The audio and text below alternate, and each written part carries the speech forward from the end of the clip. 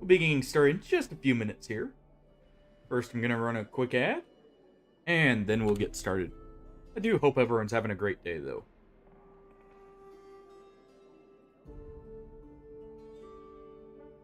So, I will be right back.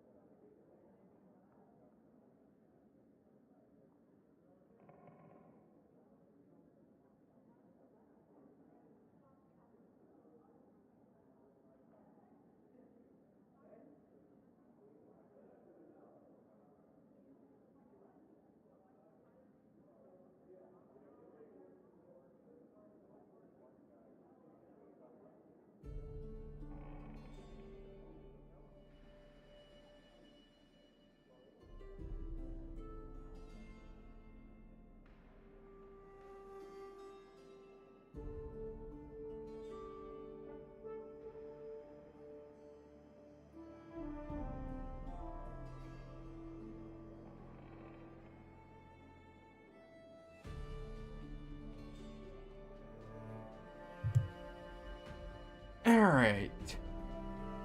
Let's see. Ads should be just about up. And as soon as they are, well, we'll just go ahead and get started because we'll have to go through a load screen here. I do hope everyone's having a great day, though. There we go. Let's make sure. Yep. Okay. Didn't forget that.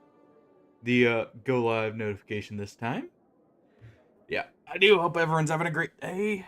Last time we were on this in Pathfinder, we had just saved our Barony from the troll menace. So now it is time to continue. I don't actually remember too much of what happens afterwards. How much longer, I wonder?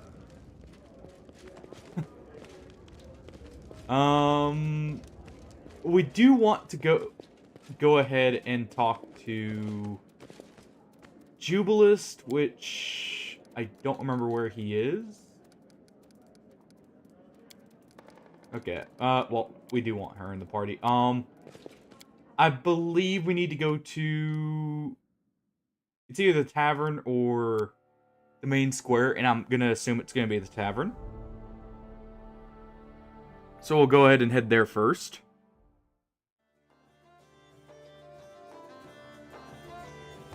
Oh.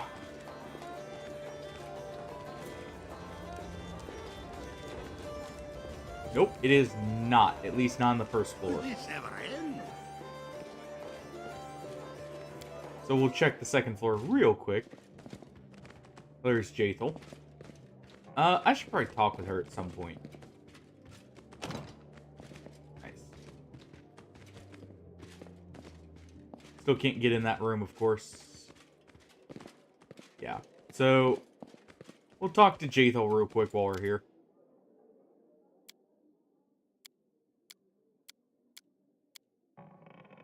Let's see.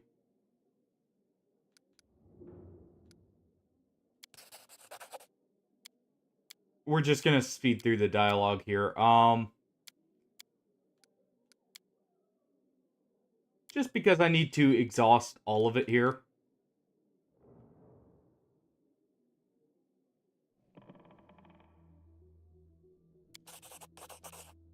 There we go.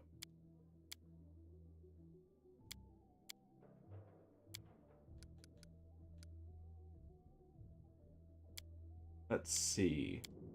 I'm actually surprised we got the check there. The reason we need to exhaust the dialogue, hold on, is to make sure the companion quests are available to us. Oh.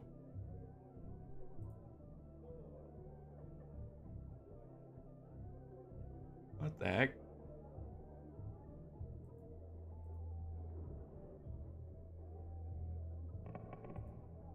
Let me just check something real quick. I just noticed some instability in the stream, supposedly. But... oh. Of course, that's locked. We'll go ahead and head out here.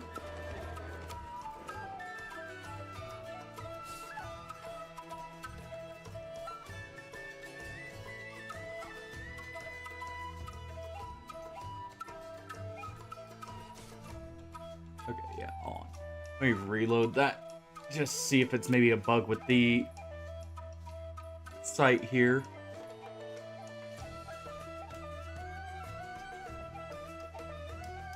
Very sorry if there's any, like, lag or anything. Weirdly enough, it's saying it's jumping up way higher than it should be. Who knows, maybe they implemented a better bitrate. Uncapped, even, maybe. Not likely. Follow me. So we're looking for Jubilist real quick. I don't remember where he hangs out. So we'll just be looking around our capital here. Very briefly. Should be able to find him relatively quickly. Oh.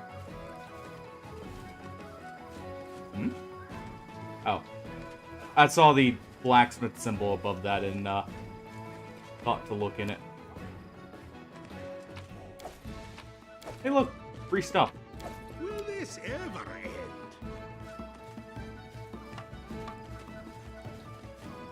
Alright. You know, I can just do this, probably.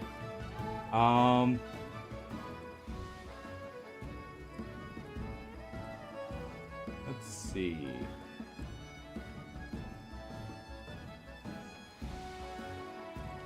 So he's probably in a building here. Question is where? Because we need to take both him and Harim to the Dwarven Outpost. So I do need to make sure we have him available here.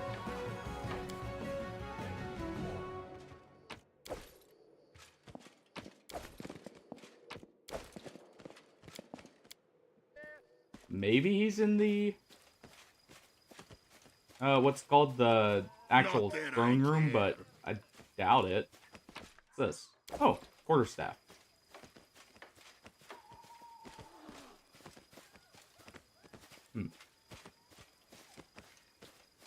Where the heck is Jubilus? You know where everyone else is? Let's see. Maybe this house? Wouldn't assume so, but... oh. Never a dull moment. And we have a few places we can go. Oh, jeez. Holy crap. And sorry if there's some lag or... let's check in here real quick. I see if they... okay, they don't have anything in need of doing. Just yet.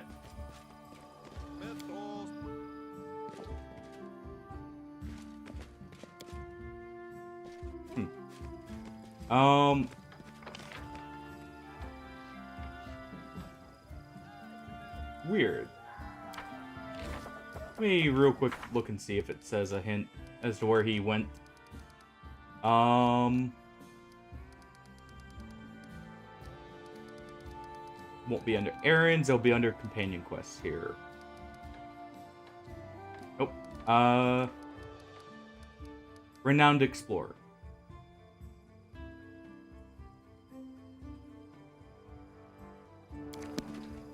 Okay.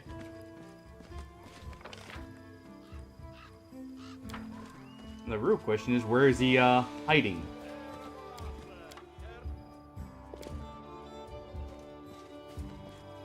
Eh.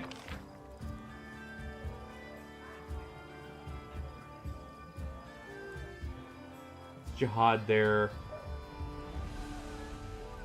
Just look through all these real quick. Shouldn't be anyone there. Check this room, I guess, and... Well, hope he's there.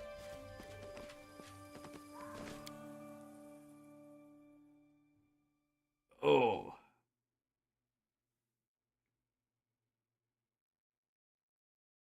Ha!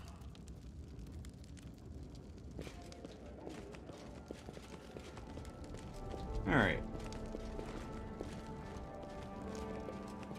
Jubilist. You anywhere around here? Anywhere at all. There's Keston, Lander, Ragongar, Lindsay. Go ahead and talk with her.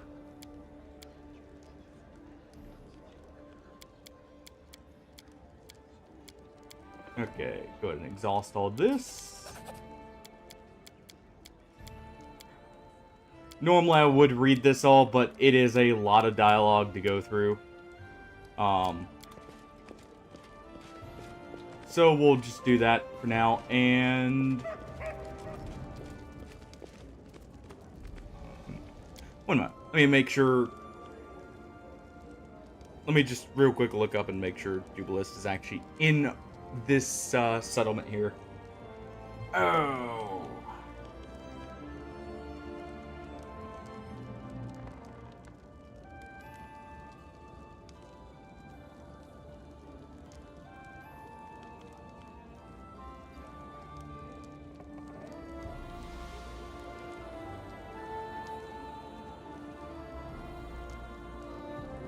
Here we go.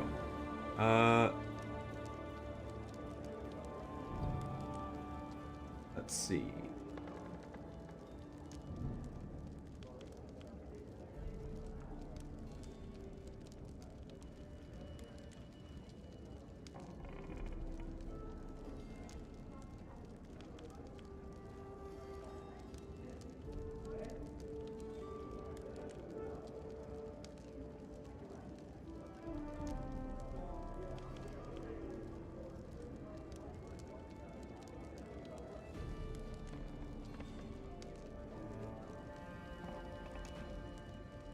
Huh.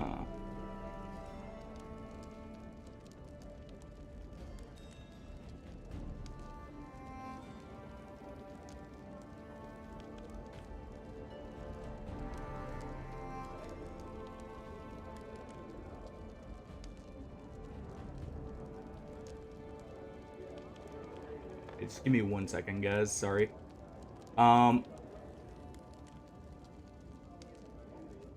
I do hope everyone's having a good day. I don't get... Yeah, feel free to let me know if the stream's lagging or jumping around or something.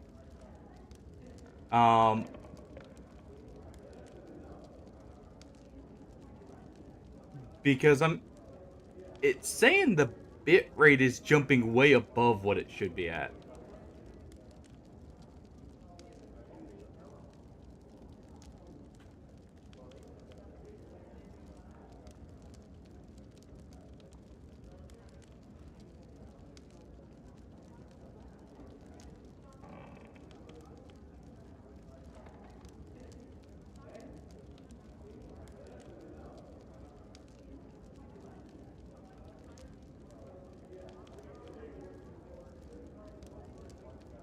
Let's see.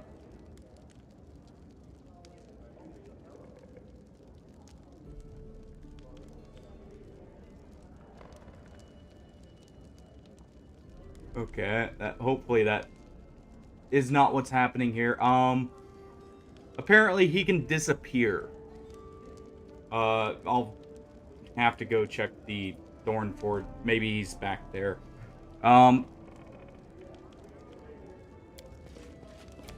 Let's go ahead and grab Reem. And the rest of our party will be taking here. I need to get the remove blindness for them. I forgot about that. Don't have a way to remove that normally. So I'll need to go get a scroll for it. Oh. But let's see. Ford across the Skunk River. Let's go check there real quick. And we'll go from there.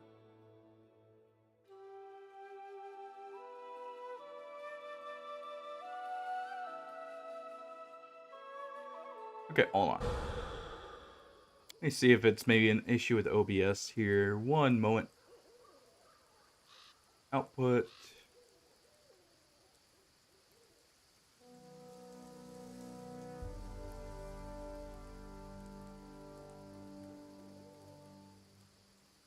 Sorry, this is a issue I've never seen before, so it's... I'm just trying to figure out what that is before it causes any issues. Oh, look, Kareem's ready to level up here. Oh, wonderful. Follow me. Or don't. Oh, here he is. Hey, it's you again. Yep, so he's here. We found the Dwarven outpost. Trolls even found it before me. Unbelievable, amazing. Its location must be mapped at once.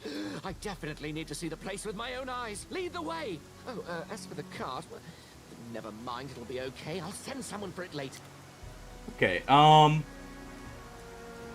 we can go ahead and replace Ekun for now. But of course. And let's go ahead and level him up. He will be sticking as a pure alchemist, more than likely. Let's see.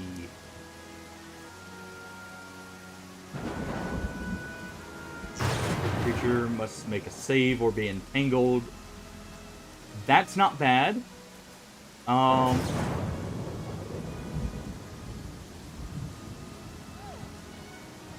We'll do infusion. Though, being able to use that on other people is pretty good, though I guess explosive bombs... Let's see...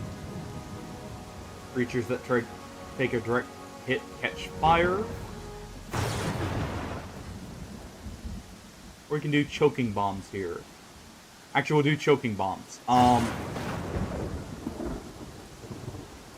Go ahead and take these. Yeah, we'll be using Jubilus for the most part.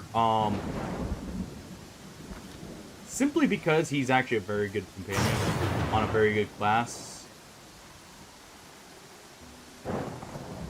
We will take probably full strength here. I don't have a particular build in mind for him, so if you guys know of one, feel free to recommend it, by the way. But, let's see, we already have improved throwing just from the class. The extra bombs probably wouldn't be the worst option for him.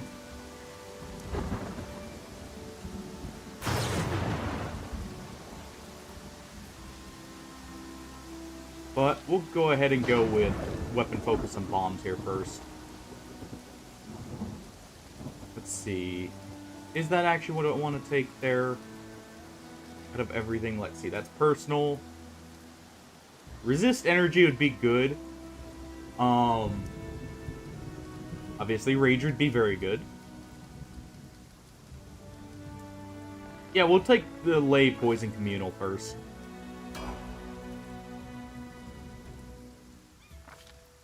Okay. Let's see. What do we have here? Blinding bombs.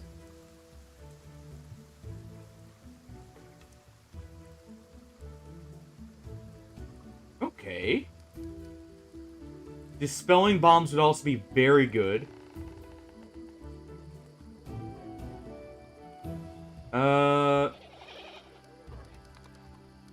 Potentially at least. Holy bombs. That wouldn't be bad either.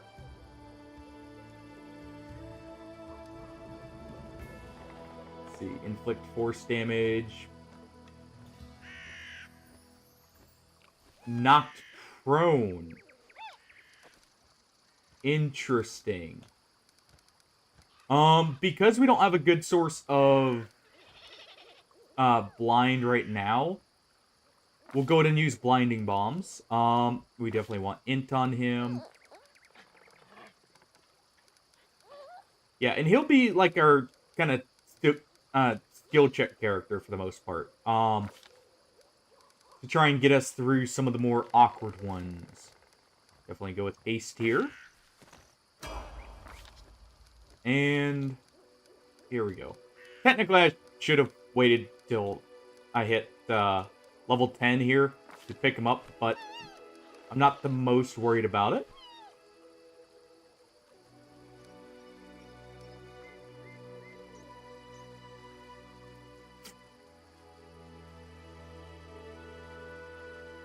Like rapid shot. I don't think it affects his bombs, but hey. We'll take what?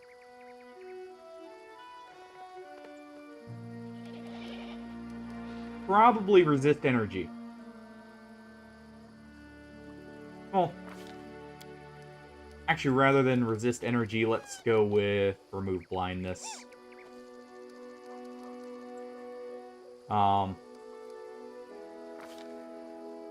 Kind of do need that right now. Alright, but we have Jubilis now. We can go ahead and give him the armor we need to. Bombardier's Vest. Give him some natural armor. Give him the Vast Intelligence Headband here. We'll be equipping that bracer on myself in a moment here. Don't know, But don't care. there we go. 1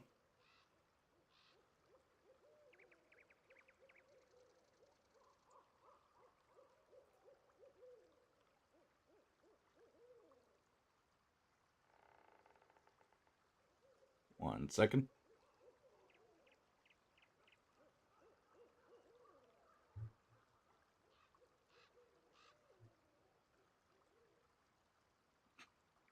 Nice. Oh, sorry about that. If this continues, where like we're having these spike, that's such a weird bug. Let me know if it's actually affecting video quality. If so, I'll probably restart OBS to see if maybe that fixes it. It's just the syncing with OBS and that is off. I don't know. Didn't even have this issue. Whatever. But yeah. Now that we have Jubilist here, we're ready to move on. Actually, nice that he came by. We do need to deal with the wisps there. As far as I know, we don't have any major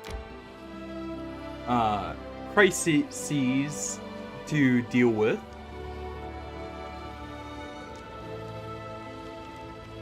Currently, at least. Who knows? Maybe in the future we will. Well, I guarantee in the future we will. But you know what? I should probably put Harim's level ups in. We head back to the troll outpost here. Or sorry, Trollbold. Or Old Trollbold. However you want to refer to it as. Time to get some rest, isn't it? Let me go ahead and put Harim's checks in here. Reason being, could end up coming up if we need it to, so... I'm not gonna do anything fancy with him. I don't plan on keeping him around. But...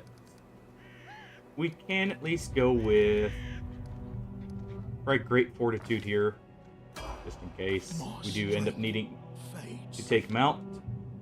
Wisdom. And yeah, it's just, I don't have as much of a need for a cleric, probably. It would be nice, but, I would prefer some of the others first. So there we go. Splendid! Oh, hold on. I knew I couldn't hide, or you couldn't hide from me forever, you elusive dwarven outpost. Jubilus digs the map out of his pocket and marks a spot on it. That's it. On behalf of all institutions of the Inner Sea, I hereby thank you. As a matter of fact, I'm even qualified to reward you for your help. In hard coin, he gets out his purse and throws it to you. Now, all I have to do is finish my article for the Independence about the state of affairs in your barony. I'll be honest with you. Unfortunately, I can't write anything too good. Monsters roaming the roads, minimal education level, and a traveler needs some unprecedented luck to be able to find any interesting sights or landmarks. Sadly, these lands are not attractive, neither for potential settlers nor tourists.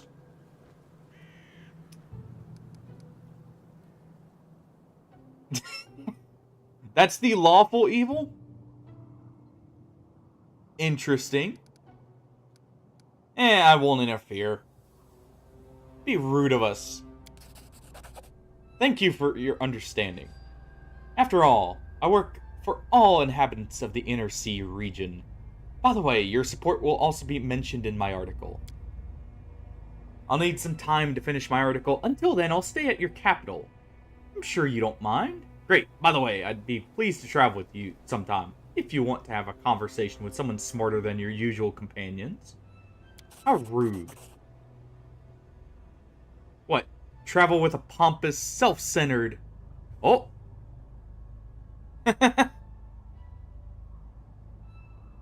Hold on. What just happened there?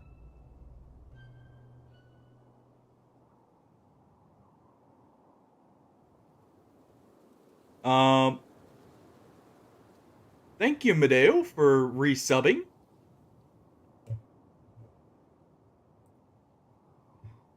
And I think that actually just started us on a hype train, maybe, going off that message that just popped up. I don't know where to see that. Well, how's it going? Well, seeing as it isn't your decision to make, I suppose you'll just have to suffer living in my shadow for a while, says Jubilus. So there we go. We got Jubilus' quest out of the way and we got him recruited. Oh. I just saw a banner pop up in Twitch, that's why I was like unsure if we actually... because it seemed like that was the hype train notification, but I've never messed with it before, so wouldn't know. Oh, really? When is that? Each step brings us closer to the end. Go ahead and save before we step in, just in case it causes issues. Oh, time to get some rest, isn't it? We'll use his remove blindness, by the way, after, we rest here. Oh, really? Well then.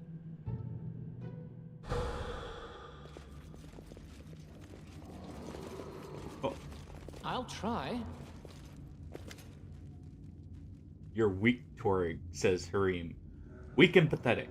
How could you, the god of all dwarves, the great creator, be knocked down by some meager troll? Well, hopefully that update goes well and doesn't break the game, thinking about it. Wouldn't be the first time. But... yeah. Yeah. Also, how can the dwarves put their trust in you, you traitor god? How can you protect your people if you're incapable of defending even yourself?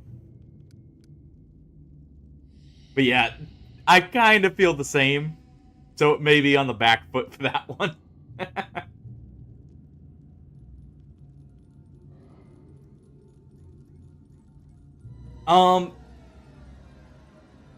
Have you seen if all of the if some of the classes are hidden like in For the King 1 or if they're all unlocked from the start? Yeah, I saw that. I didn't see the smart pistol though.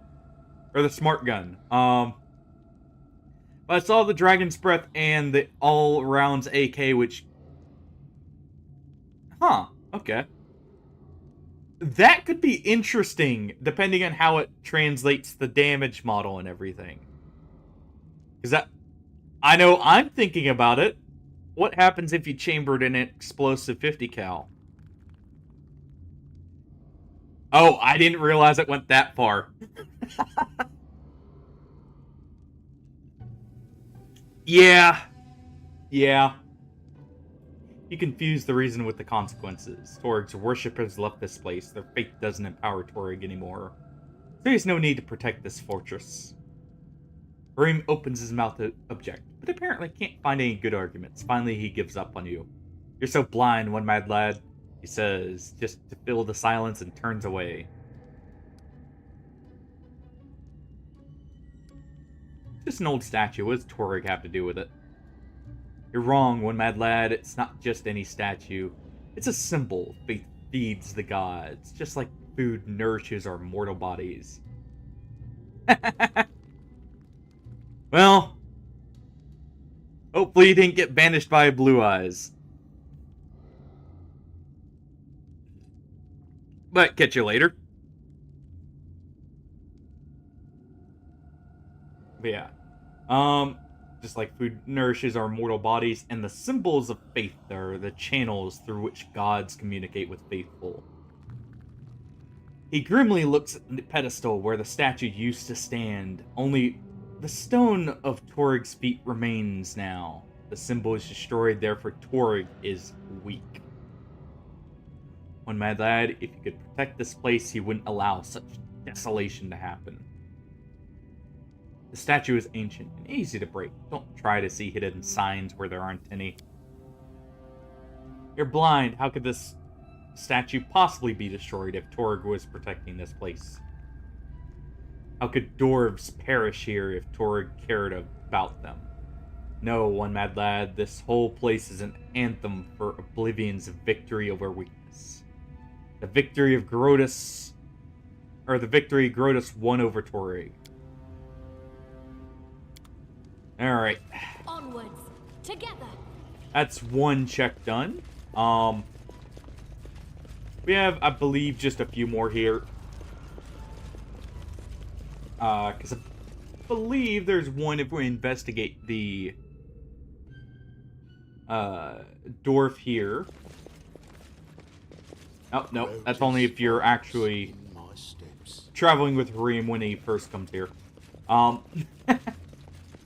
So no check there.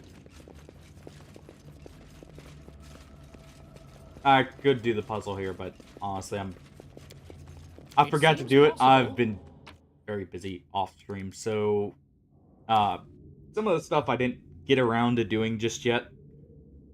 That I had planned to off stream. Oh.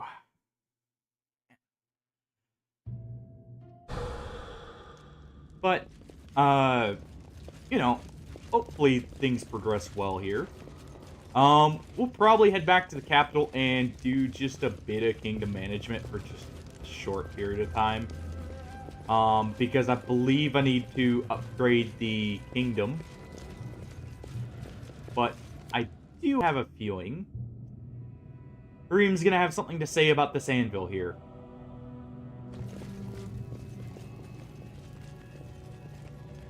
Yep, there it is. An ancient anvil. Can it still work? Harim can't believe his own eyes. So he reaches to the anvil and touches it with care. Fiery sparks flit dangerously close to his beard. It's just beautiful. The dwarf smiles happily. You see, everything is not that bad after all. The anvil is still operational. What do you say now? Harim pets the anvil gently, without any fear of its heat. Once I dreamed of working with a furnace like that. I gave oaths to Tori that I'd craft hundreds of suits of armor, that my hammer would be tireless. Oh, that was so long ago. He finally averts his gaze from the fire and turns to you. The very existence of this anvil is miraculous and unnatural. So much suffering and sorrow surrounds us, yet here, hope. Harim shakes his beard in negation. This shouldn't be like that. That is just wrong. Harim turns around and glares at the anvil with hate in his eyes. He clenches his hands into fists. Grotus, grant me strength. I'll restore righteousness. The dwarf deals a strong blow with his fist to the anvil's base.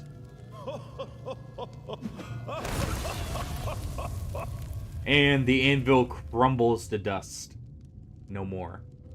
The light grows dim for a moment.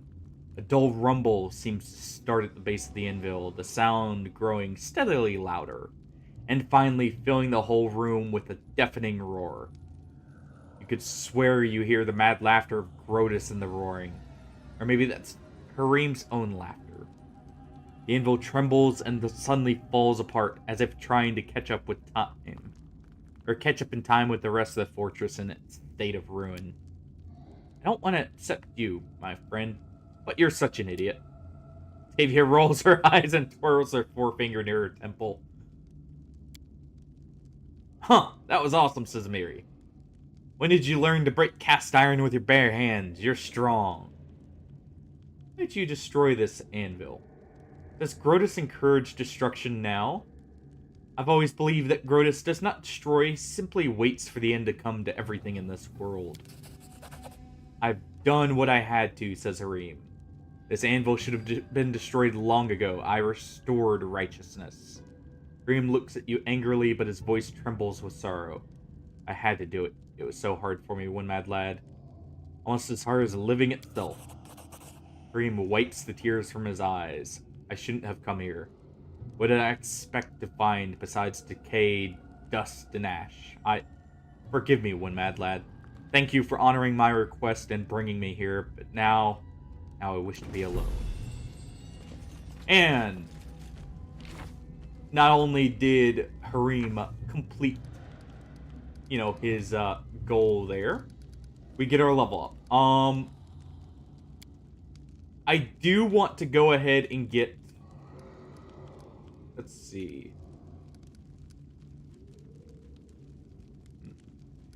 I may actually swap off of Mad Dog when we respec. But I don't know. Let's see. What is the on? Ferocious Fetch. Okay. And what is this one? Throat Cutter.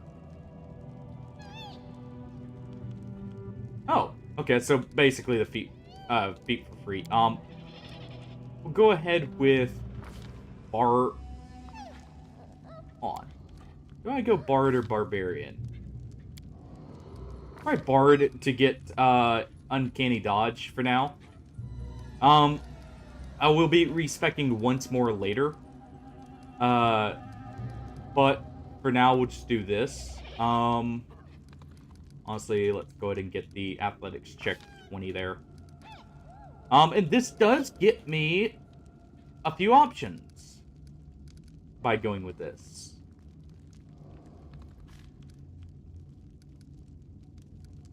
Oh, apparently I can get weapon focus from this. Let's see. Intimidating prowess would not be horrible.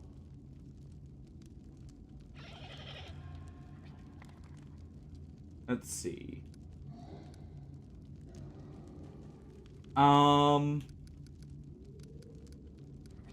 Let's go with focusing attack for Shaken for now.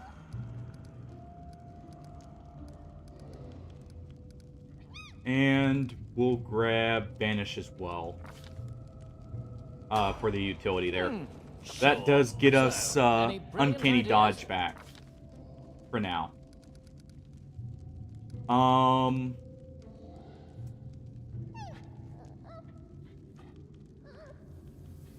need that.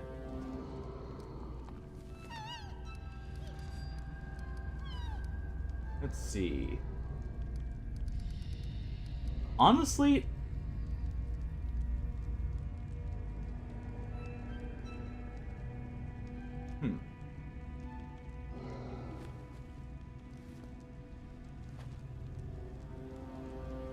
okay. So that works like just any other mutagen. Let's go with infusion first. Go ahead and give him all the bonuses here. Let's see. What do we have available to us here? Stone Skin is not horrible, but it actually kind of loses a bit of its appeal on Unfair. Greater invisibility could be very useful.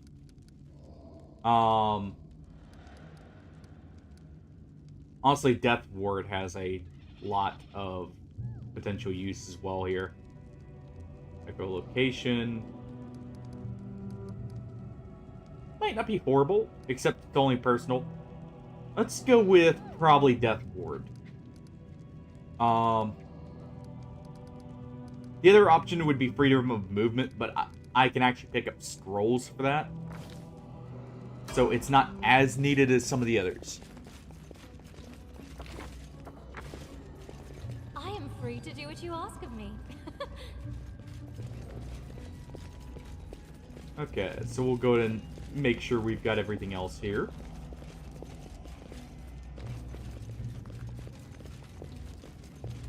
Just in case. I won't be respecing till we get a certain couple of items, by the way.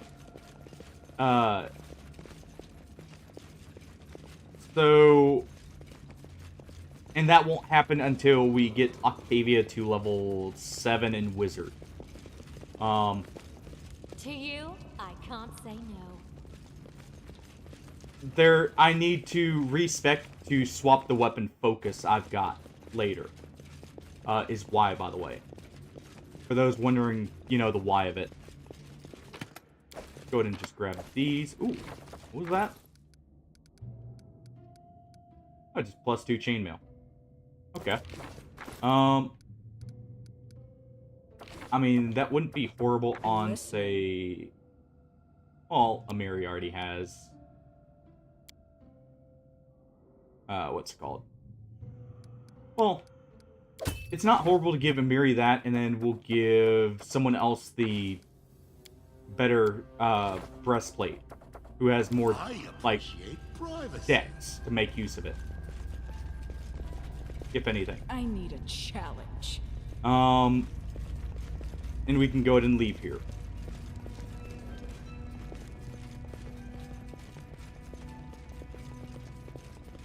So we did the personal stories. I believe that may also be... That may unlock another curse. I'll have to see. We can't miss too many of the curse checks. I need to double check that periodically. But... and we need that for the ending I'm going for.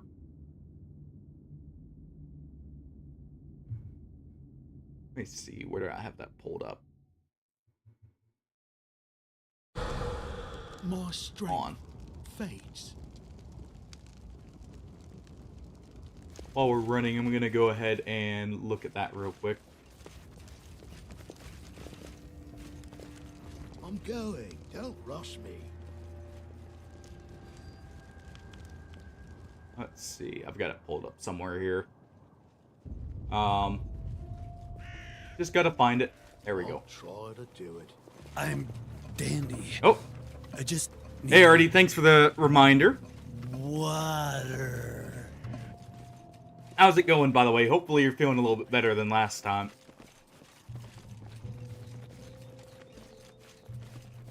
Don't fall Let's behind. see.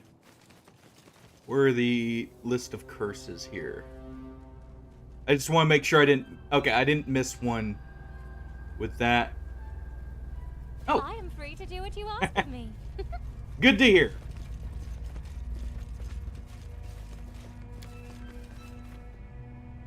Oh.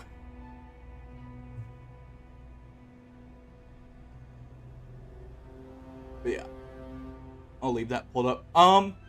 Let me know, by the way, if the stream looks a little weird. I'm getting an odd... I've never had this issue before, but the bitrate is, spiking in the... Not lower, but higher by a couple 100K, in the kilobytes per second. So, feel free to let me know if that's, like, causing some weird issues. I don't know what... I've never heard of this with, streaming. So, if it looks weird, let me know and I'll try and figure out what that is. But I think this is literally the first time I've ever heard of this happening.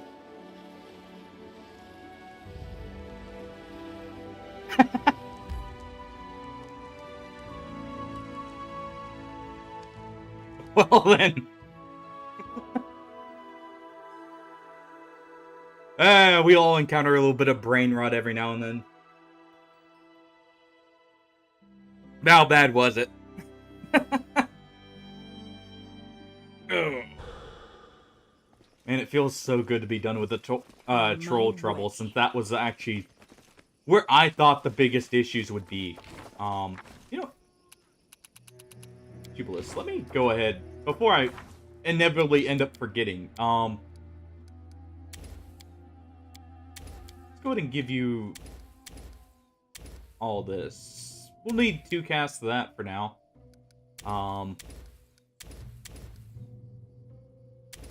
Do that there. Definitely want to give you Bomber's Eye. We can do much less of that. Target mixture. Actually, wait. Okay, that is 1 friendly in range.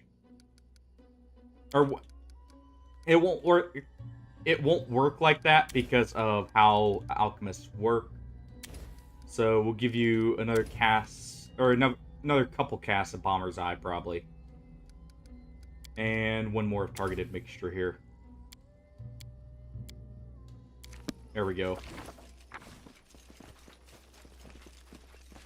Onwards, together.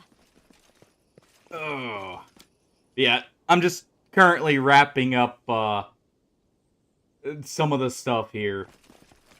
Trying to make sure I don't miss too much. I need mud root. We know there's some up here. Maybe if I actually left some. Agree. There we go. Oh. Time to get some rest, isn't it? Okay, good. We did get it there. I need 3 of these.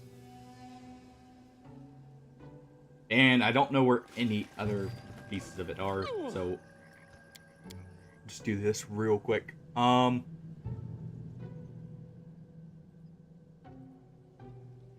was the subject, by the way, that the brain rot was on? Ooh.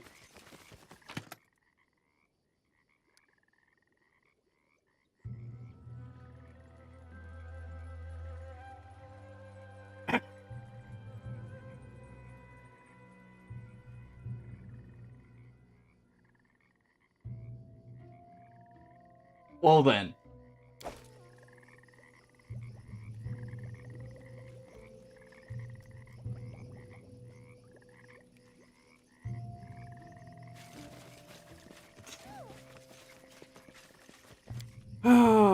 You know, I can't say I'm surprised. But of course. You get some very...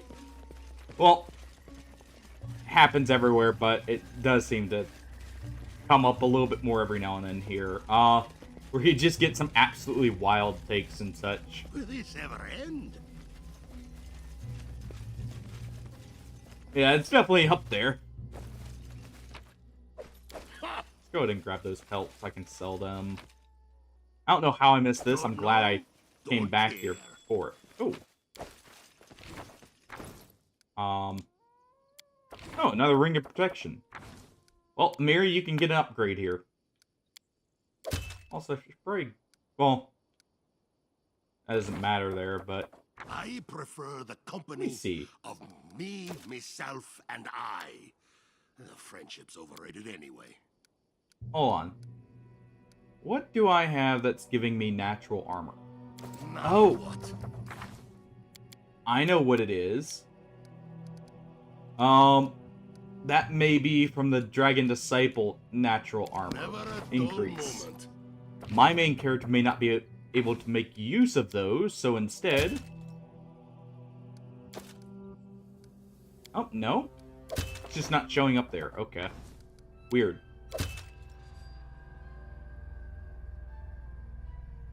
Oh. No? I have no clue why that's not showing up in the AC. Weird. I'll try. Yeah, we'll go ahead and see if... I think that might be everything for the Bedlam? No, we need one more Dizzy Head. And... let's go ahead and sort that. Got the Mud Leaf. Yeah, we got the Mud Leaf there. So what are we missing?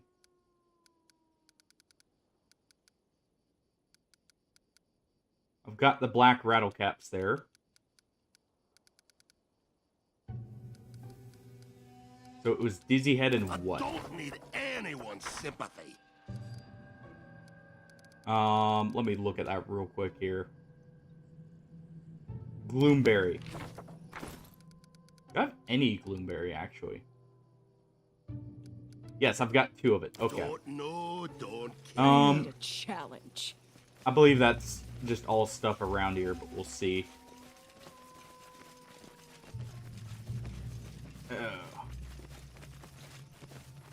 Let's go. Okay.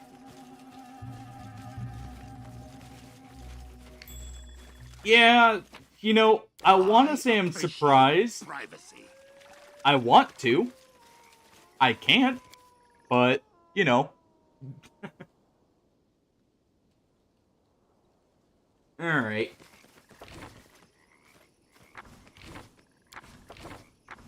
Hold on. Spellbook. Yeah, I don't have resist elements here. Yeah, trust me. I know some of the weird stuff that can happen here. I would know. I live here. Let's go ahead and camp out for a moment. Yeah, we'll camp out for a moment here.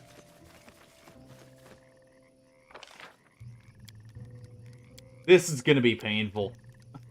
I already know it. Effective management. Oh, camping time is reduced by an hour. Sure.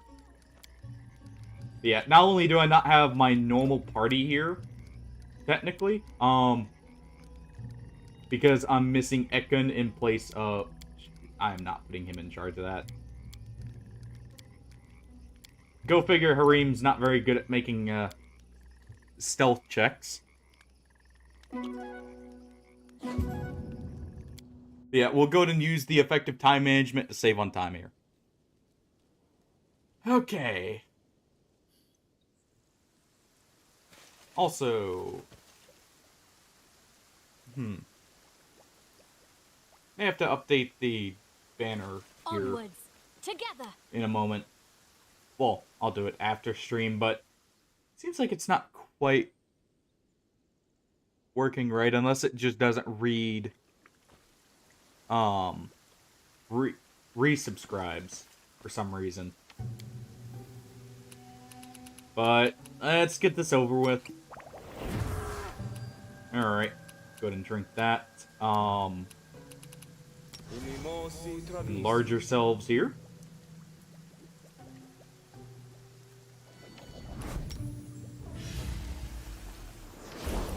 Alright.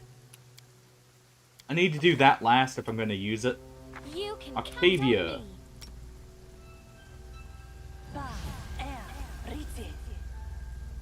Go ahead and enlarge Amiri here.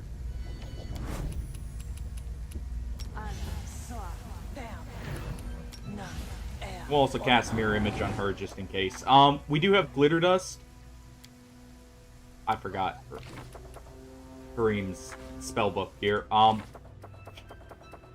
Oh, this is part of the reason why I hate messing with some classes. Just, I always forget to mess with the spellbook itself here.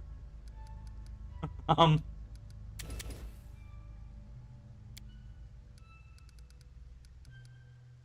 would have been nice, too, with the protection communal and that.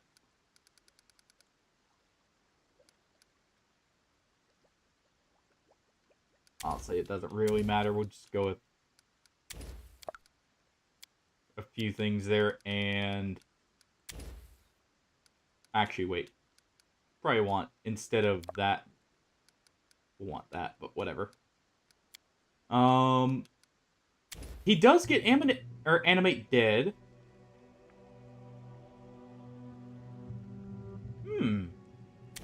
You know, maybe I will have to take him at some point.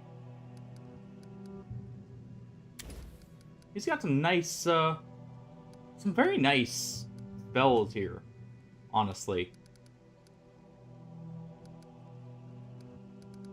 Animate dead, resist energy.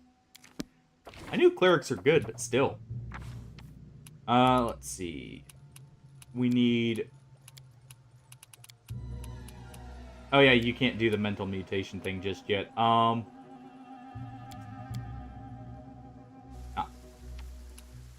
use automatically, jeez. Use that. Let's go ahead and give full strength to both of our barbarians. I'm gonna have to rest after this anyways, which is why I'm just going ahead and using most of this stuff here.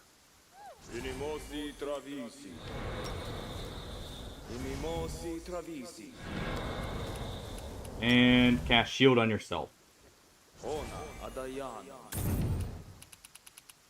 And also remove blindness on the two blind fools here. Yeah. Yeah, exactly.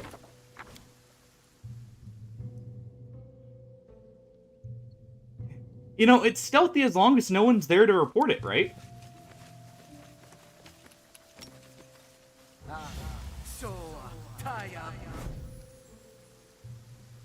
Knock the lid off.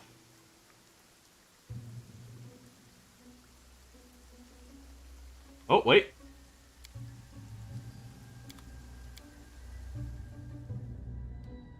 Just in case that actually is all we need to do to allow the spirit to rest, and there we go.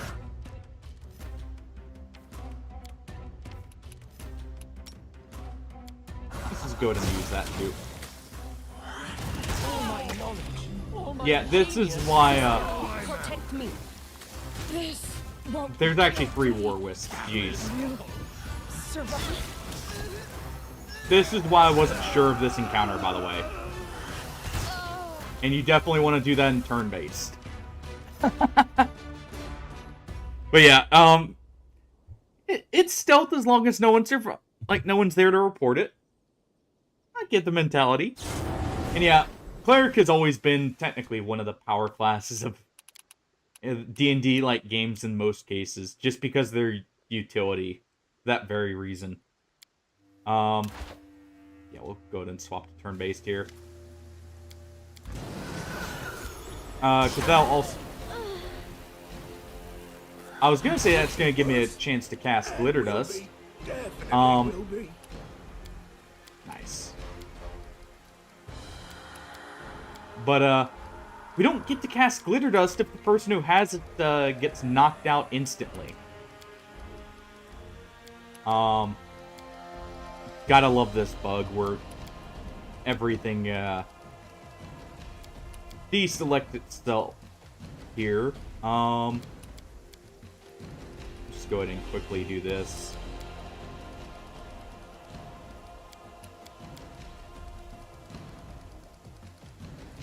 At least it's only happening to one character, I will say that. May still have to leave the group here for later, by the way. Simply because, well, as you can see, not the easiest encounter. Oh, an ancient will-o-wisp. Yeah, you can tell what level these are, by the way, by the DCs. In perspective, DCs here, 30, 35.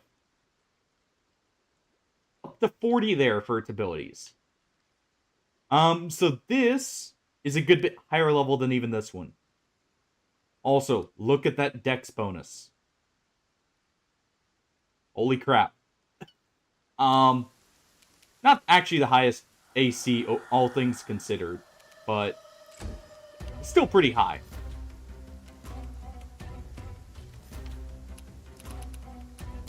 Let's go ahead and do that.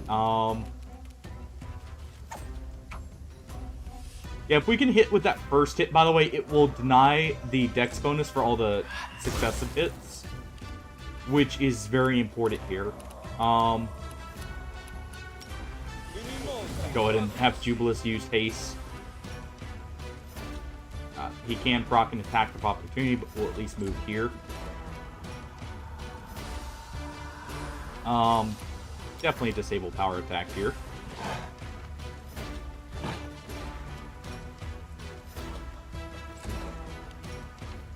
Yeah, I should have technically sent this over here, but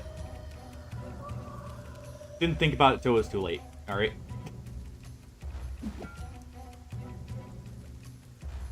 And I'm trying to not have everyone grouped up as much here.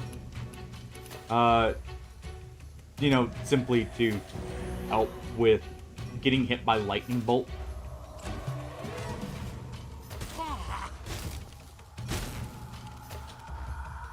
Ow.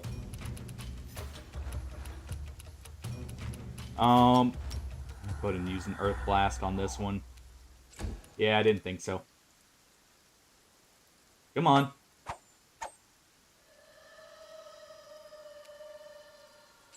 Well. At least a reflex save is coming in handy there.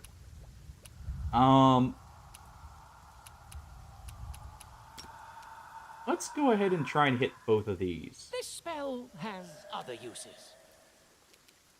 Or maybe I can't target the ground with bombs. Let's see. What does this do? This should be nauseated. They're probably immune to nauseated. So let's instead go ahead and apply targeted mixture here. And next turn he'll throw bombs. Ooh, nice. Our Smilodon actually hit something. Tear them apart! Good hits a Miri. That's actually insane for her. Go ahead and drop a little bit of healing with him. About all he'll be doing, but still.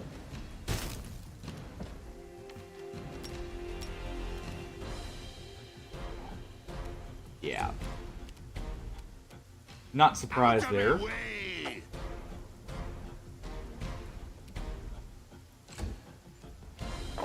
That's with all our bonuses too, by the way. That hurts to see in some ways.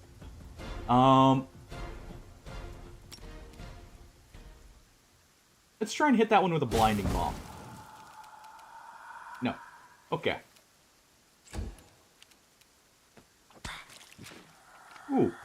A little bit of damage there.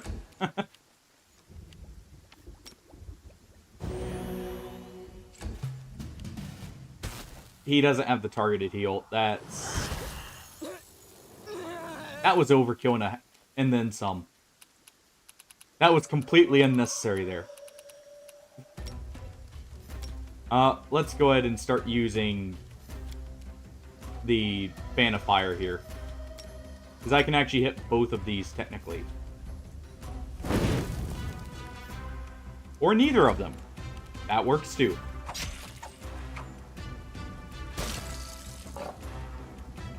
Oh, we at least got a few hits there.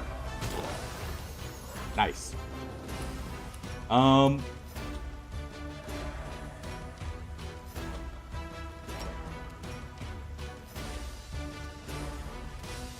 Well, let's just go ahead and hit this with the acid bomb. Nice.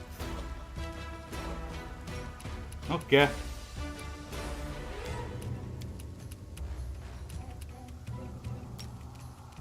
You know what? Go do Touch of Chaos on it. Aw. Yeah, the nice benefit here is I do have a resistance to electricity. Oh, I see what's happening. They have improved reflex. I forget what the skill is called right offhand. They have it to where anytime they succeed a reflex saving throw, they do not take any damage. So that is actually useless there.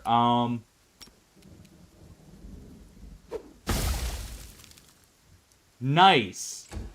That one's actually affected by Choking Bomb there. Sister, protect me. Ow.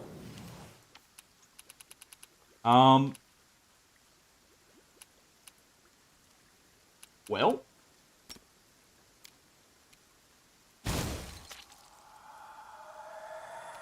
Yeah, it went about as well as I expected, but hey.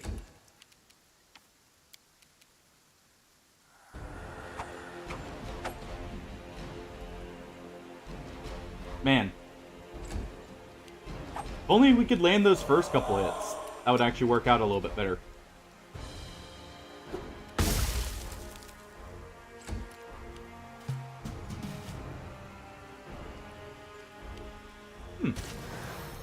Ow. You know what? I know the answer to this, probably. Let's just see. Wait, can floating skulls be affected by that, really? Interesting. Not bad. We're able to get that one down halfway. Really, I should be targeting these guys, but I've already kind of ridden this one off. In some ways. They can indeed...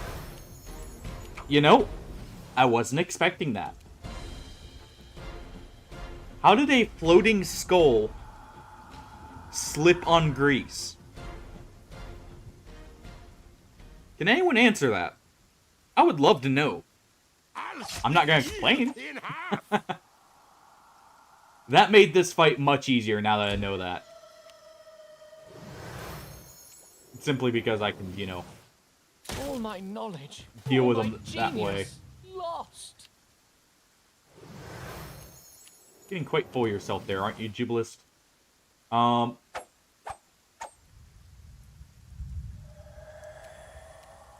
Yeah, if I can get glitter dust off on these also, that would help a whole lot. Oof.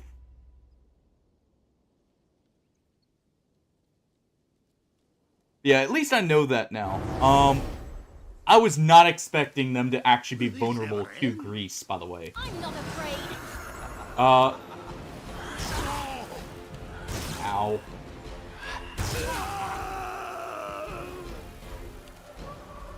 Octavia's still up. Okay. That's already a big plus there.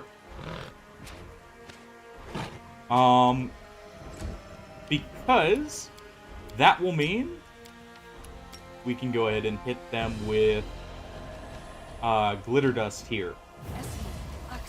Yes. Even if they will save, that's fine.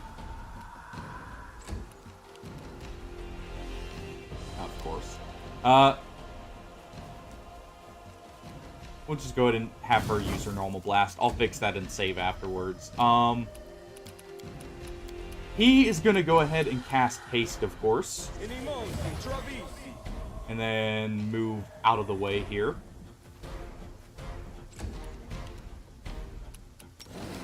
Here he's going to go ahead and enrage and just attack this one. Nice double hit. That's already pretty nice. I mean, ooh, that's a great hit. Well, there goes the Smilodon, but at least it got us a hit there. Ow. Damn it all. Well, so much for that. You know what? We'll at least do this. Yeah, that confirms it. So they do just have the immunity if they make the reflex save. Which is very annoying because one of our more reliable ways to hit is to abuse that.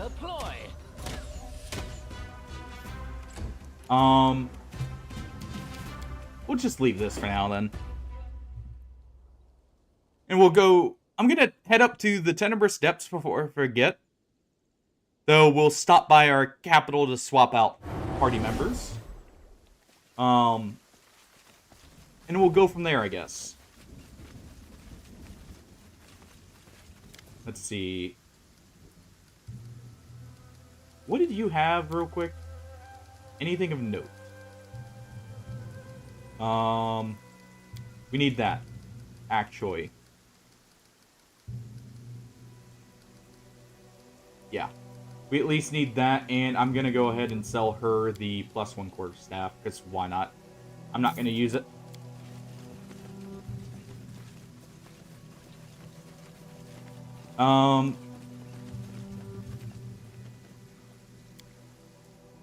Didn't realize this was here. At least didn't remember it being here. Well, it's done. Oh. Yeah. No, I just decided not to fight wisps. Yeah, we get to fight more of them. I mean, we're already buffed up, for the most part, so not the worst thing. At least our buffs aren't going to waste.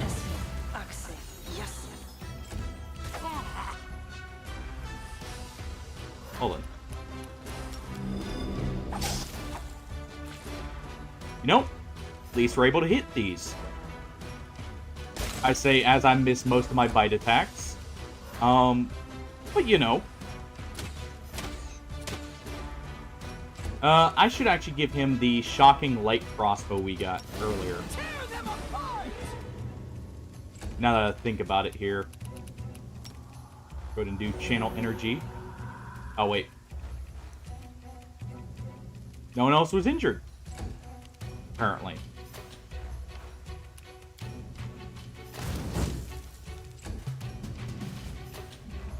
Well.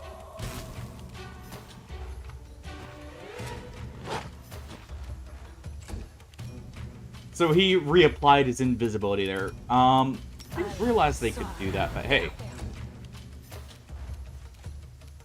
Out of my way! That was unfortunate. I had clicked on it, but it decided to auto-move instead.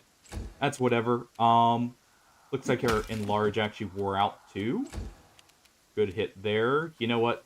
Just surround it. Not like it hurts.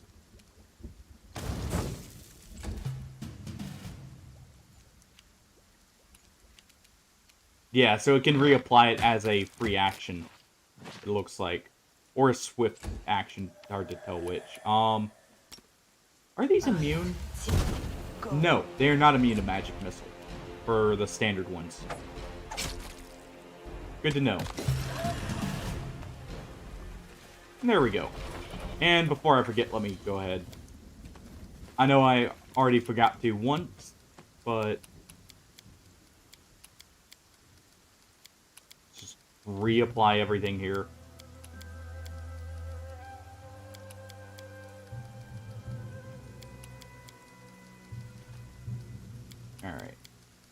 I also, like I said, after we do the bit of traveling here, we'll go back and do a small amount of kingdom management. I need to upgrade some of our stats early on, probably. Because we do need, what's it called? Some of the later regent levels. To unlock other positions and the like. Ooh. Will this ever end? Oh. The corpse of a beautiful girl lays in the middle of the glade. You can see the black stain of caked blood on her flowing dress, despite the years that have passed since the girl's death. The body bears no sign of decay. Her pale hands, clutching a white lily, are folded on her chest peacefully, and a wreath of fresh flowers crowns her head. There's the glint of fine jewelry on her body, a necklace, earrings, a ring on her finger. As you study the jewelry, you hear hissing voices from every direction. Faye, but despite the number of voices, you cannot see a single one. Get hence, let our night asleep, or you will regret it. I wonder what enchantments were cast on her. Detect magic. Body bears a strong preservation enchantment that keeps decay at bay. Who is there? Show yourselves. A flurry of giggles and a few mocking jabs, comparing you to the unfavorable end of a mule, are your only answer. We'll take the ring we collected from the scythe tree and put it back on the body. You put the glowing ring over the girl's chest and hear a sigh of relief. The jeers and threats of Faye become a murmur, then dissolve into silence.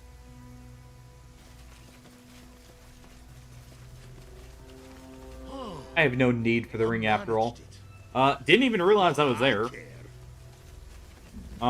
Let's go see if the ghost actually is at peace now, considering we did succeed the will save.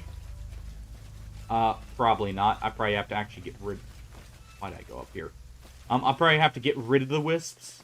But of course. But if that worked, hey, I'll take it. It's better than nothing. Yeah, okay. So we do have to clear the wisps to get rid of that issue. Yeah, as stated before, we'll head up to Tenebrous Depths, and the only thing left to clear up there is the final boss for the first floor. Well, first series of floors. And we'll go do that.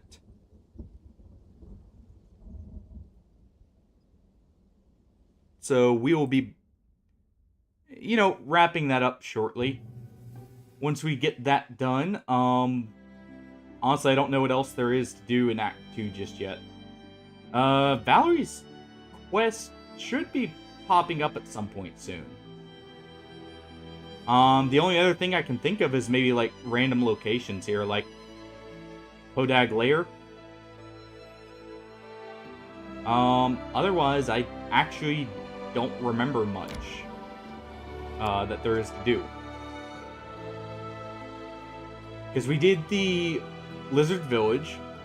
I guess heading to Candlemere Tower wouldn't be a bad call. I'm gonna have to deal with wisps, but gonna have to deal with them at some point.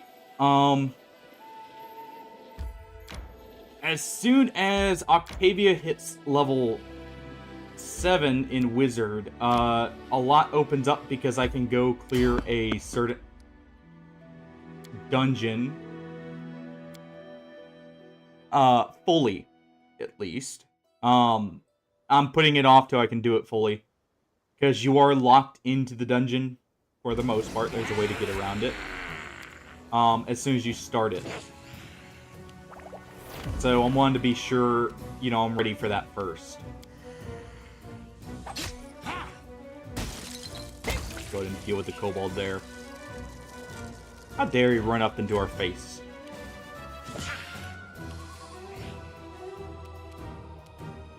And we'll just go ahead and hit the alchemist back here with fire.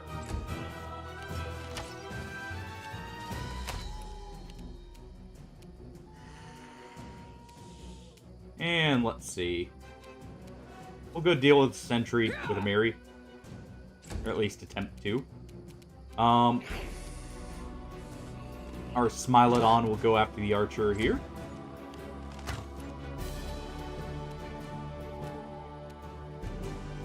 Alright, Jubilist has reduced movement, that's right. You know what? Just go try and shoot. Amateurs. Okay. You know, range specialists seem like they're the way to go on Unfair. They seem to be very consistently, just deleting enemies. And I just forgot about that, kinda. Oh, you know, I should head back to the kingdom and change my party first. And grab Ekon instead of Harim, probably.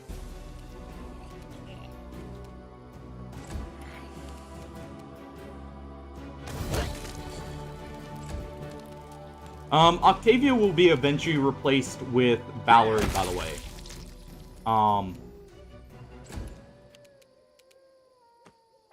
Because I don't really... Well, it's nice having the wizard, but we should have a few other characters to fulfill that role in the long run here.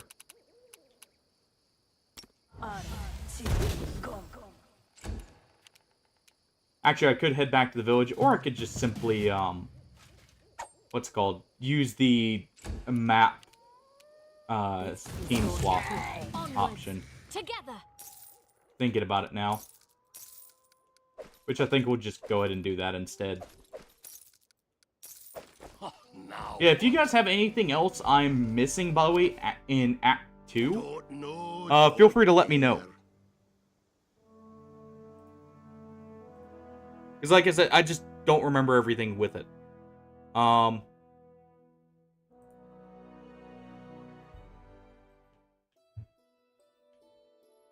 So yeah, we'll go ahead, group manage. It'll take 1 day and 10 hours. That's annoying, but fine. Yeah, we'll go ahead and grab Ekon here. I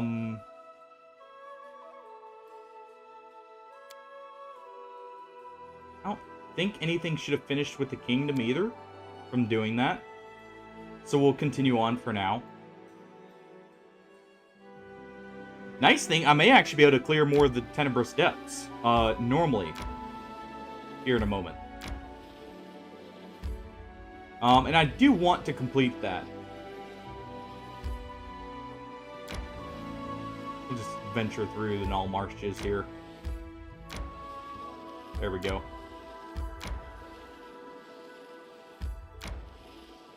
And here we are. We do get a good rest point too, so all our slots and all our resources and that will be refilled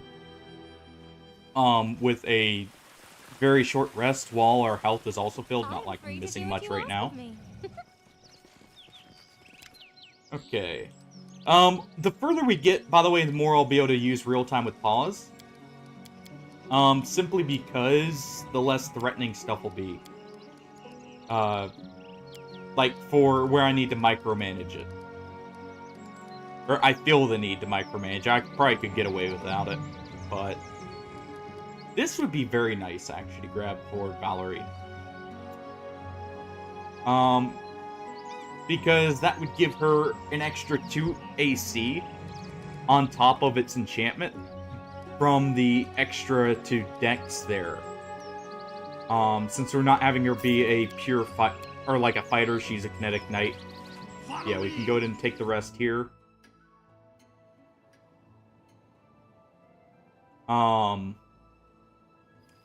This may actually get Octavia enough XP now that I think about it here.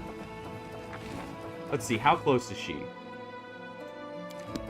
If we do a good bit of the Tenebrous Depths, that'll be enough cleared. I need a challenge. I feel like this, by the way, is actually a reference to Dark Souls 2, funnily enough. like this setup here. Because you have a very similar obelisk that has the names of, well, it has a death counter in Dark Souls 2. With a very similar knight sitting there, though it could also be a reference just to the Crestfallen Knight. As a whole. Like that trope from Dark Souls.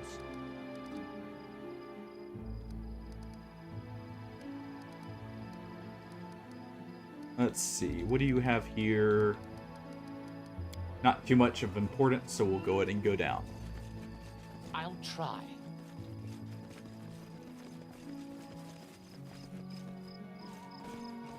And we'll go down normally because I do need to scout out a few of the hallways here for secret rooms.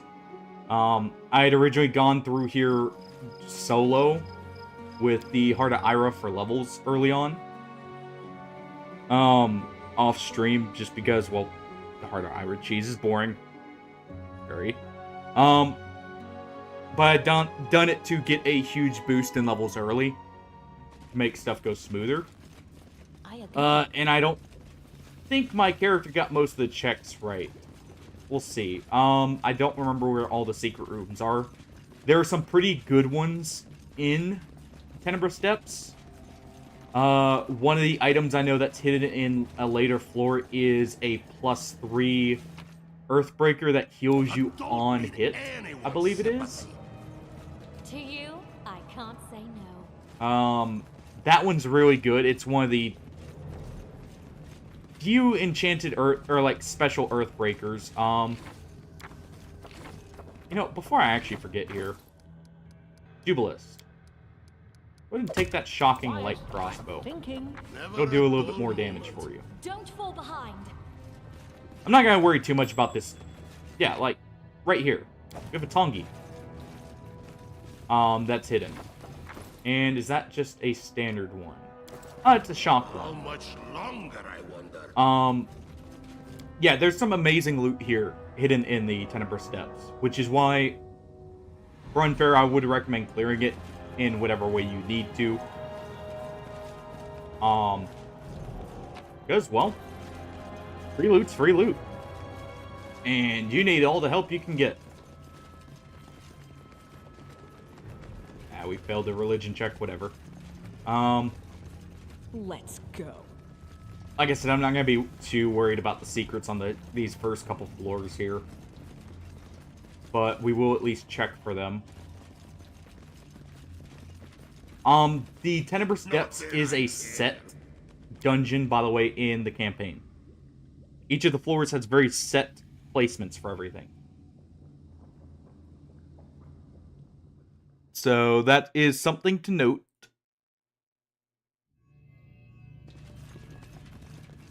We do have the shortcut there, but it takes us to the bottom floor that we visit. Or, like, the furthermost floor. And since I'm needing to... I meant to do this off-stream, but since we're here... Follow me. And I haven't had the time to do it, we'll just go ahead and, you know, run down through the way. Plus, it lets me show the layout for people who may be interested in that. I did as you asked. On my way. Okay, those were just +1 bracers. I'm pretty sure this is a secret. One of those two is, but doesn't look like we got the perception check for it. Etkin does have our perception helmet on, so... Unless we just get particularly unlucky, he should be making... I'm positive I found something. Case in point for hidden walls. Some of these do have bites behind them, by the way. Let's go ahead and disable that real quick. Alright, Etkin. Go ahead and disarm the trap for us. Or blow yourself up, whichever happens.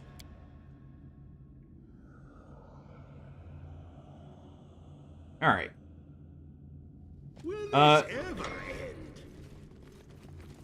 And yeah. So we do have combat here. We'll just go ahead and drink some mutagen. Because why not? And we'll chat our gin here. These enemies are diseased, by the way. I believe. which is what makes them a threat. There also should be hidden werewolves here now that I think about it. So we'll want to scout the corners of the room. Potentially.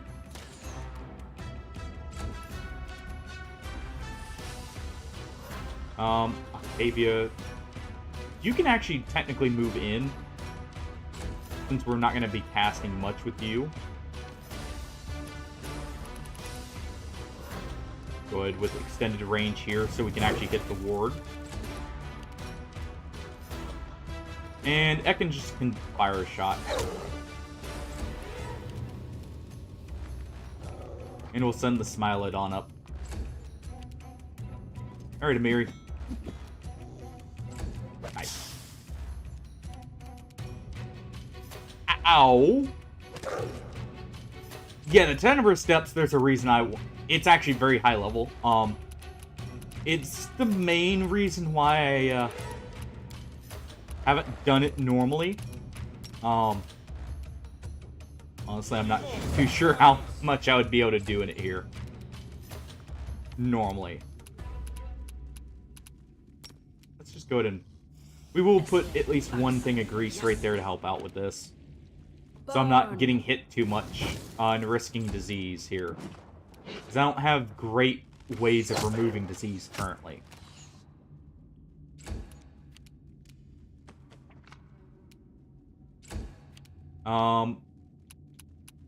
Just for the extra damage, why not? Also, extra chance to hit can help here. And Amiri should be able to finish it. Also, look at that speed. I appreciate privacy. Feel like that may... Nice. That may not have been it here, but whatever. Go ahead and check the Arcana. Oh, well, it made my own character use the check there.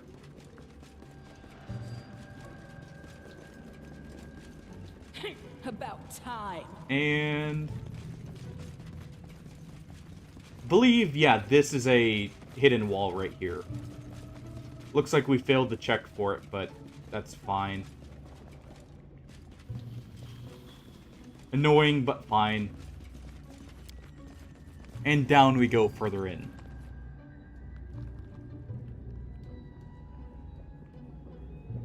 Funny enough, I think the first floor, if I remember correctly, is actually the hardest. At least in my opinion. Because of what they throw at you for the time period. Like the first couple floors. What's normally down in this floor, by the way, are Cyclopses. Just another case of, you know, way too high level enemies for what point you're currently at, in most cases. Go ahead and heal up there. Yeah, Raging Cyclopses. So, even worse in some ways. But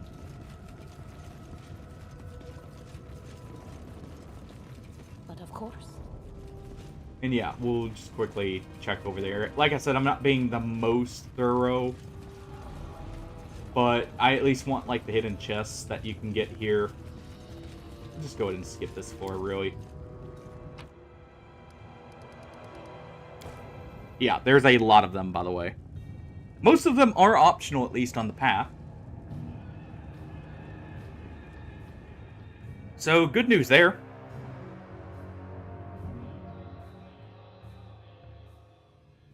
Okay.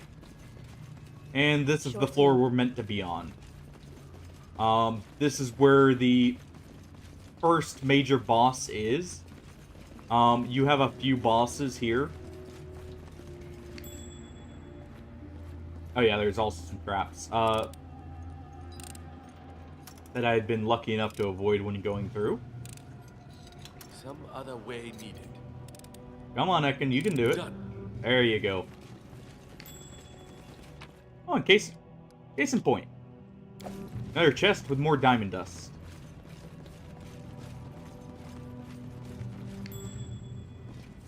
Another trap here.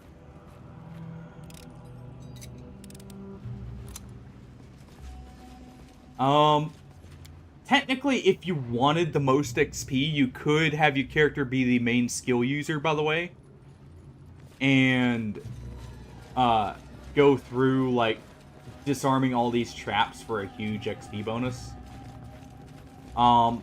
Obviously my class is not meant for it, and this should be the room, I think. Yes. We already have our mutagen up, but let's go ahead and get everything else up here.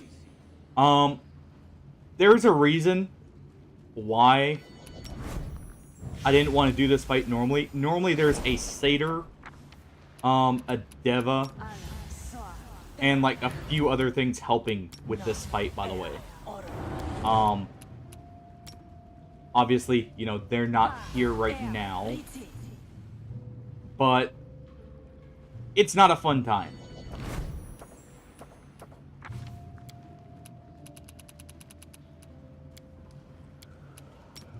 Go ahead and use bark skin here.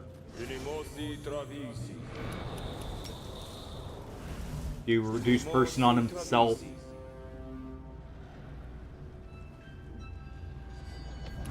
And we'll go ahead and activate Bomber's mixture on him. Quick save, and we go in. I could buff up more, but it takes a long time, and it shouldn't be that hard of a fight, in all honesty. With what we've got available to us, at least.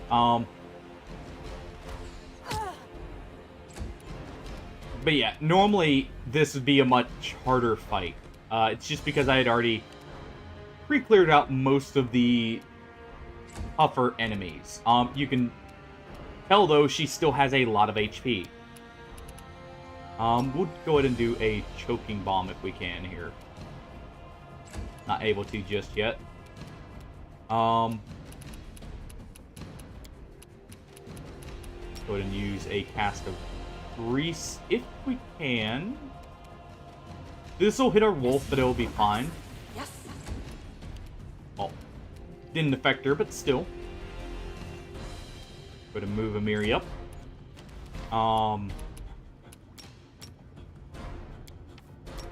Let's go ahead and use this. Nice, we actually hit there. Yeah, that's part of what makes this fight a little bit tougher. Just a little bit there. Ow. Oh. That's not as great. Go ahead and drop that bomb. Didn't succeed in applying the effect. We'll go ahead and have Octavia haste everyone.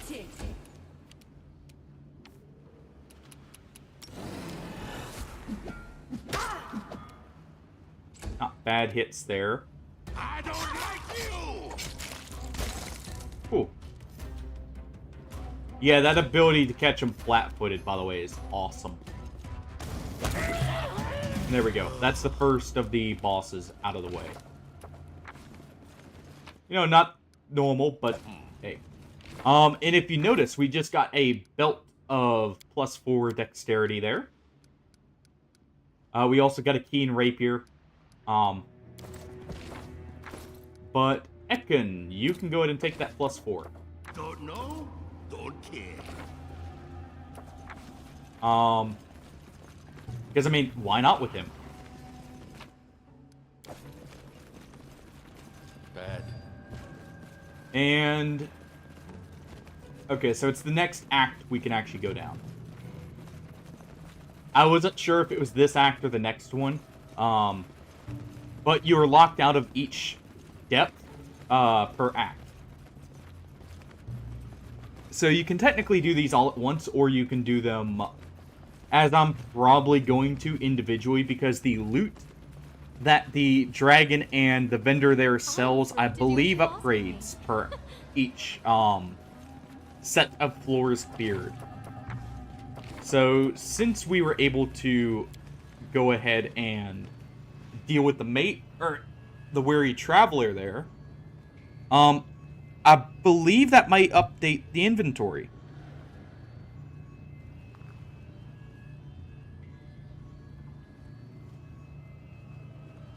Oh. And yeah. You know, not too much to do here, but something. Eventually, I will need to go back to Oleg's trading post with Valerie. I need to visit our other village as well. And there's a few other things I need to clear up before the act rolls over. Definitely. Let's see, did your guys' inventory already update, maybe? A keen longsword can go ahead and go. Heavy crossbow can go. And sell that. Let's see. It probably won't have updated just yet, but we'll check it. No, it hasn't, not yet. We also get a chunk of XP from doing this. So not only did we get the XP from the Weary Traveler themselves, we should get some from right here. He was a brave one, his mind so sharp and curious, his soul so noble. What a pathetic creature the cave turned him into, while his time of mockery and dishonor is finally at an end.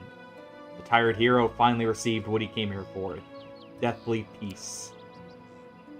A rush of madness has passed, and a veil of darkness has been drawn. I managed to go further than before into the dungeon, without risk of becoming a puppet of the evil forces, or the forces of evil. I've returned with some powerful items. I think they may be of interest to you. We encountered a strange darkness. It is made of... or a strange obstacle. It's made of swirling darkness. Do you know anything? What you described seems to be a palatable shroud of madness. Other heroes sometimes meet such obstacles. Alas, I know not how to pass it. However, the shroud is known to disperse over time. I would advise you pause your descent for a while. And with that updated stock, let's see what they should have. I guess not yet. Well, the +2 weapons are probably it.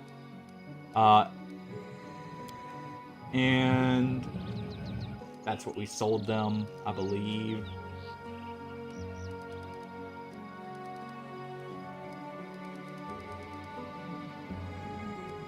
Okay, so nothing just yet. We won't make too many visits to the Tenebris Steps. I'm gonna try and leave them for, like, all one run through. Mainly I'm trying to, you know, pass the time to actually get the next act together here. I need to head back and upgrade our kingdom in the meantime, though.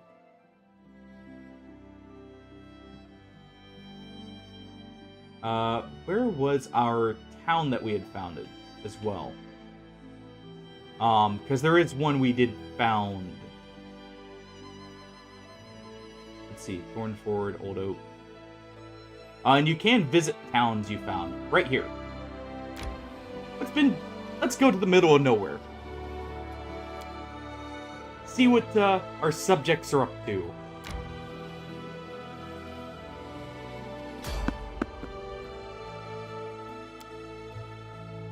See what Boken's brewing at his alchemist shop as well.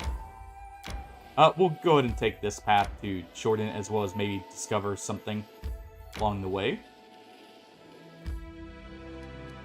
Alright. On to the middle of nowhere.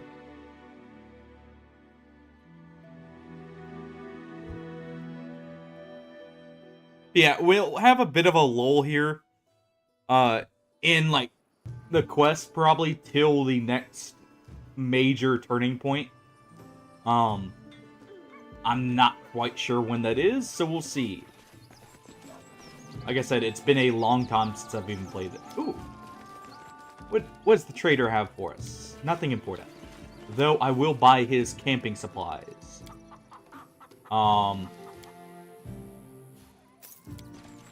Running a little bit low. In case we get into an extended sequence. And yeah, you can visit every town you found, by the way. If you wish. We have a priest here. Let's see. Does he have a separate set of scrolls? No, he does not. So, I'm gonna go ahead and buy probably about that much for the Cure Serious Wounds. And that'll be it. And that'll be some of our healing scrolls for the next major foray. I agree. Yeah, we can exit there. We did have a quest to, like, enter this settlement, by the way. Which is partially why I was going to. At least I was pretty sure we did.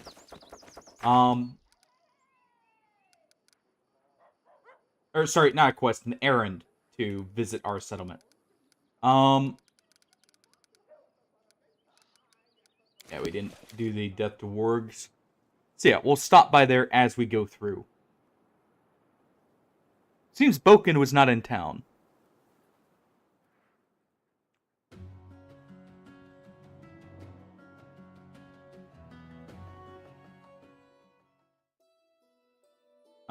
Let's see. Technically, we could head over to Varnhold. Again. And see if maybe there's something there. But for now, we'll just head back. Like I said, I do need to do some of the kingdom management. So, I need to catch my breath. we'll head back there now that we've done Tenebrous Depths. Well, the one boss in Tenebrous Depths. And I'll see if I can maybe head to Candlemere afterwards. Because that is another location I need to complete. As a requirement for our main quest. Or, like, our ending we're going for.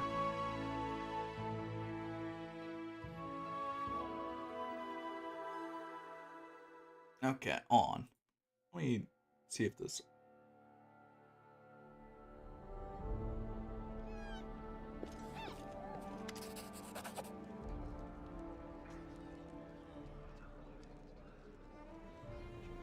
Let me real quick look and see.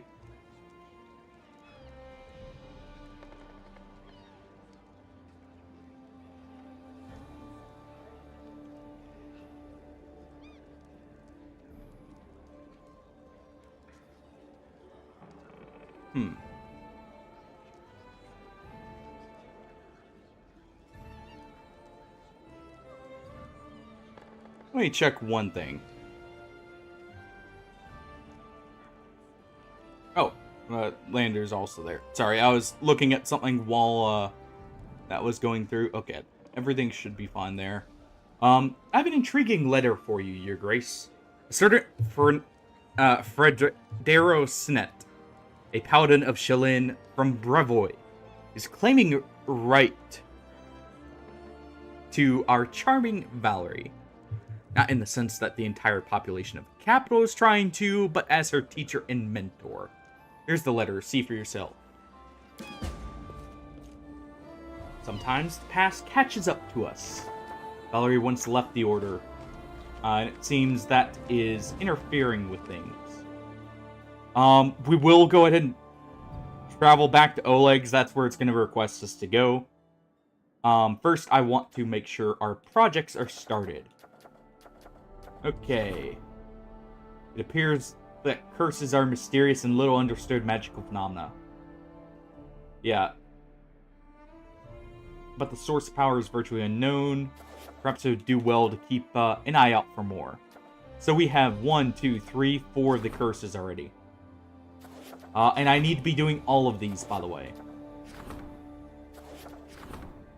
Every one of these curses is actually a very important thing.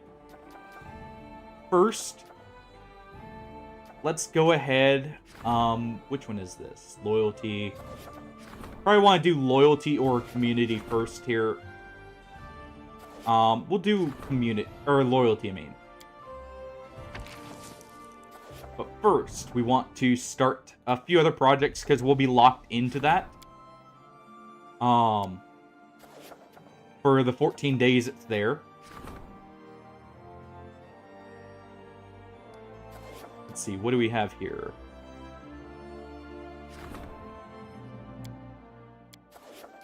Can't send him. Nasty rumor. Could send Harim. Ragongar will deal with the troubled lands here. He's got a good chance to succeed, so we'll just let him handle it. Lander. You'll also handle that.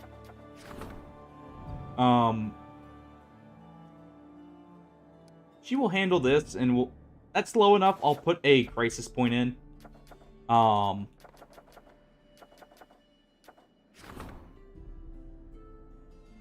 Let's see.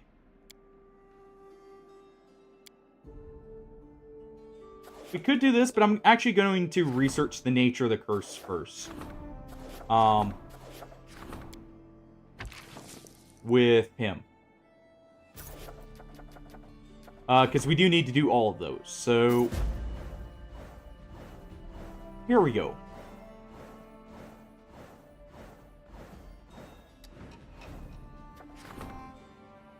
And we are at loyalty rank 2.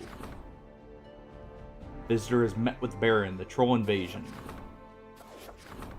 Those are stuff we already did, actually.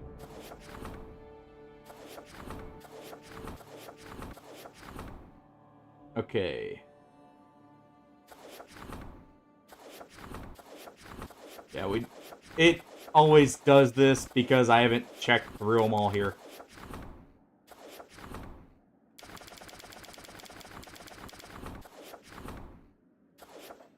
There we go. Let's see here. Who can we send to research this? Still Harim. No candidates available there.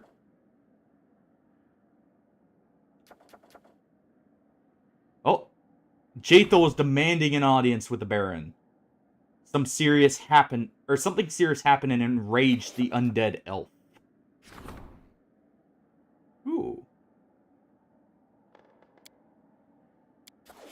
Seems we have a few things here. A Fey magician visited a settlement and made everyday things come to life. Seems a Fey is playing some nasty tricks in our settlements. Go ahead and have Tristan deal with that. Meanwhile, Khalif, you'll procure that piece for us. It's a low chance, but hey. And we will go to the throne room now. Oh.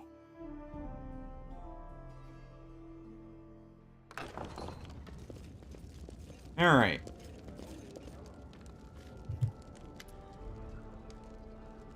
Enio, the traveling merchant. Enio, a half-elf merchant who recently appeared in the capital, falls to the floor in front of you. Jaethal stands beside him, looking quite unlike her normal self. Usually cold and stiff, the face of the undead elf now burns with rage. Despite his nearness to his furious undead captor, Enio looks concerned, but unafraid. If you allow me to speak, I can explain everything. Explain what?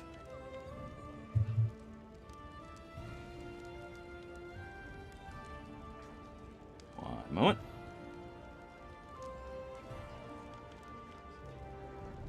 There we go. I hope you can't, half-blood, otherwise, Jaethal hisses and turns to you.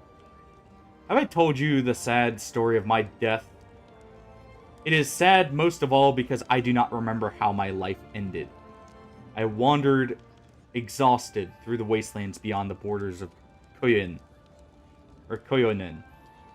until I could barely see my path. I stopped to rest, or perhaps I lost consciousness. When I came to my senses, I heard the call of my goddess returning me from the dead. Was it poison, magic, illness?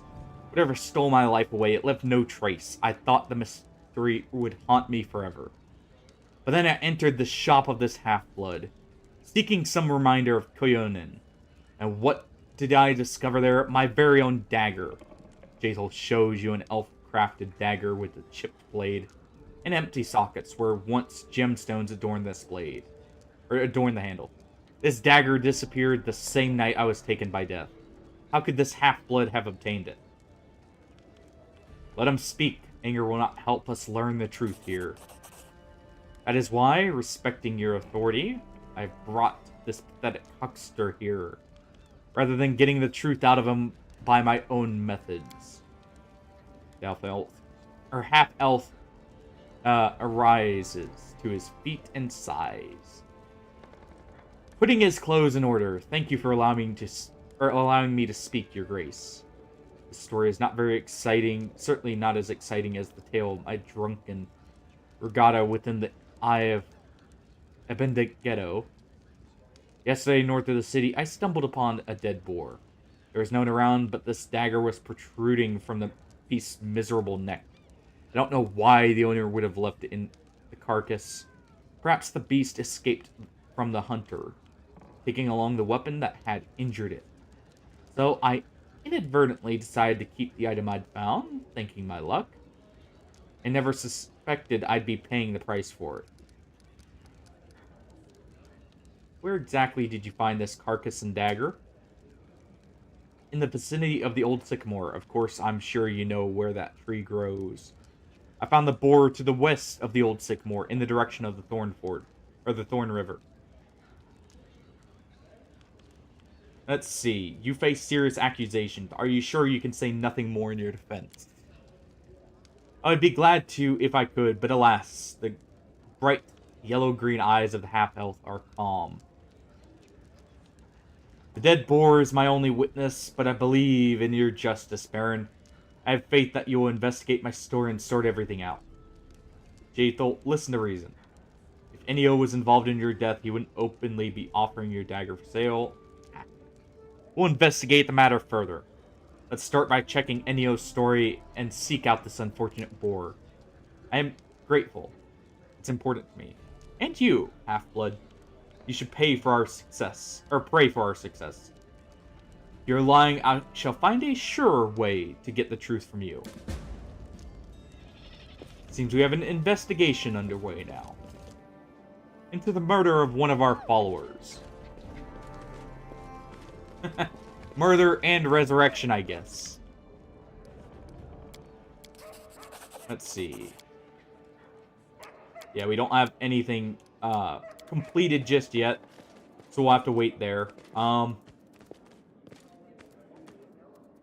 We need well, I need to go talk to Valerie real quick. About the letter we received. So let us go do that as well.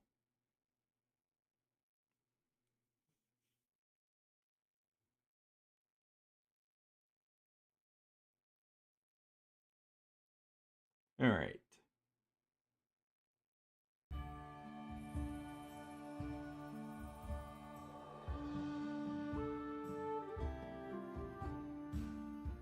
There we go. Okay. You know, let's read. We should have the letter in our pocket somewhere.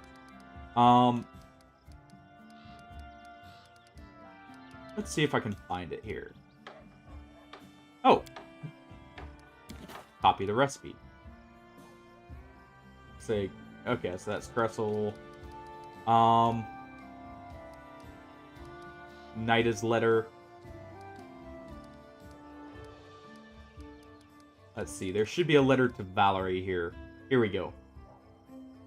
The expensive monogrammed paper has a faint, tangy smell. The lines, in a steady, delicate handwriting, are decorated with whimsical curves. My dear Baron, I write these words with a heavy heart. The reason I take up my quill today will most likely upset you. Quite recently, I heard rumor that a lost soul, once blessed with the mercy of my goddess, has found shelter in your service. I am speaking of the daughter of one of the most worthy and generous patrons of the Order of the Eternal Rose, who once made the mistake of leaving our ranks. I am deeply convinced that now is the time for her return. The path destined her by divine will. I'm traveling to the west, the place that's been chosen for the new Temple of Shalene. that will be occupied by one of the young congregations of our church. I've deemed it necessary to diverge slightly from our path with but one purpose: to arrive in your lands and collect Valerie. May this journey be a cleansing pilgrimage for Shalene's chosen, whose judgment was clouded by impulsiveness of youth. I request that you free Valerie from her vows of service to you, for fate has destined her to serve one who is above us all. Direct the girl to the trading post that's on the border near your Barony and Bravoy. Okay. Valerie. We received a letter from Federo. He says I am to free you from service and return you to Shalene. Really? May I take a look at this letter? Valerie looks at you unblinking, and you see her eyes darken with anger she can barely contain. Is that so? I see. Valerie takes a deep breath. My apologies, one mad lad. I seem to have become the reason for this message, and highly inappropriate demands it contains. I know this person. Federo Sinet is one of those mentors in the Order of the Eternal Rose, a true paladin of Shalene. One of those who insist they are right till the very end. He kept saying louder than anyone that Shalene herself predetermined my fate, even when I was packing my things before I left. Looks like he never came to terms with me leaving, since he found me even here, but the nerve. The mistake of leaving our ranks. Return to the path destined by our divine will. Since when does Federo fancy himself the personal harbinger of his precious Shalene? Valerie, her face scarlet red, doesn't seem to notice the letter crumpling in her hands. Enough! We must put an end to this. If paladins of the Order of the Eternal Rose require another refusal, they shall get it. I'm going to the trading post with you to meet Federo. I serve you, it's as simple as that. It's my decision, and I'm not going to change that, or change it just because someone from my past thinks otherwise. What if I just threw the paladins out of my lands? I'd be well within my rights. No, if you respect my honor and value my loyalty, please refrain from such hasty actions. I will go to the trading post with you. I will meet Sinet, give him my final refusal, and the matter will be settled. Enough about that. Okay, so we have 2 companion quests to do. And we may as well. Since we're waiting for the next major event to come up here. Should also be something in the house over here potentially. We'll see. Not yet. Okay. Eventually the Sweet Teeth will be needing to be sent out. We just don't have the check yet. Should be good to do that. We'll see. We'll put up Ekon for now. And we'll take out Valerie. And do I take out Jaethal too? Probably not yet. I need to buff up Valerie before her fight.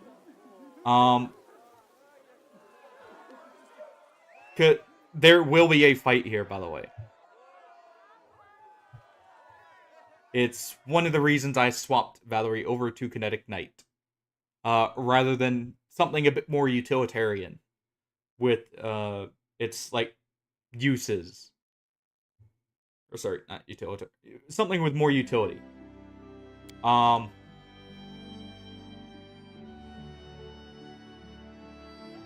Kinetic Knight not only offered me, like, a frontliner, which is really what she's suited for, it also makes this fight go a little bit smoother, which is why I valued it so much for her. Oh, go ahead and avoid the random encounter here.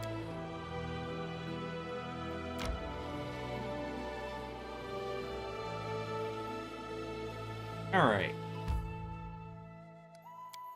Real quick before you do this, I'm going to take a quick break to get up and stretch. And we'll be right back afterwards, by the way. So, please everyone be patient, and we'll be back in a moment.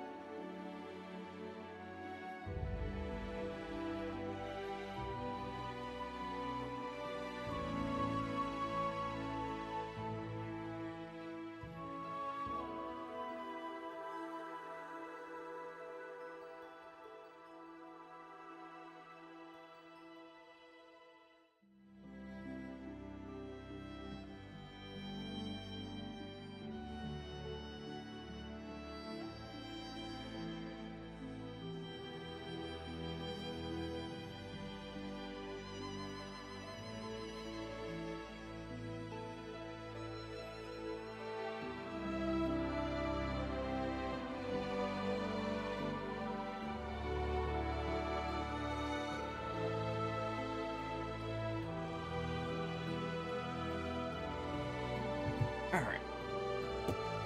Oh.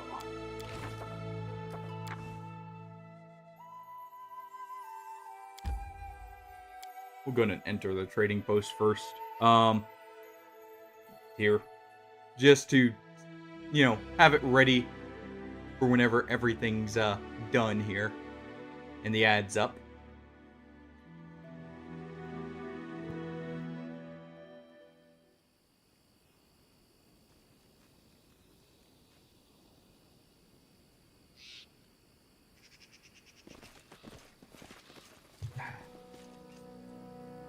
Alright. Still got 30 seconds here, so... I'll just spend this time buffing Valerie real quick.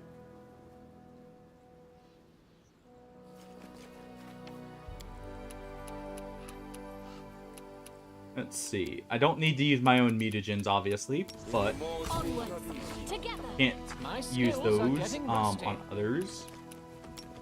Let's see. Valerie. We actually want reduced person on her for this fight. For the increase to AC.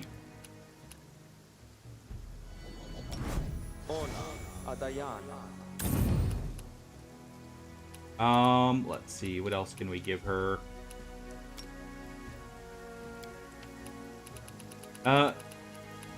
Really, it doesn't matter because of the armor we have on her, but still. Let's see. What else do we have? Not as much as I would actually like.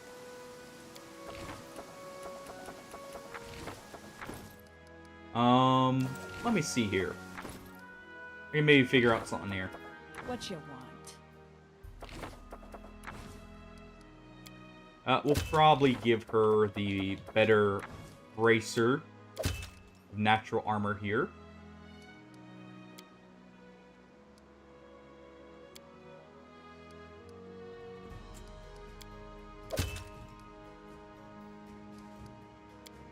Let's see.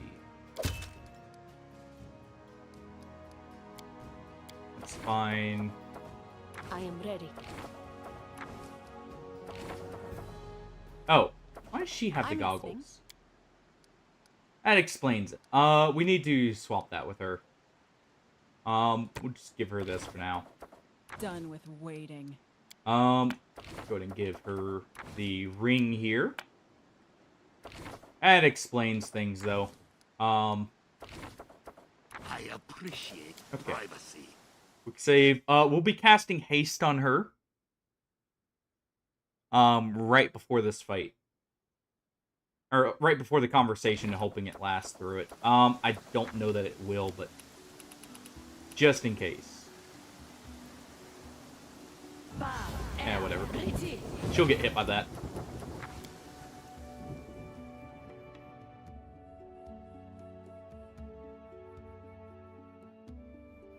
Alright. Not that I care. Gotta quickly talk to him. Middle-aged man in polished, shiny armor turns towards you. His beard and hair are impeccably styled, and an expression of reserved politeness sits frozen on his face. As his piercing gray eyes watch everything attentively. Baron, one mad lad. What an honor to meet you in person. I am Fredero Smith, paladin of the most illustrious Shellin from the Eternal Rose Order. Fredero looks at Valerie. Ah, there you are, Valerie. How many years has it been since we saw each other? I'm so happy the years haven't erased the divine bliss written upon your radiant face. Valerie nods to Sinet coldly. Greetings. I am glad to see you in good health, Federo.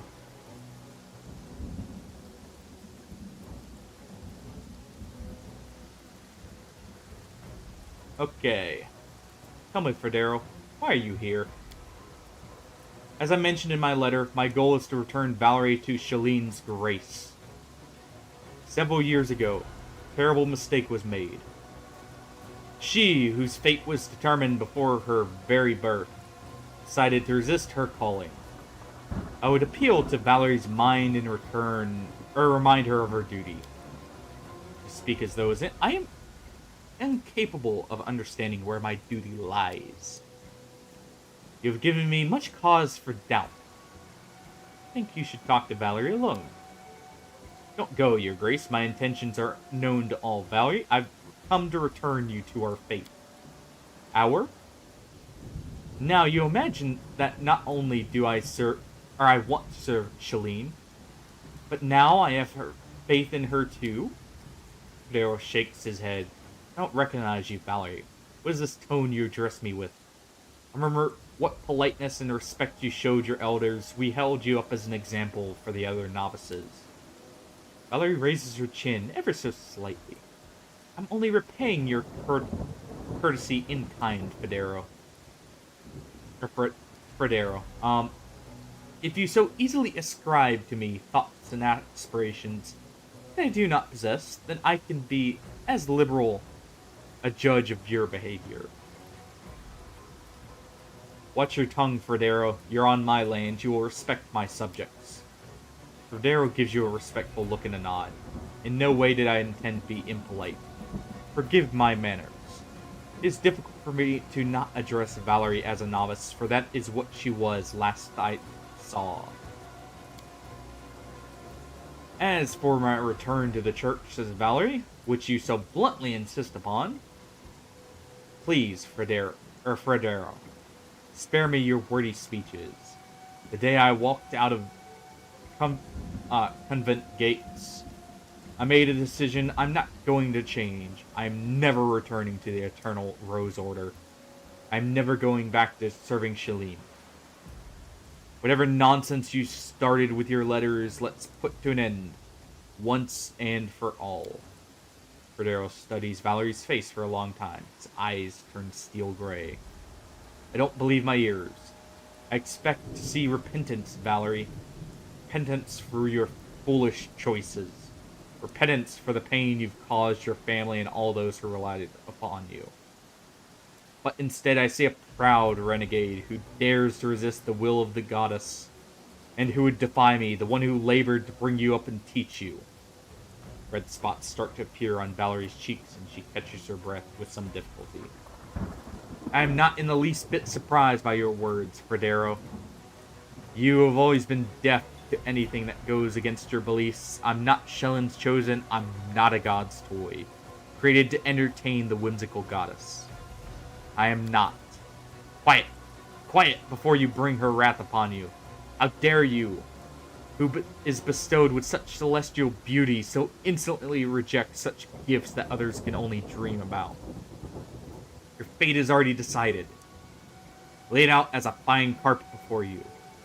Enough, I didn't come here to listen to a spoiled child speaking out of turn, but only to bring you home. Now I will take you by the ear and drag you all the way to the Order's Covenant, if that's what it takes.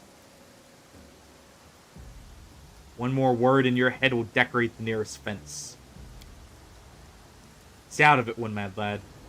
Prodero might be crossing boundaries of politeness, no more than that. Stay your hand and allow me to finish. Fine. What you call home, Prodero, is my prison. My home is here in these lands for which the Baron and I have fought and shed our blood. Here, besides the one who I vowed to serve, and whom I shan't leave until I die.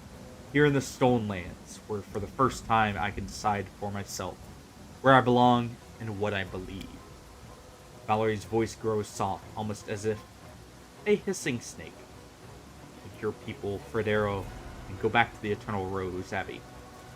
And if you the nerve to claim I'm Shalene's chosen, well, know that your precious goddess should have chosen her trinkets more carefully. Prodero grows white as a sheet. How dare you? Well said, Valerie. Prodero looks Valerie in the eye. The paladin's hand is on his weapon. If you insist on standing equal to Shalene's paladin, answer for your words now. If you have a drop of dignity left, you don't deny me the satisfaction. Valerie looks at the enraged paladin fearlessly. Oh, so now I'm suddenly an independent person in your eyes. Finally. Well then, I shall agree to this duel with indescribable pleasure. When mad lad, you shall be my second. Yes, give this windbag a proper thrashing. The second's responsibilities include observing the fight, mediating in the duel, and should the circumstances require, declaring the final verdict. Valerie reaches for a weapon. Here is good enough. Step away, one mad lad. I don't want to hit you by accident. Let's see whether you learn anything more than insolence from your mercenary friends. Don't hesitate. Of course, there we go. One last squires will be my second. Everyone, please clear the dueling ground. Do not interfere until the winner has been determined. What are you doing here? Don't worry, good master. We'll settle our argument quickly and do no harm to your trading post. Quit with all this talk. So, Valerie, are you ready? I am, Prodero. Let your seconds start the countdown. Let's begin. Participants, please ready your weapons and assume your positions. 3, 2, 1, attack. Okay, so, first things first. Actually, we'll go ahead and increase the armor bonus just in case this doesn't succeed. Obviously. Nice. Well, we tripped someone we didn't intend to. Let's see.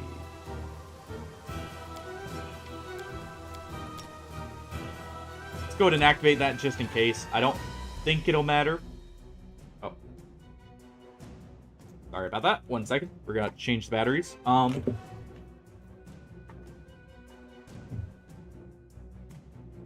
Whoops. Here we go.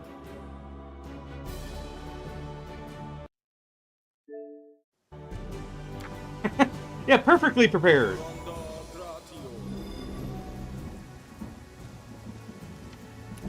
Wait, did that...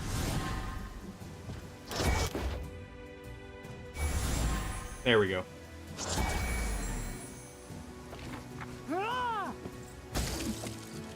And we'll just let this fight play out now.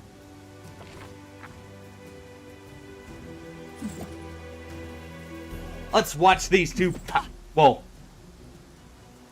It would be... Yeah. Even with all the buffs, that went about as expected. Rodero steps back and sheaths his weapon. Looks like everything's in place, doesn't it?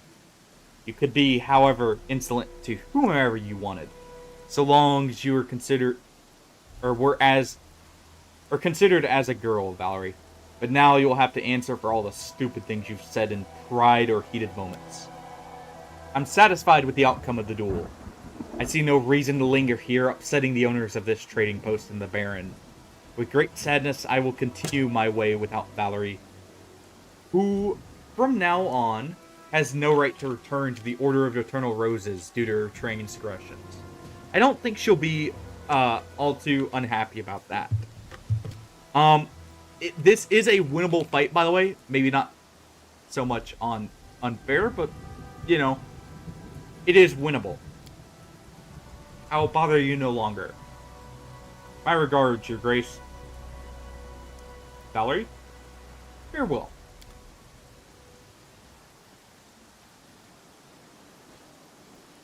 I'm waiting to see him slip in the cutscene. Aw.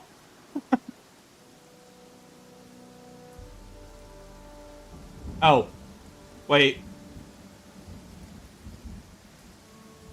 So, that paladin laying on the floor there,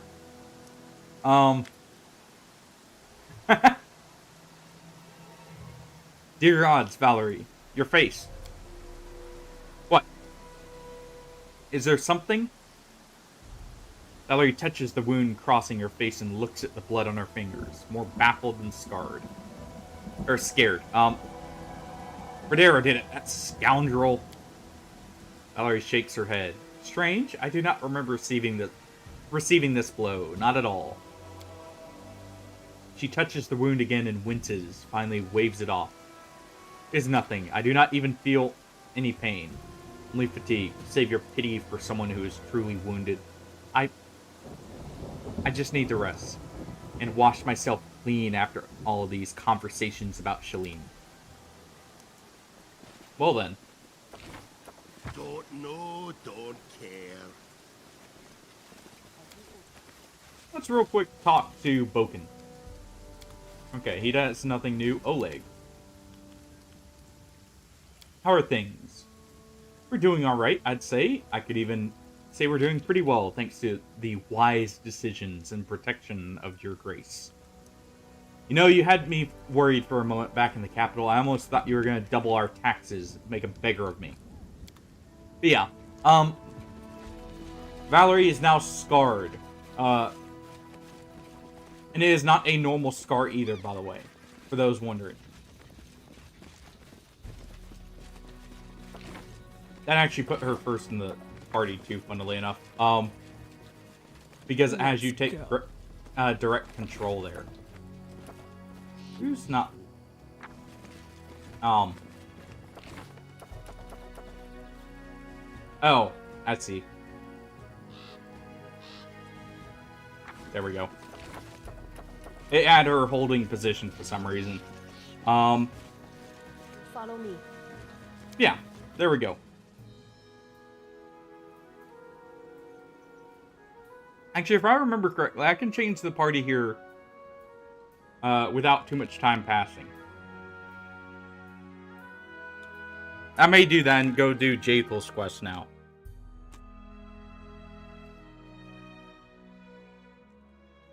Because I do want to do most of the companion quests for the most part. It's nice, and it's normally free XP, but, yeah, she is now scarred, and it actually shows up in her portrait, by the way. Sorry, not... I'm going to grab him back and grab Jaethel. Yeah, so it doesn't pass any time here. Because we're at the trading post. Or close enough. At least it didn't seem to. For Jaethel, I'm actually going to make her a bard. Let's see. Let's make her what?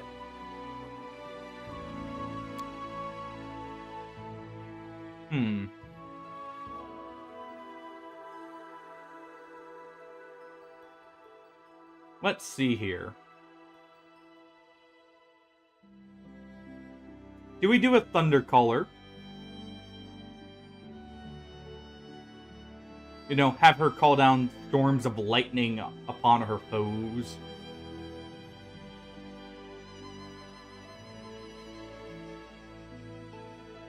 For a round on a random enemy. Or do we do Flame Dancer? What was the benefit of Flame Dancer here? Fire Dance. Any ally within can gain resist fire. She also gets Fascinate, Bardic Performance, of course. And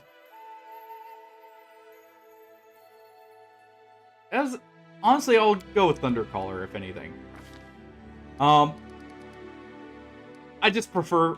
I don't like Inquisitor, personally. It's not horrible, but it's just not my preferred class for her, especially for... You want to actually Charisma stack on her. And we do need a Bard, and actually it is better that she becomes it, because not only are you going to be stacking Charisma anyways for another reason, but it also allows you to pick the subclass, even if you don't get the level 20 talent. So we will go ahead and take Ear-Piercing Scream, why not? And Hideous Laughter here. Actually, we'll take Grease instead. We're already past the point where Hideous Laughter is useful. Kind of. We'll see about that. Yeah, we definitely want Religion here. Definitely want Lingering Performance on her.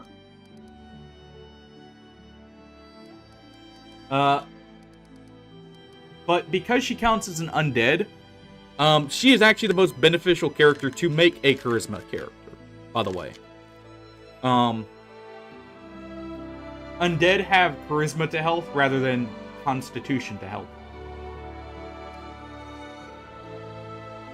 So, it essentially acts as a huge benefit here. This is actually useless on her, because she's undead as well.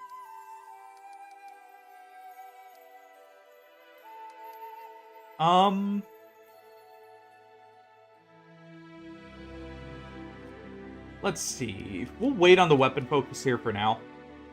Let's instead take a combat trick. And let's see. We'll want Dazzling well,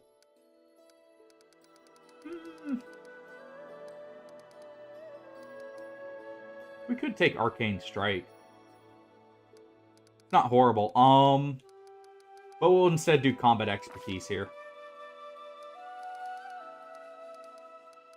Okay, now we take Hideous Laughter. The other benefit of her taking Bard is, we can make her a Dragon Disciple if we really feel like it. But yeah. I know she starts with decent wisdom and everything, but if you notice, she does not have Con. And that's the whole reason for doing this. I may dip into Dragon Disciple, so we'll go ahead and put the points in.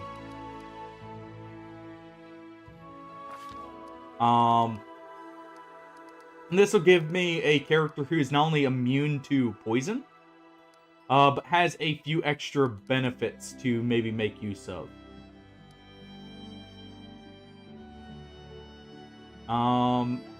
Let's see.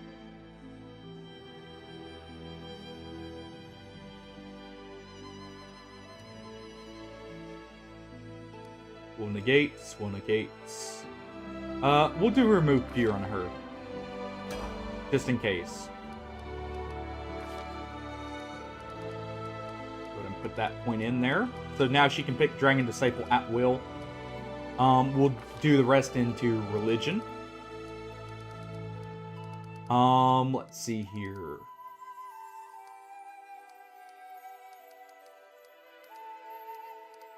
probably want... What?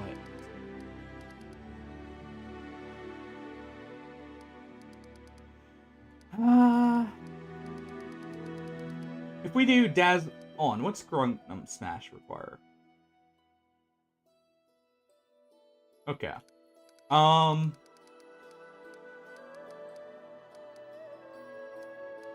considering that, but that'll probably be for the main character. So we'll instead go with... Honestly, combat reflexes wouldn't be horrible.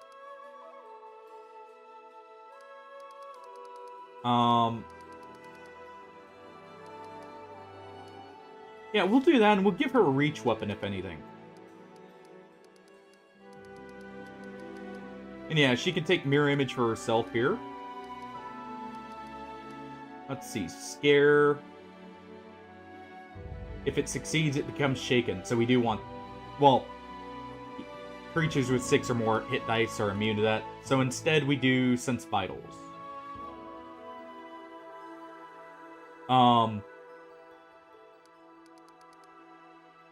Because what else do we have here? Coffinous Call. Nauseated. Yeah. Our other option is here with Glitter Dust, which I should probably grab, but we'll do Sense Vitals for now. And we'll just do all the levels in Bard currently.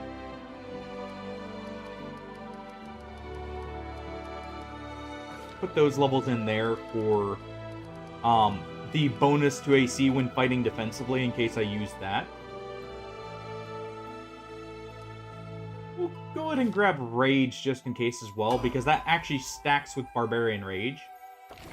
And there we go. And where is our quest for her? Right here. Back at the old Sycamore.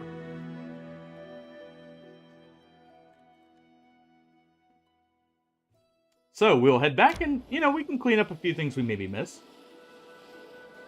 I completely forgot about that. It would. The reason I did Kinetic Knight on her is she has such a high concept, score. That since Kinetic Knight uses Con to attack, it actually makes it to where she will hit very consistently. And she also is attacking touch AC rather than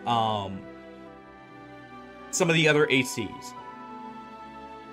Or, rather than the full armor AC.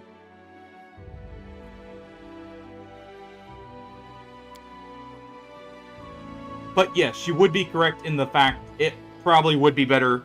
I completely forgot about that armor. I don't remember all its bonuses off the top of my head, but that would be another option. I know a lot of people do make Valerie a bard. I always do Jaethal because, well, like I said, you're already stacking charisma on her for her health. And which also affects... Rather than fort saves, I believe she makes any saves that she would still have to as charisma saves. True. What's over there? That is fair.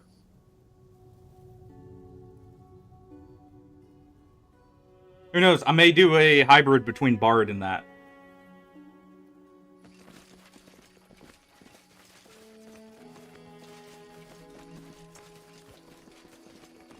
Alright. I managed it. Alright. Come here, mites. We got something for you.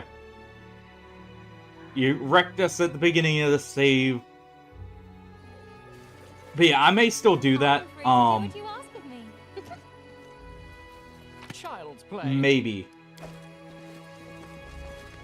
Alright, you This quick. little annoyances. Yeah.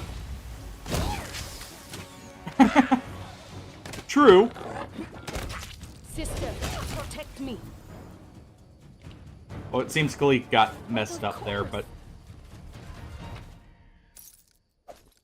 Yeah, we can go ahead and grab A dog the with an items we missed. sympathy. Not like they're very useful to us now. Another thing I can do is Jaethel obviously has next to no gear. Let's go ahead and give her the honestly, yeah, the breastplate's better for her. Do the belt of dexterity there. Yeah, if you notice, the band of charisma does directly affect her health, which is my normal reasoning for making her the bard for that very reason.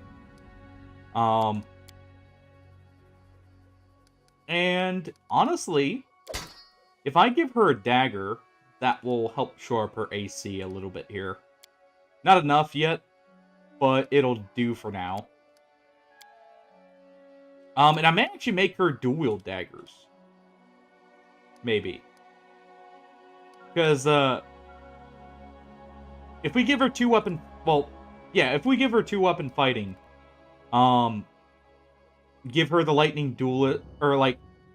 Let's see, what does this do as all its bonuses? Okay, so maybe not the lightning duelist. Dodge sources do normally stack, so let's see, that's 26. Yeah. So we could give her both arcane protectors even, early on. And make use of that. You know, it's not the best to have her dual wield right now, but hey. It's an option. Honestly, it might be better. Oh, no. Speak. Even though it's light weapons, it's probably not better right now. But yeah, we could have her dual-wield arcane protectors, which would be a +6 to AC. That is dodge-based and not armor-based, so it also affects her touch AC. So where's this boar?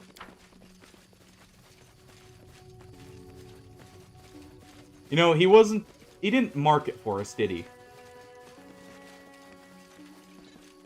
Oh yeah, I'd left that. That is possible.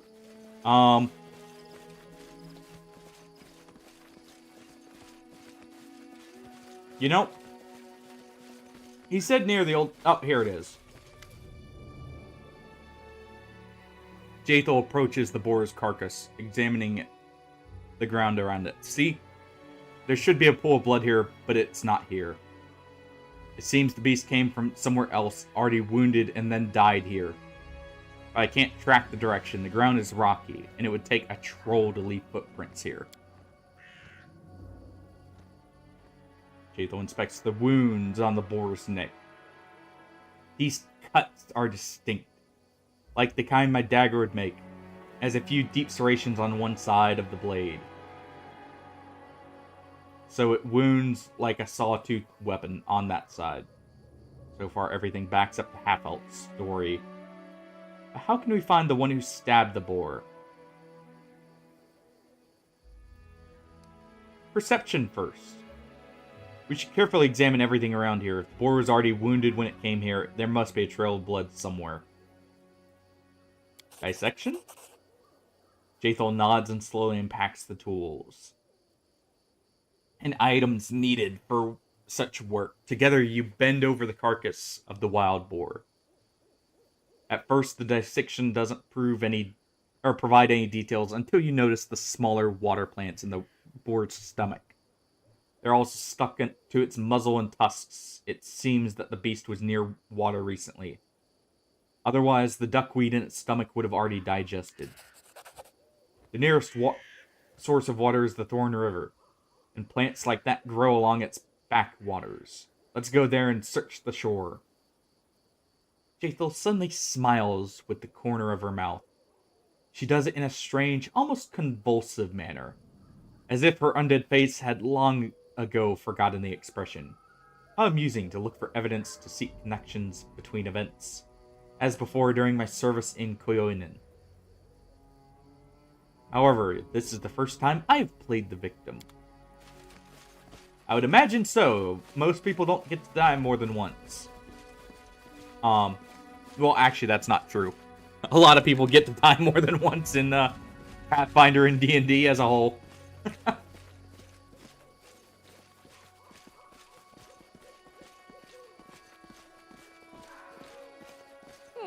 Sure. One can even play it as a gag in some cases. What's the holdup? Let's see. Who did I give the dagger What's to? taking so long? Philippe. So what we'll do is she'll instead just get the lightning duelist for the offhand here. And let's see. So she's at 26 currently. Yeah, so it does stack. Yeah, weird thing you can do with these, by the way. And that's not a small bonus to AC either. And they are light weapons, so they don't have as much of a penalty. For dual wielding, actually, if you take 2-weapon fighting, they have no penalty, I believe. So I think this will be her setup for now. Until we get the reach weapon for her. It may just give her a little bit more survivability, and it makes her immune to nauseated. Not like she could be beforehand, but still.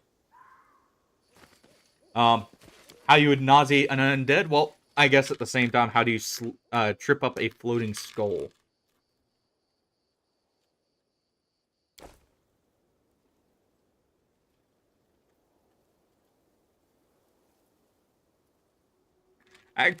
You know, thinking about it now, I just got a horrible image placed in my head of just 2 legs sprouted out of the bottom of the wisp, walking around, and that's why it can slip.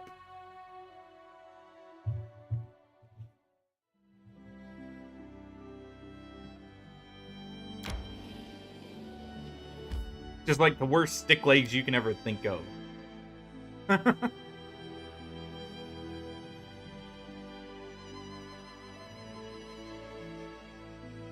Alright. And... oh, I just saved this. May as well go ahead and do it again. Go ahead and enter here.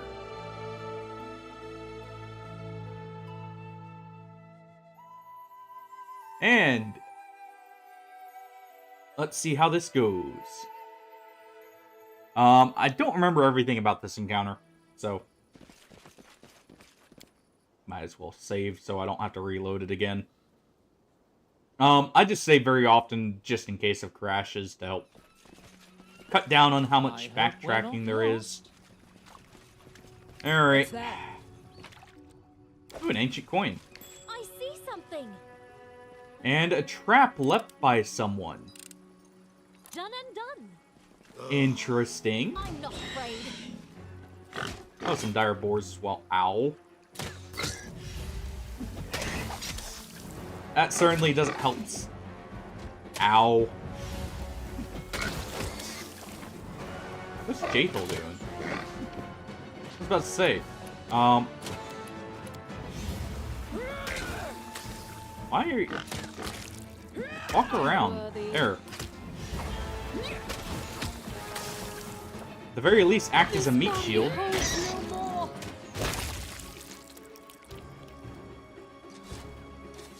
How I got knocked over by pigs, I don't know. But hey. Here we are. Go ahead and do that. And that one. Amiri, go ahead and just chug a potion or two. There. Good enough. That's the other reason I do prefer turn-based. You can kind of control how much damage you take more. Sure, I didn't try casting anything, but hey. Never a dull moment. Finding a potion in some weeds. Okay. Potion of Shield of Faith, no less.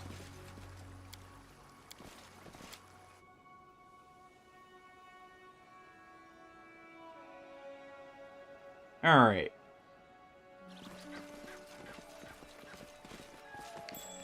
I need Anything at all here that's actually of use to us.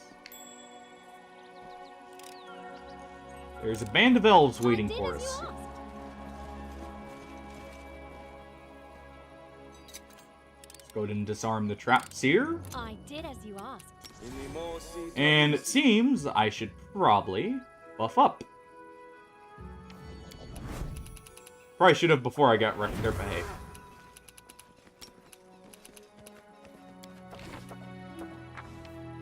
Alright.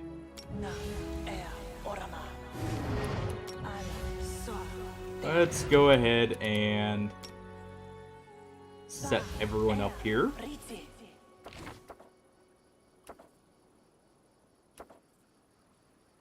So, any brilliant ideas? Just in case. And go ahead and buff up with 2 full strengths on top of everything.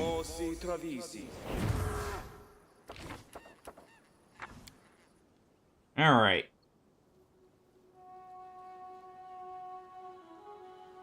Now that we're all buffed up, let's swap it to turn-based here.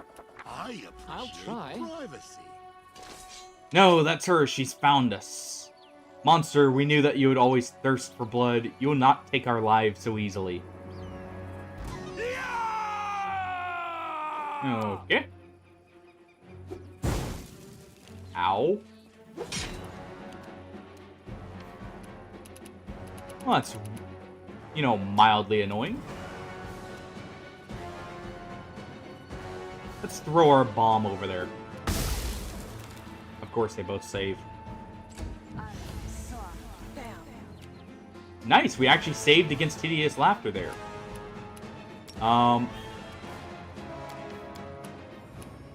Let's go ahead and put some stinking cloud over there. There you go. Alright. Oh, you get to deal with that now. Meanwhile, let's do... Actually, let's just do a normal water blast here. Yeah, just to check the AC first.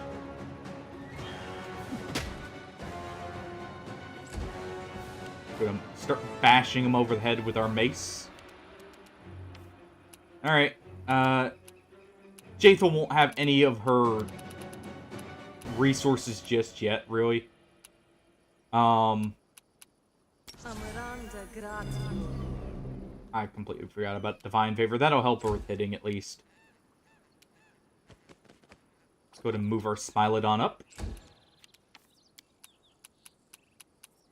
Alright. And time to enrage.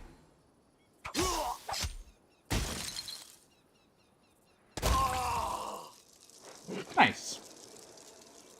That works for me. Ow.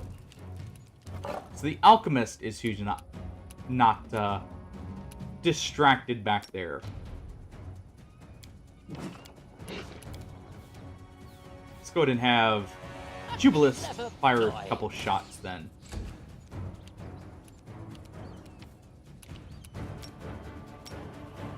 Galik, go ahead and trip him up as well. Or at least attempt to. Miri's gonna smack that one over the head with the mace. And our Smilodon may finish this off here if we're lucky. Nope. So instead, just stab away.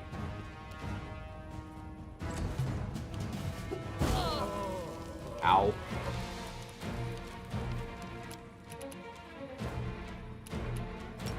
Let's go ahead and do an acid bomb back there. Not bad. Jubilist will also move away from everyone.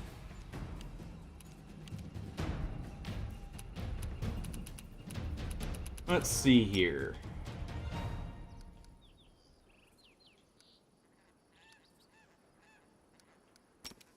Let's go ahead and try and hit her with a charged water blast. Perfect. We did get the damage there.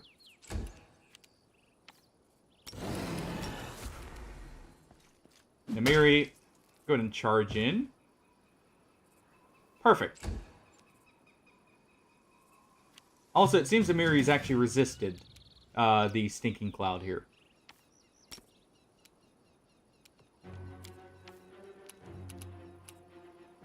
Let's see. Let's do Bomber's Eye on you.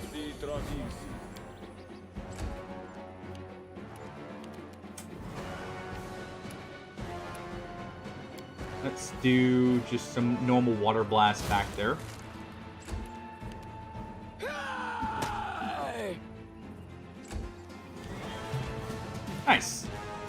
And they fell over due to Slick.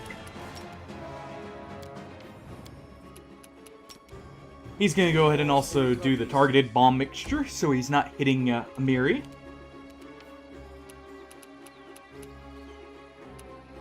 And we'll just target this one, who's still up. To hurt. Alright, Amiri. Smack him. Not bad.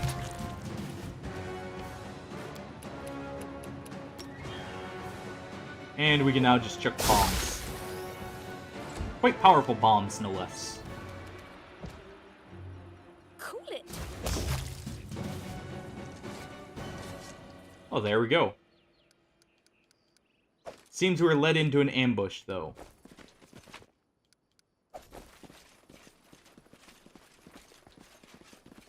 Alright, there we go.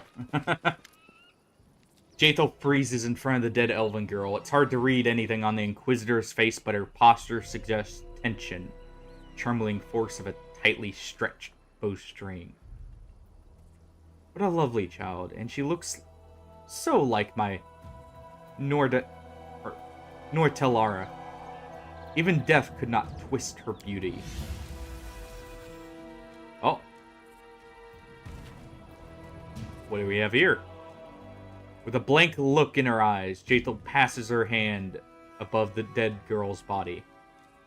The feeling of an oppressive force, cold and painful, becomes near physical. A convulsion passes through the body of the dead elven girl, with a quiet moan turning into a cry. The corpse opens her eyes and rises. Jaethal looks at her in amazement, as if she's surprised by what she's done. Animating dead? I had no idea you could do that, Jaethal. I never knew this side of my power. Something has awakened in me. The ability to share Urgathoa's gift. Jaethal studies her newly created undead with the look of a sculptor contemplating her creation. Withering under this stare, the undead girl begins to tremble. What have you done to me? What is this? I saved you from oblivion. You and all your beauty, foolish child. Now you bear Urgathoa's gift just as I. You are undead. If you prefer to use the word used by uncomprehendingly narrow minds. No. No. It's better I follow my friends into death than become a disgusting undead creature.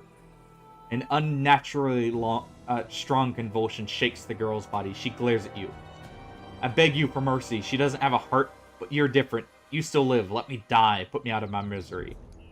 What are you going to do with this poor girl, Jaethal? I will not harm her, and I will not let her harm herself.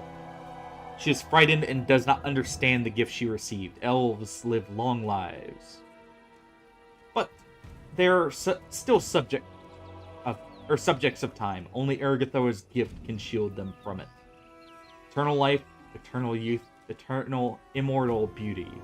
Can anything else be compared to this? Jaethal says the last words thoughtfully, as if the answer is not entirely clear to her. Can't believe I say it, but I agree with the corpsey one. Everyone can fall down and die.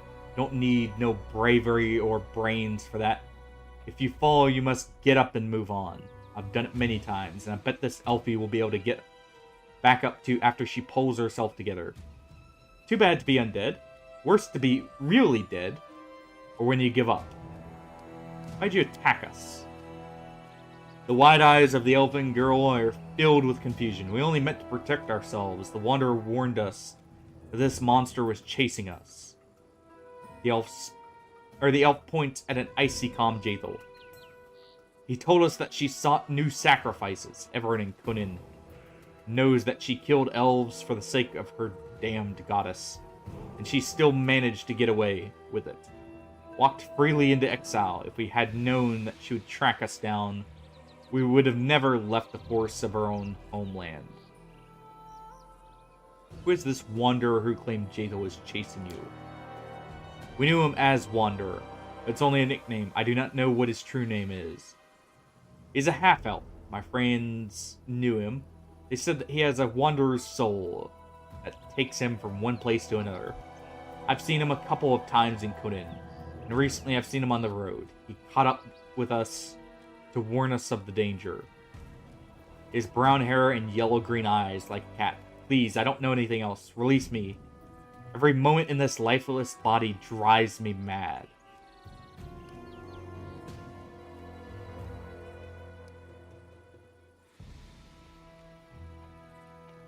I've made a decision. This girl shall not die. Being undead is better than being dead, after all. With an awkward, sharp movement, like an unhinged doll, or a hinged doll, the elf bends her neck and rests her head on her shoulder, silently looking at you with wide, empty eyes. Wonderful. I shall send her to the capital and find some useful tasks for her. I'm sure that someone laid a false track straight to the elven camp and convinced the elves that we are hunting them. Everything points to this. And we know who did this, do we not? A sudden appearance, a dagger, a false trail. The half-blood will have many questions to answer. I'll start with, why did you kill me, and finish with how pathetic you feel now, having failed twice to send me to oblivion.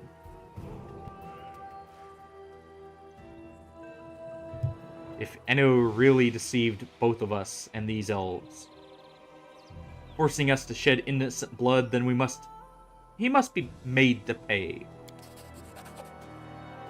You see, now we both have something to ask the half-blood about. This will be amusing. Let us hurry to the capital. After we take, the spoils of our fight here. Don't care. May as well not leave anything to waste away. Ooh, an elven curved blade. Follow Just a me. +1, but still. Or don't. And we'll go ahead and leave. Yeah, we get a continuation of Jathel's questline here, too. Not a huge, drawn-out fight or anything like that. But clearly some deception is at work here.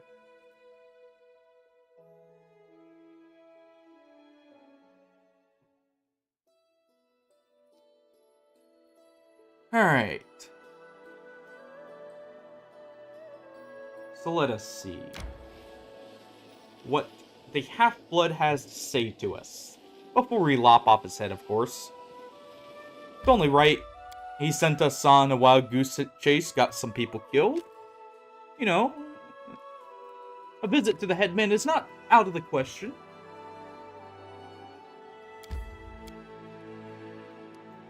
Let's go ahead and back to the throne room.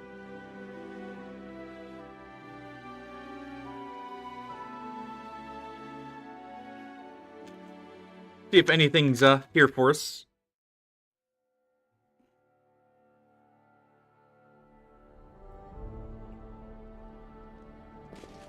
Nope, nothing new there. Just yet, at least. Was he out here? I don't imagine he would be out and about, but let's see. Do the guards have anything to say? Nope. How may I serve you? Keston. please?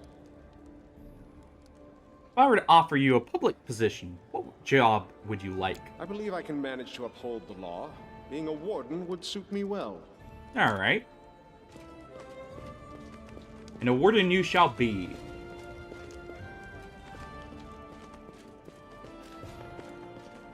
Alright. To the capital square then, since it didn't auto-trigger anything.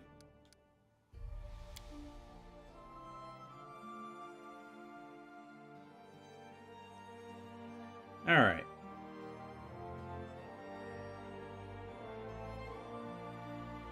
Let us go question the elf.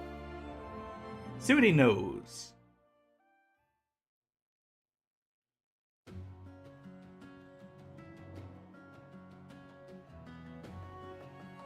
As soon as the load screen passes, of course.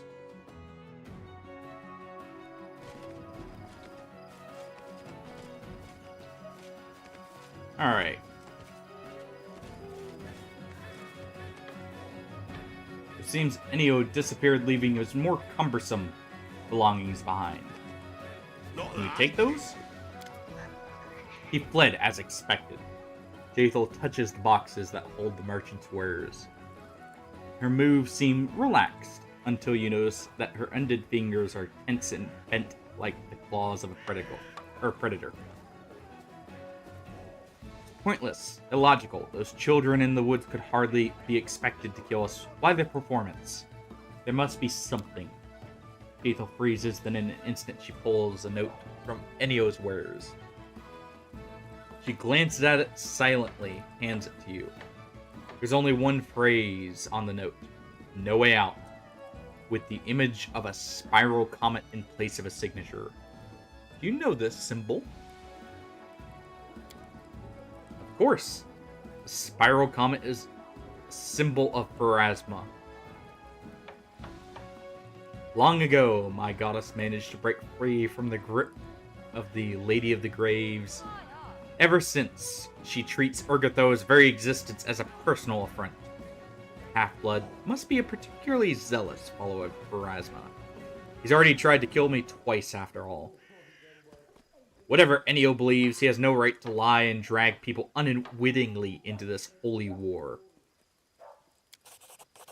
Perhaps he's both fanatic and fool. He struck me down like a coward in the wastelands, only to see me rise again with renewed strength. Then he used those unfortunate youngsters against me, only to fail again. The lack of scruples can be a strength, but not if one lacks will. Thank you for your help. I will not distract you further. I will seek out this amateur backstabber and inform you immediately of any news. The Half-Blood wants to dispatch me to his goddess. Let him do it in person. And there we go. That's that handled. Make a save here before we enter Halik's house. I think I remember how to progress their story now that I think about it. We'll see if it's not auto-progressing, so we have to go ahead and at least visit her.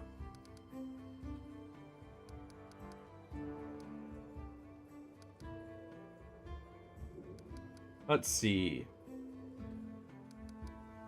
And we'll... Yeah, so we do have to do that.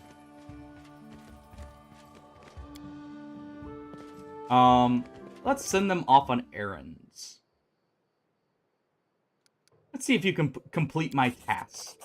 Give us your orders. We won't let you down. What task do we give them? And we'll at least have them do something useful first. Let's go have them fix the picket fences at Oleg's trading post. They're tilted. We'll fix it up and paint it in no time. Yeah, so we need to have them do all the tasks, by the way. You know, for as much as they get complained about, they're actually quite helpful. Well, get complained about by one person.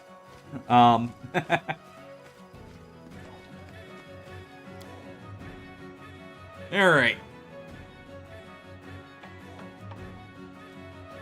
Now we've done everything that's been asked of us currently. Let's see what else we have to do. I don't need anyone's sympathy.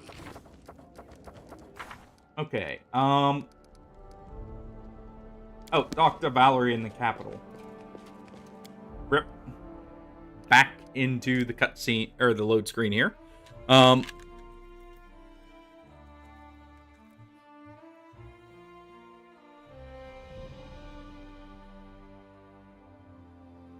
I guess we want to ask her about the wound on her face. Make sure it's healing up nicely. And not bothering her too much.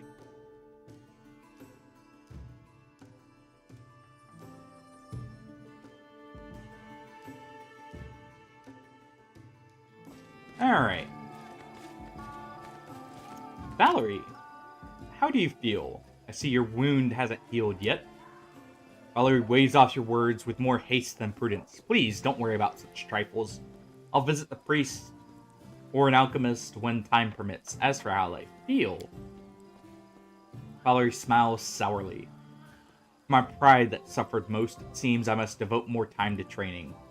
I'll keep this in mind in the future and not let you down again. I should thank you, one mad lad. It's important to me that you were at my side. Now I'm sure that I'm finally free from the Order of Eternal Roses and ready to devote all my time and efforts to our mission. Alright. So we have that done. Before I go back through to the throne room here, do we have anything else? Okay, so we need to unlock a new leader post. Add 5 regions. We still got plenty of time there.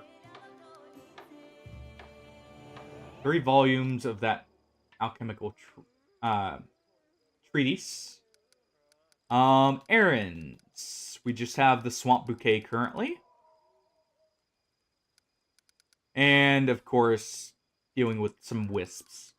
Let's spend just a little bit of time devoted to our barony here. Make sure it's actually in good hands. And hope, I haven't messed anything up. We are first and foremost adventurers, but we do need to take time every now and then to help our barony. Oh.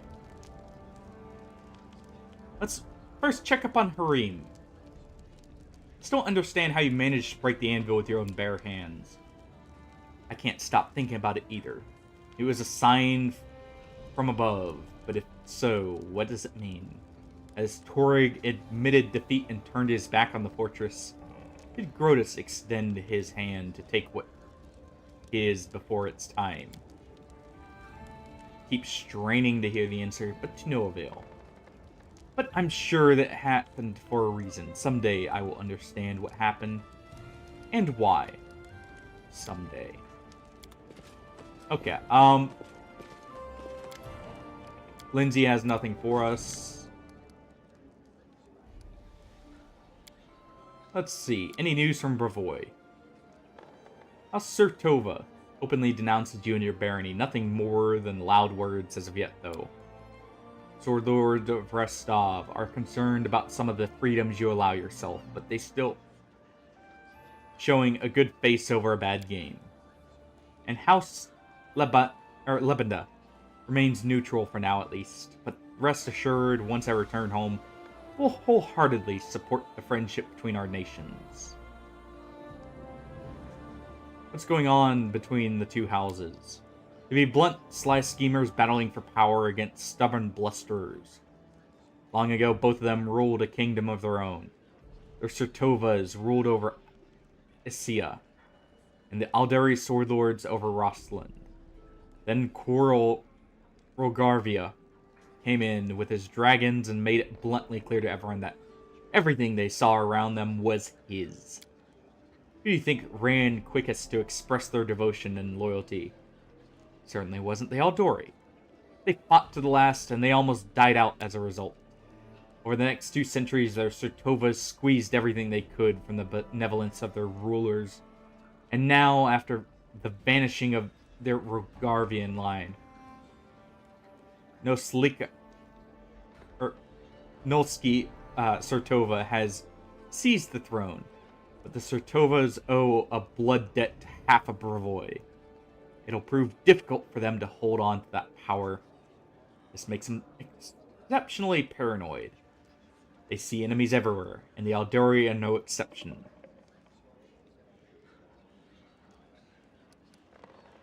The Aldori are brave and senseless. You'll more than likely be to pull them out of trouble than to be the one receiving aid.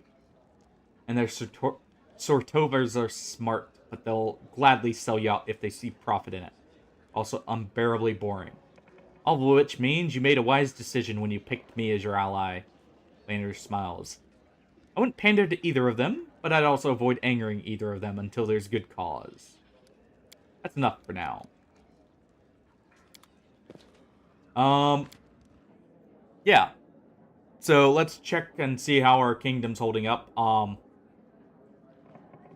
I do need to get a few of our May I serve stats you, to level Prince? 3, and since we've got some downtime, I wonder.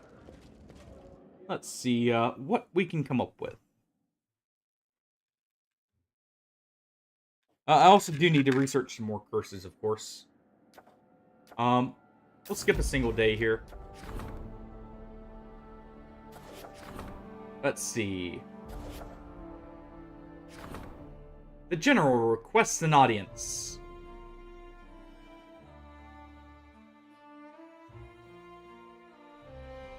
Whatever could he need? Appreciate privacy. Alright, Regonger. You busy? No, then I've got something for you. You may have killed the Stag Lord, but it's too early to kick back and relax. There are still plenty of bandits walking around your lands. They still think it's their home. Let me get some more soldiers before they cut through the ones we have and leave us with nothing. Daforts squints. You know which ones you need. Not the big dumb guys. No, you need fighters who want power. They'll serve you well, and if any should grow bold, I'll hang them from the trees. Let's see.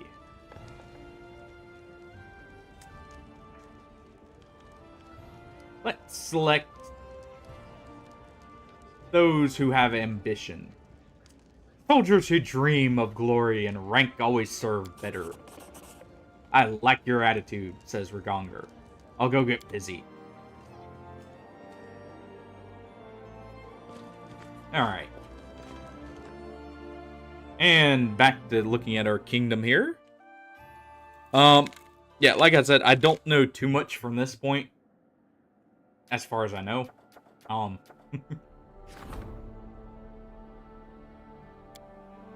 So, I may have to look up some stuff every now and then. Okay.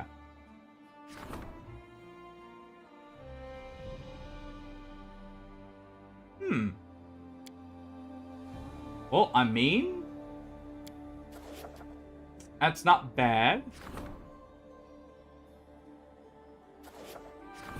Let's go ahead and do this for, well, actually what we'll do is we'll do this. And then we can do this. Because that'll force us to spend time anyways. So, may as well stack it up. Complete as much as possible in as short a time as possible.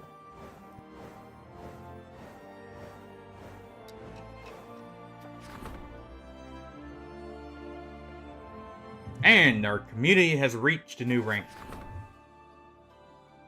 And the Baron granted an audience to an advisor. Oh, nasty rumor. Whatever. We don't care about rumors.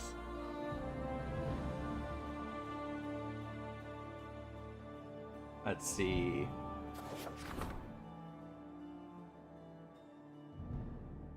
Yeah, okay, good. Our Fae encounter went rather well for us. And we got our recruits as well. Okay, we have a message here.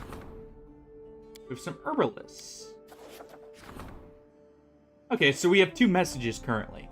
You know, let me look and see. Okay, we don't have any new slots for our advisors. Oh. I can claim a new region.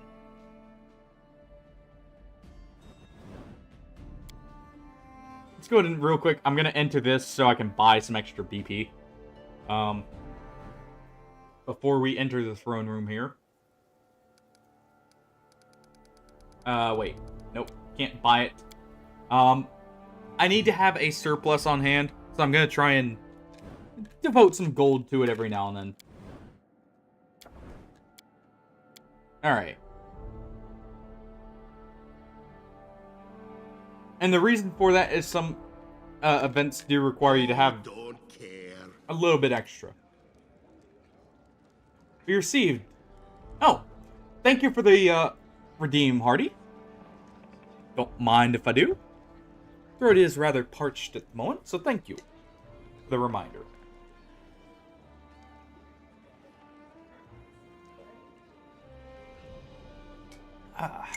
There we go. Alright, we received a letter from Bravoy concerning Oleg's trading post. The Sword Lord's reaction to your requests for jurisdiction over Oleg's trading post is rather cold, as though they never considered that Rostov should be collecting taxes from subjects of other rulers. Now they are demanding compensation not only in gold, but also in the form of repairing the road. Yeah, it's a performance of, circus monkeys here in our barony, but, we do what we can. That's normal for all the rulers of different kingdoms. It's all a performance act, after all. Yeah, we need to repair a road from the trading post to Rostov. Read for yourself, if you wish. It's quite entertaining. Let me remind you that while the trading post in question is situated on the land which now belongs to you, its owners are of Rostov origin. They've been paying their taxes to Rostov for many years and enjoy the benefits of the city's protection. Rostov is not accustomed to tossing away its subjects. However, they have expressed the desire to go under your jurisdiction. The Lord Mayor is inclined to act benevolently and to let it happen, but not without a precondition. Some debts are owed by the trading post. I suggest it's only fair if you, as its new patron, would compensate the city for this sum. Besides, the road connecting the post with the rest of the world is in a deplorable condition and in need of urgent repairs. Since the bigger section of this road runs through your lands, you should show some care for your subjects and make all the repairs.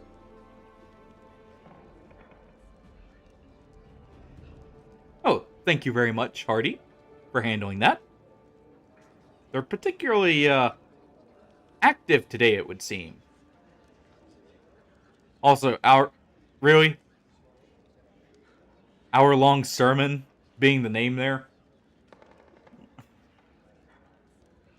Anyways, you should make show to care, or make all the repairs, helping to establish trade connections and proving your intention to do more for your citizens than mere tax collecting. Until the repairs are finished. Okay, so basically until the repairs are finished, it's still under Rostov control. We'll send the year's taxes from Oleg's trading post. We'll also improve the road between the post.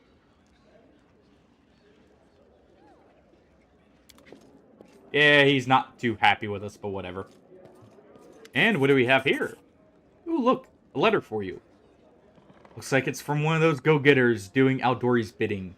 Have you ever heard of Mager Varn? No, that's funny. He sure knows a lot about you, enough to try and sweet-talk you into building a trade route. Maybe we should. Oh. Time to go break our own bank here in a moment. Go ahead and drop off these.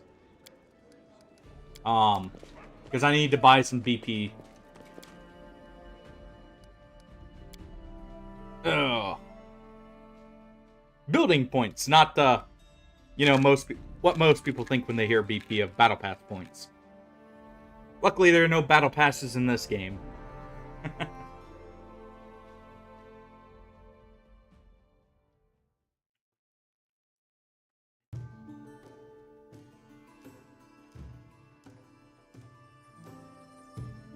Alright.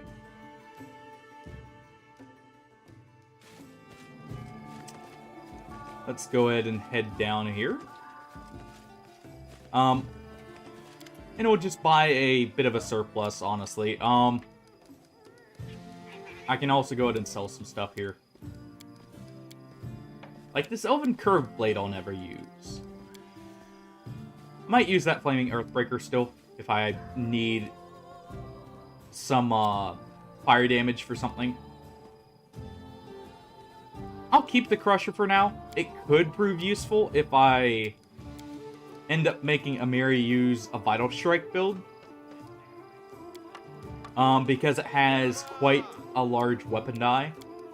It could prove useful there. And sell a few more things, and let's see. We got a whole stockpile of potatoes, but we'll sell some oysters. And actually, no, I want that tenderloin. We'll sell the fish.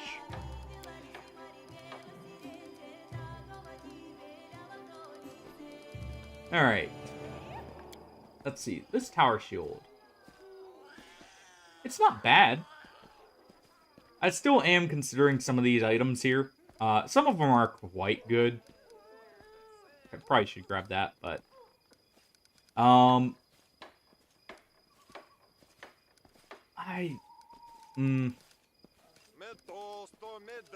just buy the build points for now. Let's see. Really, I should be putting nearly all our money into it. So there we go. Leaves us with 3,000 to, you know, kind of play around with. Buy resources if we need to. But now I'm not completely broke either. Not that I care. Perfect timing. The grumpy voice is always my favorite.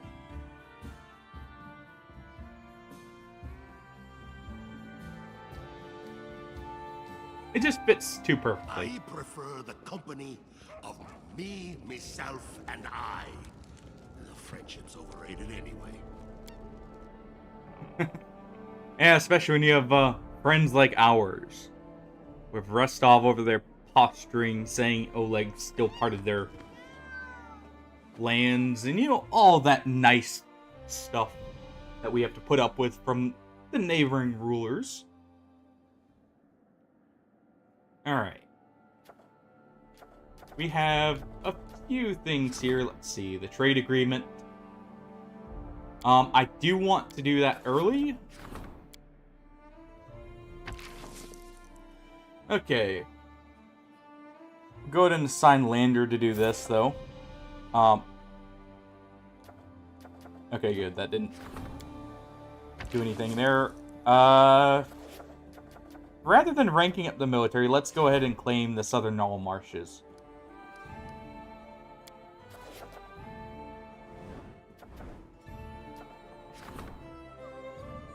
Remove advisor from that. Claim the marshes for our own. Oh, wait, we need more BP still. Well, in that case, support the general's endeavors here.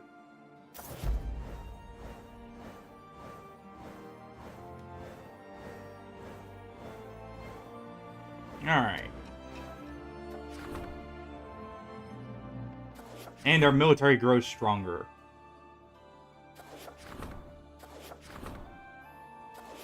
Nice.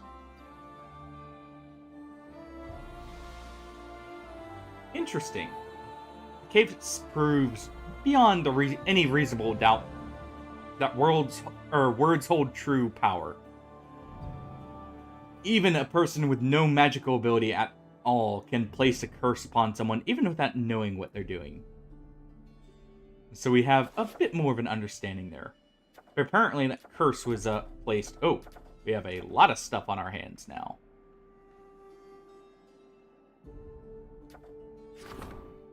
Let's see. Howling Wolves. Hands of Gold. We'll send Tristan to deal with that. And we will at least guarantee it there. Let's see. Troubled Lands. The area of the Barony has been a breeding ground for bandits.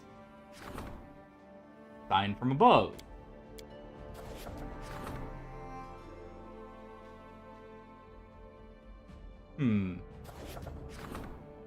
So Lindsay has something for us. Let's also go ahead and assign Kenner to the trade agreement there. We'll do the treasury afterwards. It's 100 BP. That also is... That is still way too much for us.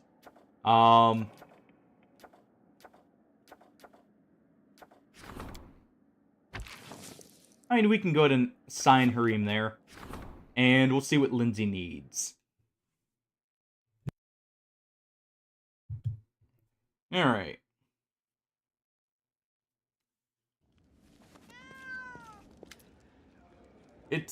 I'm sure it's unthinkable to you, but someone from your court has sticky fingers. A large sum is banished from the treasury. I've already started looking for the responsible party. Oh. I think I might know something about this. That note. Shocking. Most shocking event. Can we discuss it one-on-one, maybe? I'll wait for you at the inn after council. Without waiting for your reply, Lindsay runs out of the throne room. Oh, perhaps this investigation will be quicker than I thought, says Lander. Yep, now we gotta go talk to Lindsay at the tavern. Or don't. Well, it seems like the, halfling did this time. And I'm guessing her luck wasn't quite up to snuff here.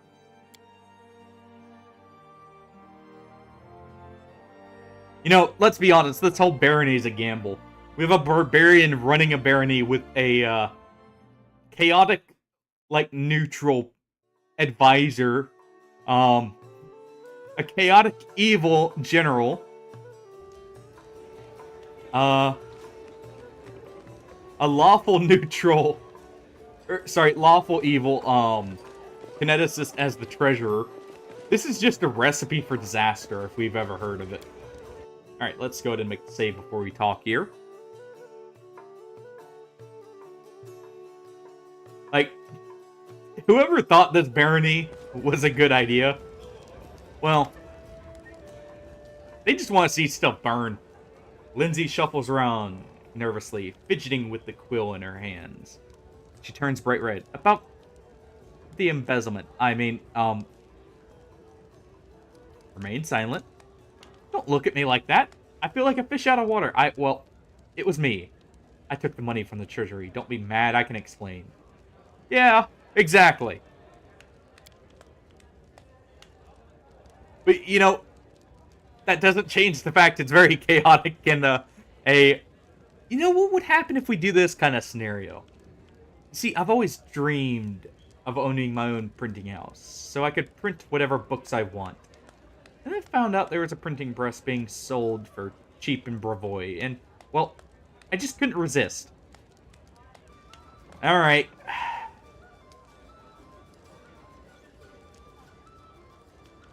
Another of your tricks? Lindsay lowers her head and stares at her feet. I'm so sorry.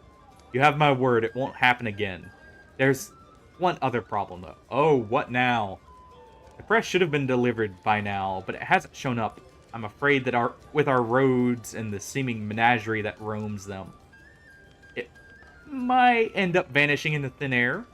Can we maybe go check on it, see if anything's happened? It was supposed to be coming across the old road through the Null Marshes. Alright. You've already paid for it with our money. Let's go find your press. Yes, just don't leave without me. Oh, great.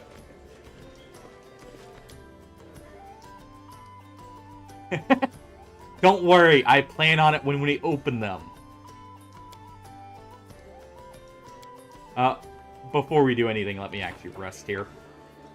Oh, nice. Back to the throne room it is. But yeah, she's got to pay for it somehow. And you know... Yeah, that or we could take all the profit from the printing press. Would that work as the mines? She's mining gold in a different way for us.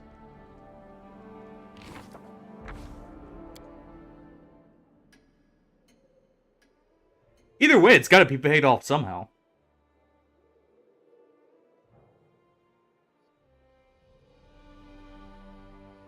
You know what's funny? I think that was actually locked behind me having enough excess BP, by the way, to even have it happen.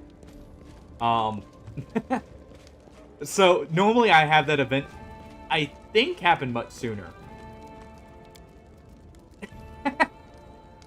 This is fair. Yeah, now we have to have the lesser bard in our party. Oh, joy.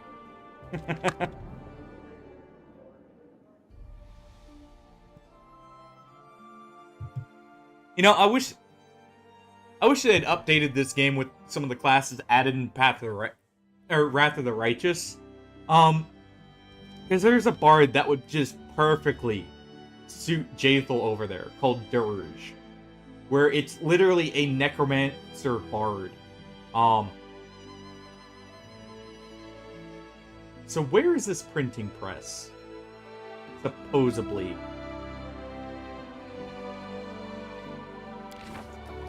Let me look in our journal here.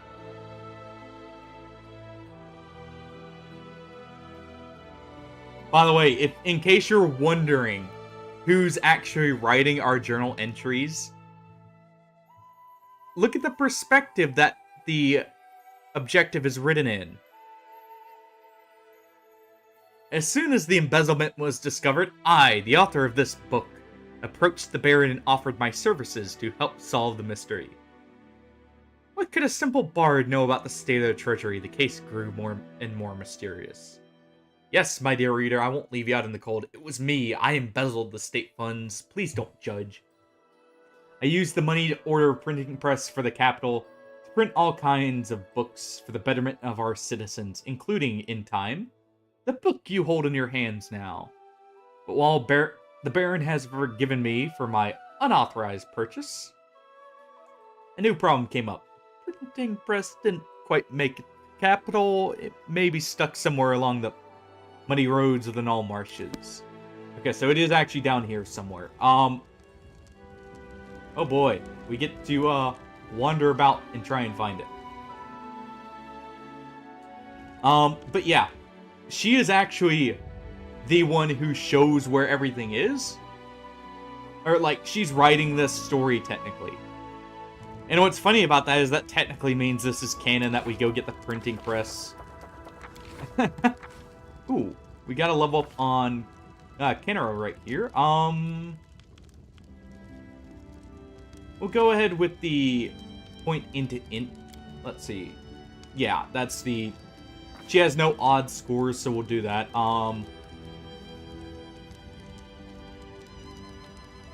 Let's see here. Do nature and perception. And let's see, enduring earth. No. No, true. But, I mean, if the book is written on the printing press, it's canon she does get it. Doesn't say how. But, you know. Let's see, bonus feat. What do you have? Okay, so none of those. Expanded defense. Use an element with the expanded element. You gain that element's wild talent. Huh. So what do we get? Flesh to stone.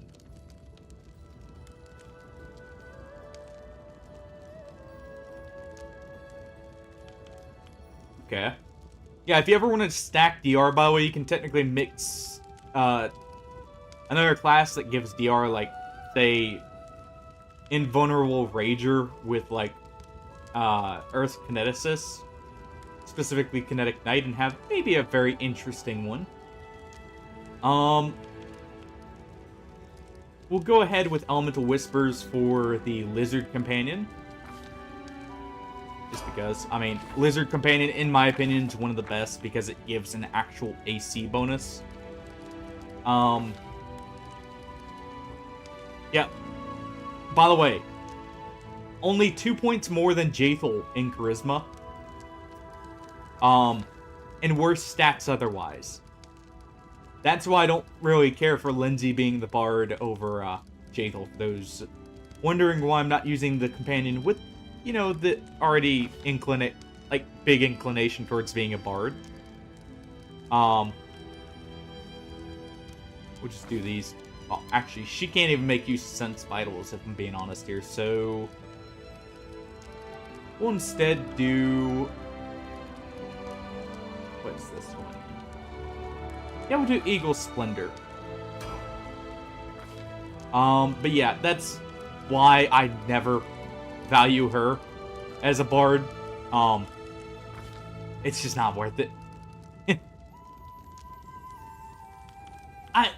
I mean, except all your spells, if you're not just using them for buffing, rely on your charisma. So, like, all these nice CC spells and that you get, they're kind of pointless on her, somewhat. Yeah, they don't need the best, but they at least need some. And if you have a character who benefits from, you know, stacking the same stat more, why not just go with that companion instead? You know what I mean? Not necessarily saying, like, Lindsay's unusable. Just, not necessarily the best option. Go with Iron Guts there. Go with Blindness. I could... you know what? For the meme... for the absolute meme of it. Do we make Lindsay a Dragon Bard?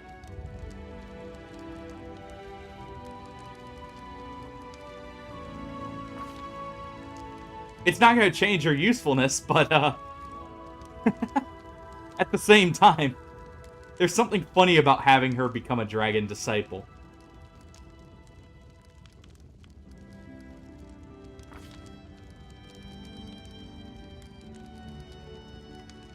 Let's see here. Actually, wait a second.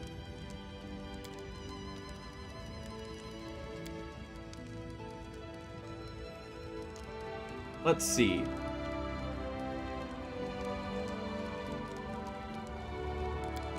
Yeah, we'll just, you know, make her a normal bard and do things normally for once. We'll go ahead and give her the reflex saves. So let's see. Will negates completely.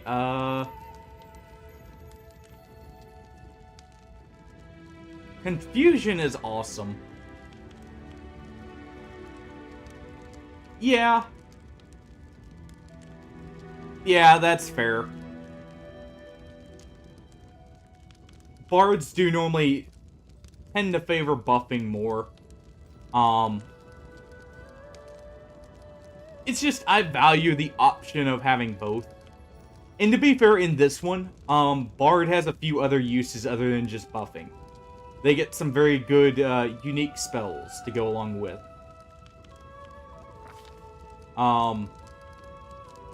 Like, most of the sound-based spells, I believe, are stuck to them mainly. It's wrong to have a bard without hideous laughter. But at least it feels like it. Alright, oh. You know, why does everything revolve around the witch's hut here?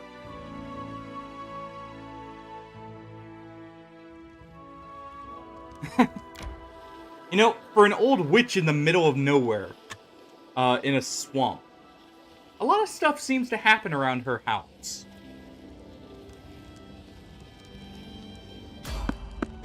Yeah. Yeah, and that's the other benefit of Bard, is you can make some pretty stupid builds with them. Especially in the actual D&D, where you get, like, the, like, sword bard and all that. Alright, what do we have here?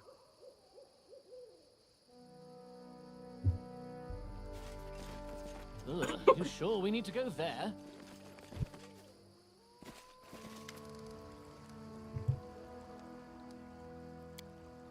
Hey, look there.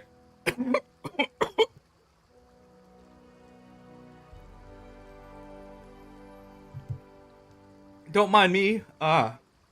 Swallowed something wrong. Jeez.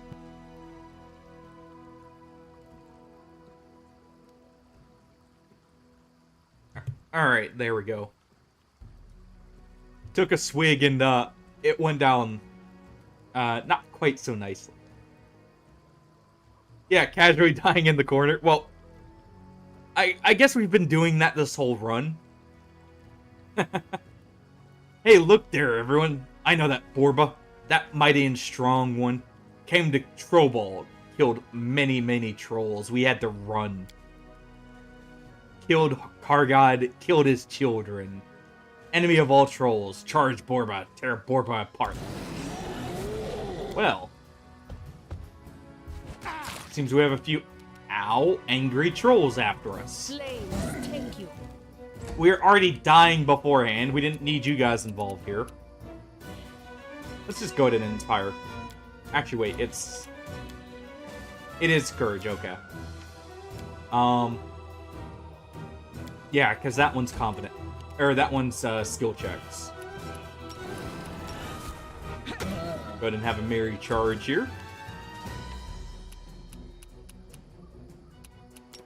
Let's just put some grease below that one's feet.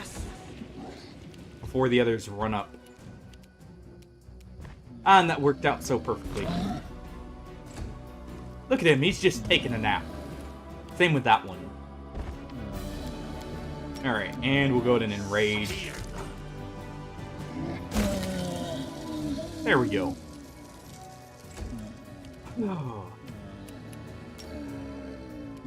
Alright, time to throw some acid on the trolls, too. Other reason I was wanting Jubilis for when we actually went through the troll event. He's quite good at actually dealing with the trolls. You know what, let's just see. Lindsay, can you at least make one of the trolls laugh for us? And we have an unfunny bard, apparently. Tear them apart! I mean, I guess we already kind of knew that, but still.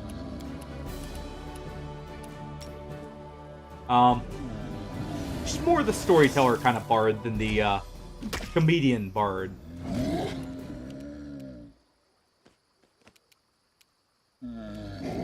Alright, let's go ahead and move here.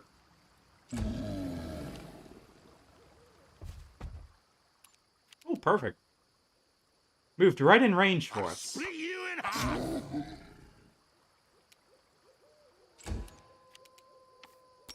And we can go ahead and throw... Well... Yeah, we'll just go ahead and throw an acid bomb here. Oh, look at that. It didn't even hit us. This is going to hurt. Go ahead and burn that one. Just barely hitting, but we did. You know, Lindsay?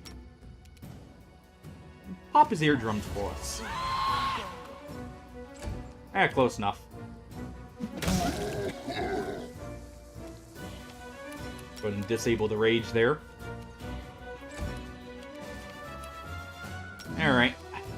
Telekinetic fist control. Nice. Ow. Go ahead and just fight away here. There we go. And another bomb for its troubles.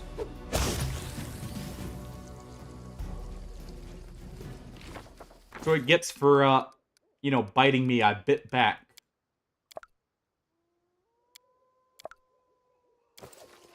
Oh wait, we're still in rage, so it's not letting me cap. There we go. Yeah, problem with using scrolls as my healing source for a barbarian. If the barbarian's the one casting them, it's a little more awkward to have them go off. I'm just checking around here for anything that is lying in wait for us. What's new? You know what? You get the Eagle Eye stuff instead. Now what? Sure thing. Want to make sure we're seeing everything that's available to us.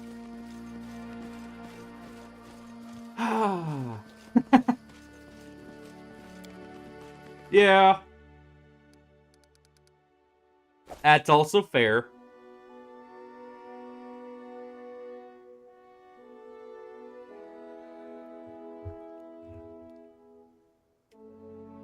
Oh.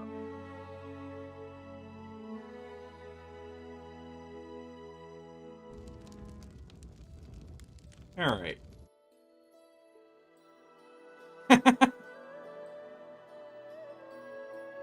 Yeah.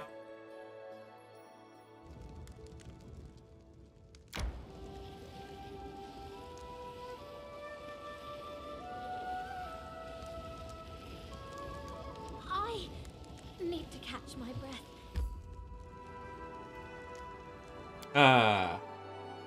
Don't you love seeing it? We don't even travel halfway out of the capital before everyone's already exhausted. Well, half our party is. The other benefit of traveling with 3 very low con characters. Actually, thinking about it, Lindsay isn't that low in con, is she? Hold on. Anything is possible. No, she's not. What manner of country is this? Where is the At least the other 2 have an excuse. They have barely any, comparatively. What's her excuse?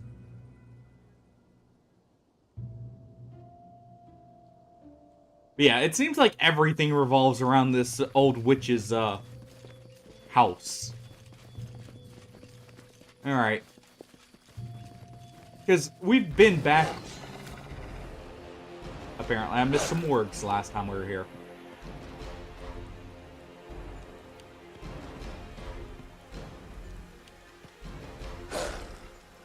Ow.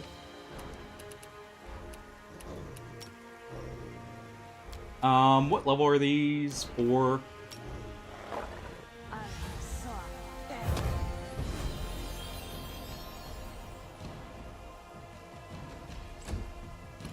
I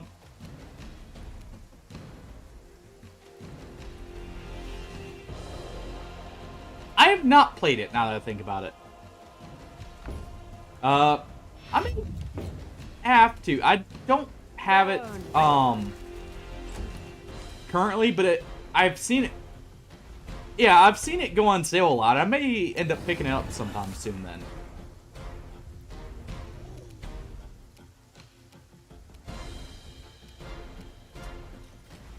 I've looked at it. It's just I've got a very big backlog of games, in all honesty. That can go on the list of stuff to play in the future, if anything.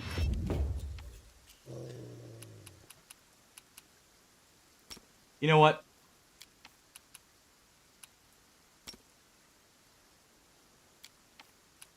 Let's see.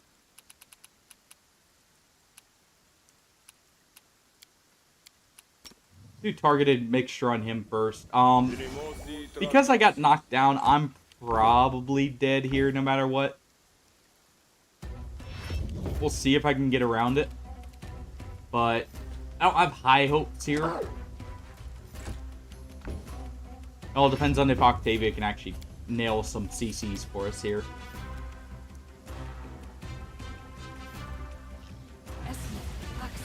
Nope. Okay, well. You know what?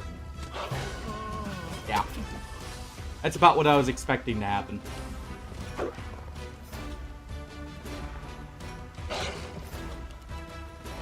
Well,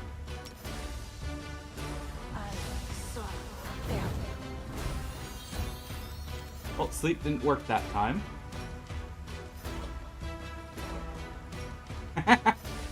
Tyranny I did pick up because I did notice it was on sale. So Tyranny is actually on the list of stuff to play somewhat soon. Same with Baldur's Gate, I've actually had that for a while. And it did get mod support, so I've been looking to go back to it anyways. Yeah, it went on sale like right after we had talked about it, so I just decided, hey, whatever. I'll pick it up. It sounds like a lot of fun. No, not after this one. The closest we're getting to an RPG right after this is gonna be, like, for a bit longer RPG is going to be Wasteland 3. And that one's not nearly this long, if I'm being completely honest.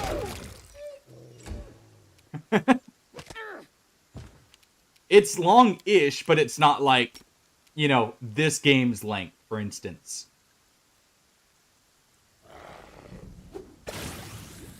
Nice.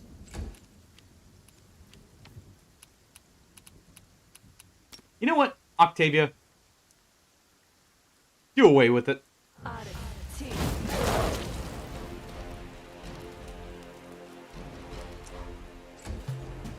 Just burn it all.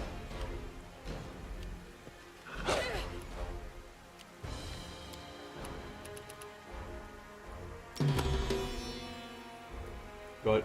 Ooh. We did fascinate at least one of them there. But yeah, I thought about, and like, Wasteland 3's, it's not going to be immediately next. That is Subnautica Below Zero. Is actually, like, the very next game after what we're currently playing. But after that will be,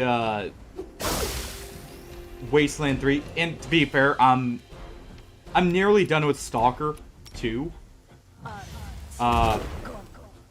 Like, we're actually very close to the end. Maybe. It would have to be modded. But that's a big maybe.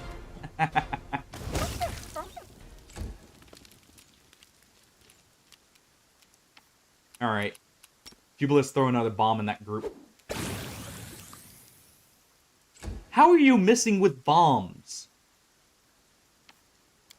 Octavia. I'm tired of this.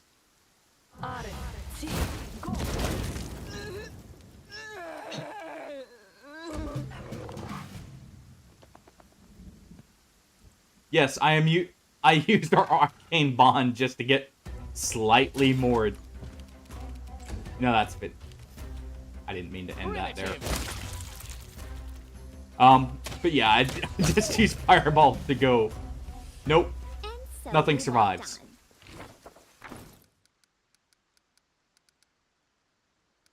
But yeah, I figured Wasteland 3 is like a different enough RPG since it's more akin to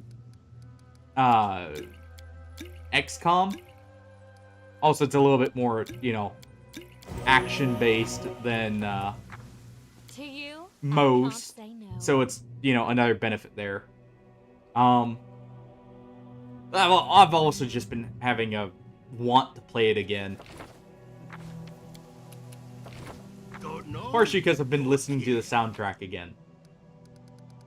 But it's just such a cool game, and I don't feel like I did it justice putting it down halfway through last time.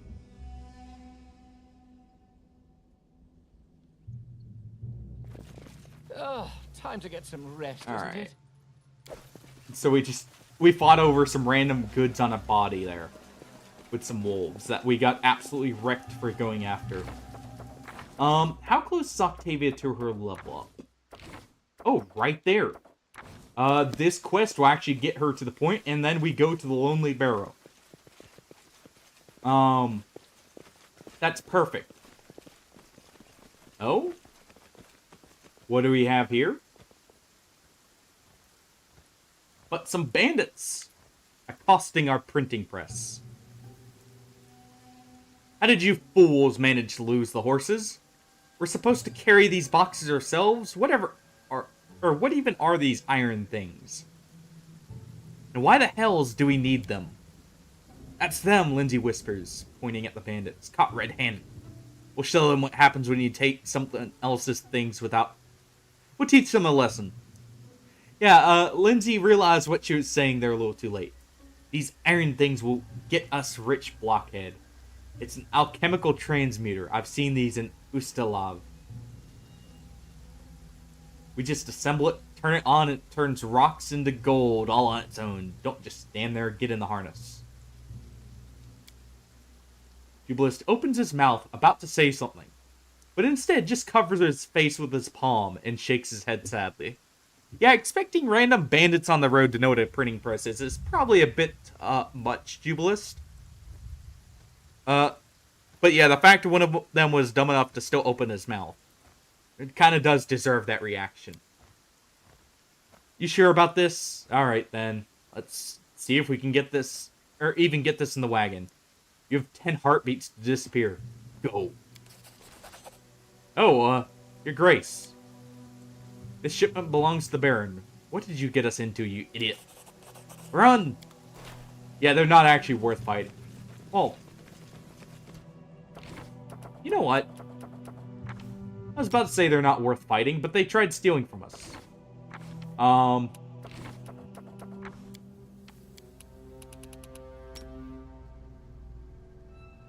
Let's go ahead and put that in the path. Yes. Aw.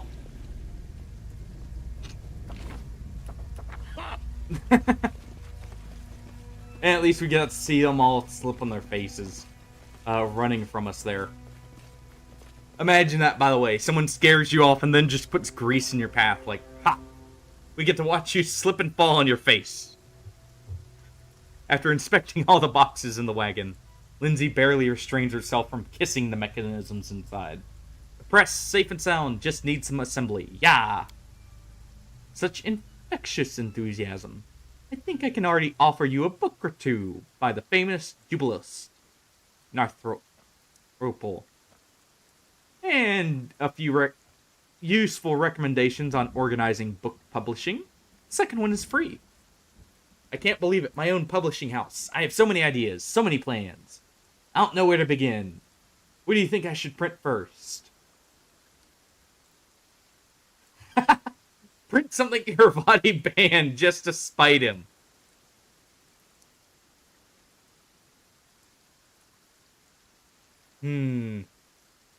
Yeah. Just to spite him further, he did try and take over our barony. He stole an artifact from us. I think spiting him is the perfect option here. Ha! Yes! Throwing truth in the face of tyrants. That's a bard's highest calling. Though I'd certainly throw something heavier in Iravati's face if I could. Well, let's start with the truth. Print more to make a heavier volume, then bind it in iron and make it throwing it easier. I like Amari's way of thinking. We'll literally throw it in his face. Let's get to it. I'll send the horses to get this delivery the rest of the way to the capital.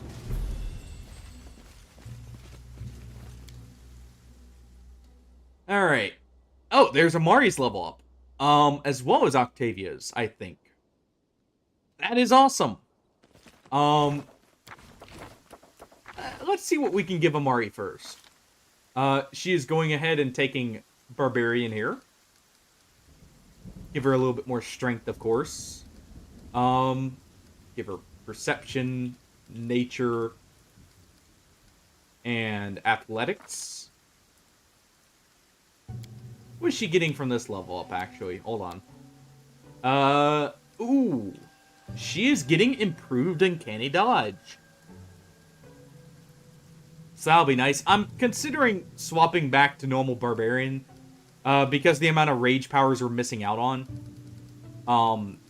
As a Mad Dog, I might actually swap to maybe Invulnerable Rager, even. It depends. When we respec for the final time. Or Armored Hulk can have my armor. So the chance to confirm crits is not so high.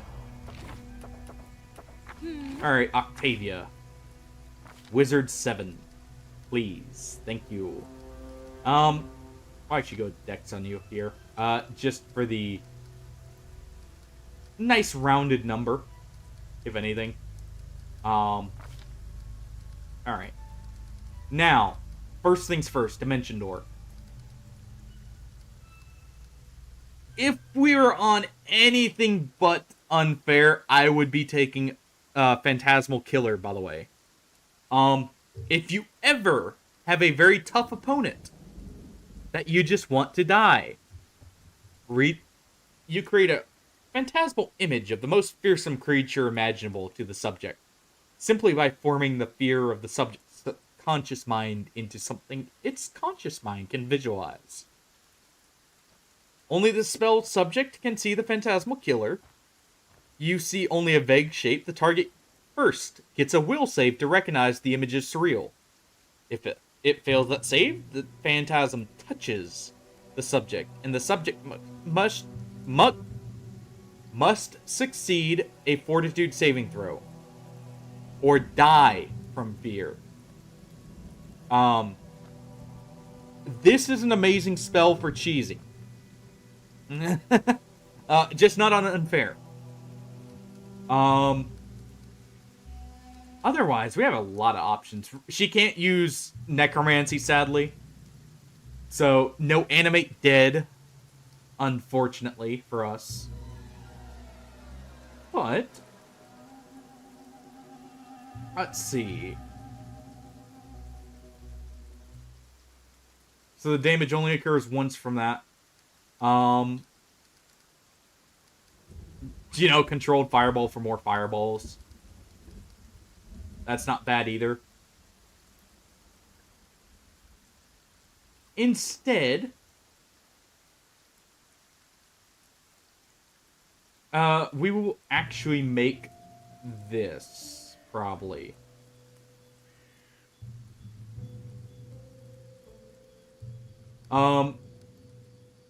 So, Obsidian Flow is actually quite a good spell here. It's essentially a better grease. So, I would rather like to have a better grease, in fact.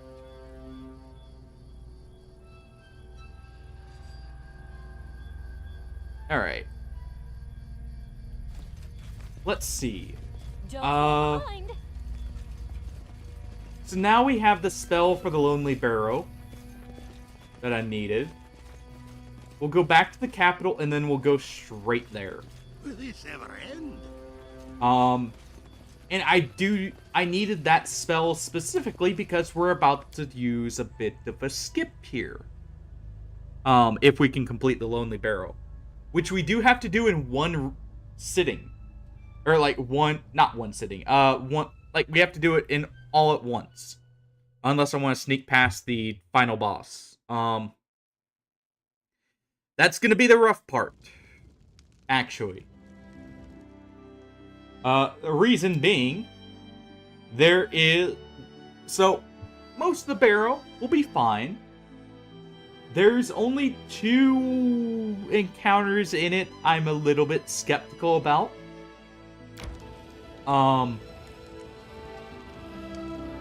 But it may or may not have about 3 level 16s. One of which is an undead barbarian, the other 2 being constructs. So, not exactly the easiest of fights.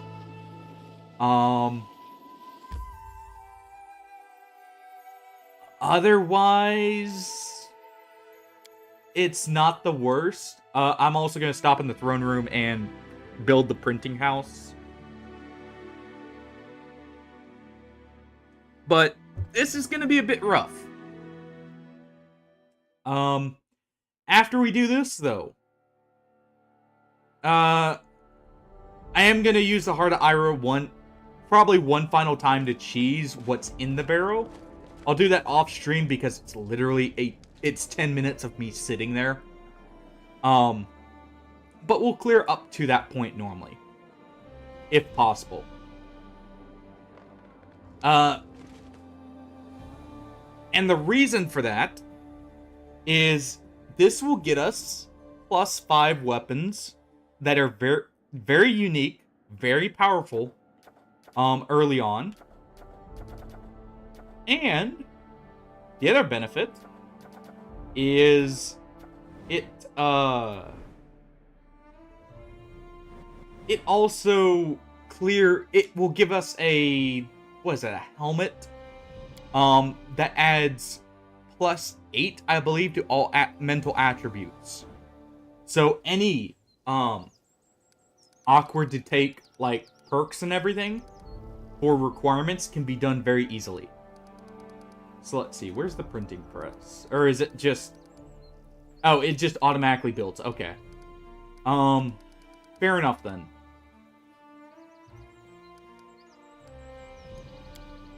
Well, anything we want to throw down here real quick? What the heck? We'll go ahead and throw down a windmill. And a brewery.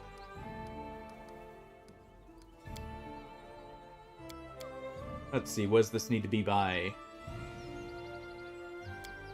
We can just go right here. Oh. But yeah, this is gonna be a very rough area. I'll do as much of it without using the Heart of Ira as possible. But it is something I need to clear early. To just go ahead and get it out of the way.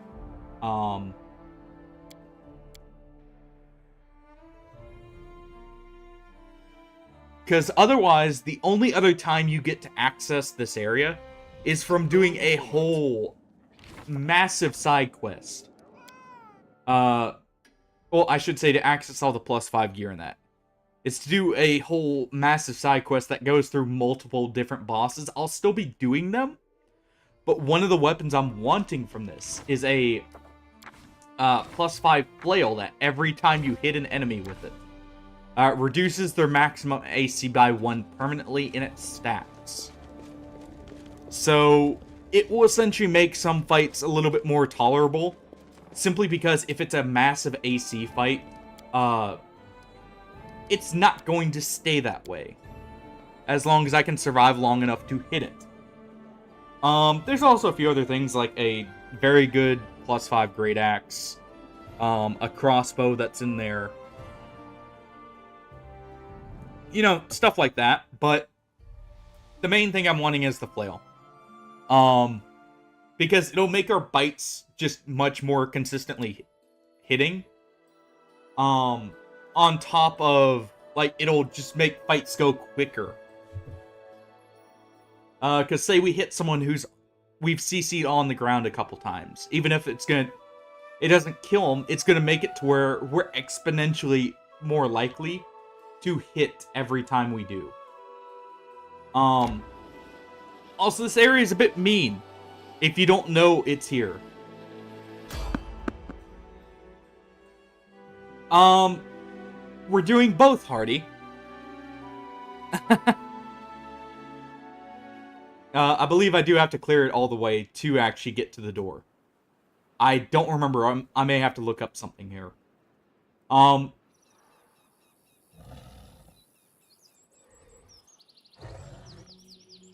This was unavoidable, by the way.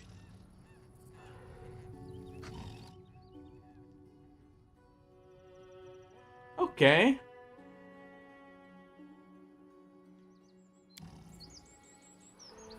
I can just walk out the back if I need to. Let's see if this is actually a unique encounter. You know, pick a fight with 2 dragons guarding the way.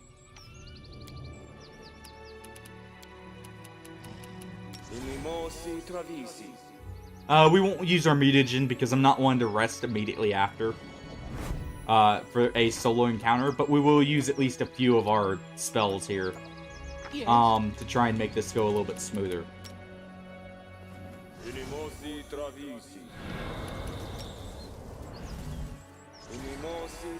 Alright. I don't need anyone's sympathy. Finish them quick. There we go. Our wolf. We'll go get near the other one. Oh, look at this. Some goblins fighting off some dragons. Well, Ekin. Why don't you take a shot at the or the wyvern, actually, not true dragons. Luckily for us. We can't let them think we're on their side, though. So, Kenara, Go ahead and throw a boulder at the Dog Reaper. And move up just a tad. Jubilost. Bombs away.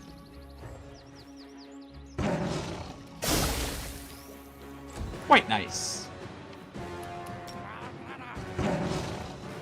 We'll go ahead and charge the Dog Slasher. Meanwhile, Amari is going to charge the Wyvern. Like she was always meant to. And Octavia.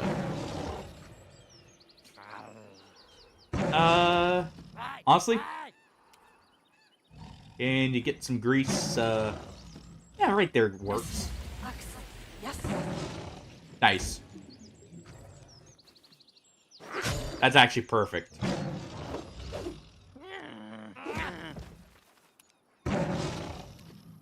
Well, it wasn't the dog, but it was our Smilodon that the goblin took out there.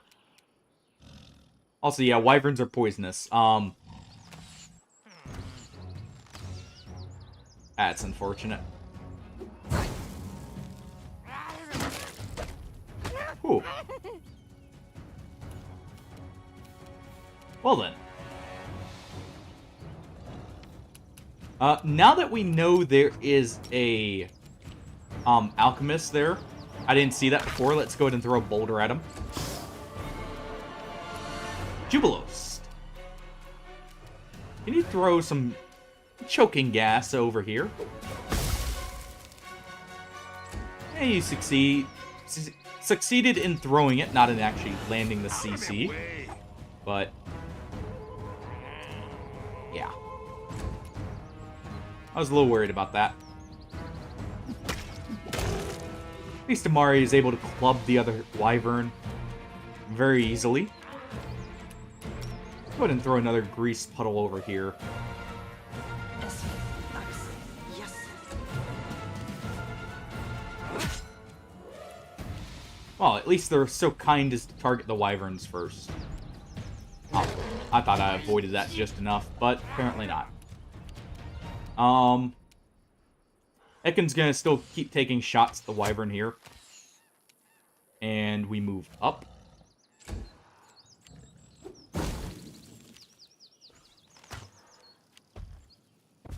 Okay.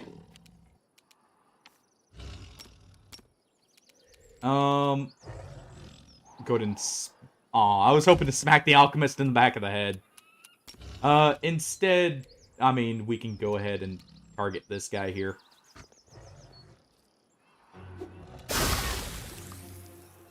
Nice caustic acid on top of him. I don't like you. Well, even if we don't like him, we didn't hit him. So... yeah. We'll go to move up to where we can get an attack of opportunity.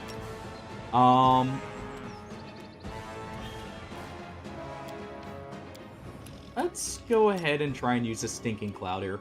I know I'm going to have to rest in the Lonely Barrow, so I'm not too worried about using up some of the resources. I just don't want to use some of the more important ones. I would need to recover right before going through it. Though I may still have to in the end. We'll see.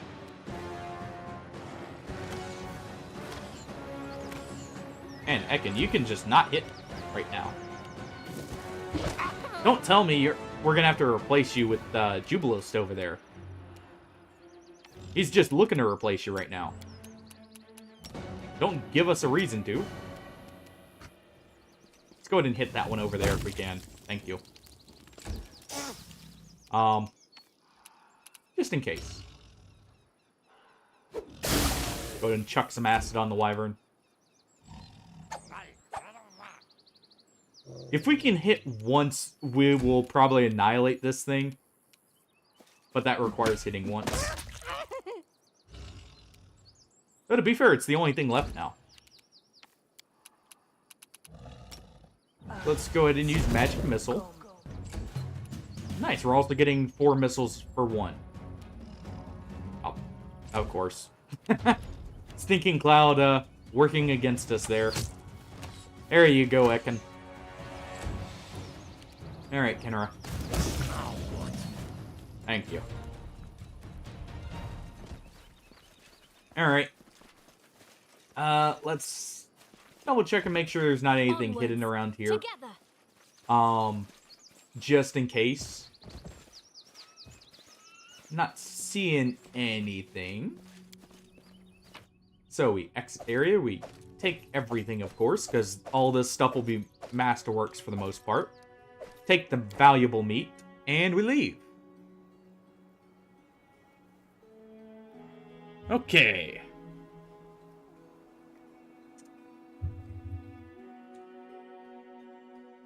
Let us continue our journey.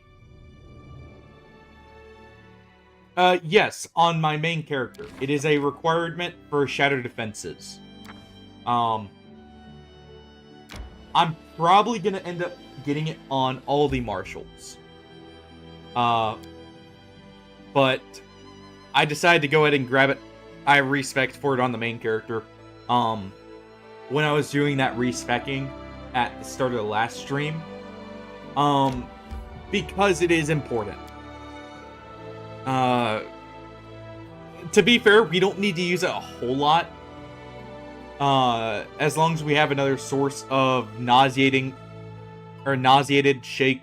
shaken, or what's the final one?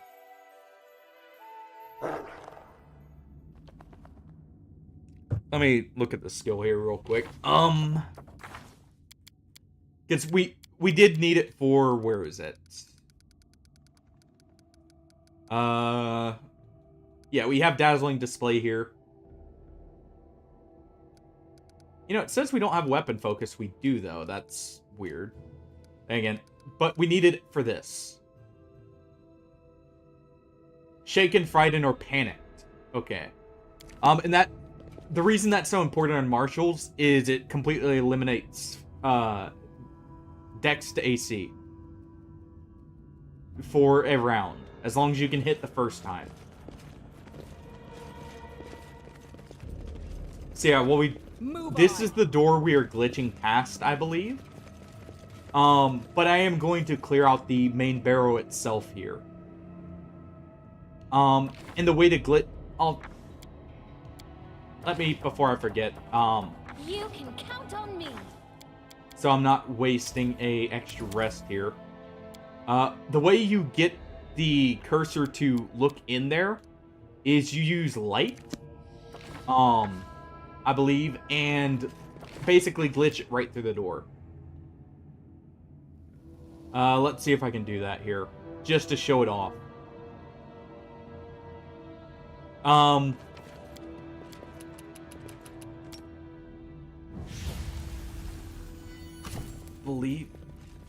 Let's see. I think that's how it's done. And you would basically get in one of the corners here. And just try and, like, wedge it through.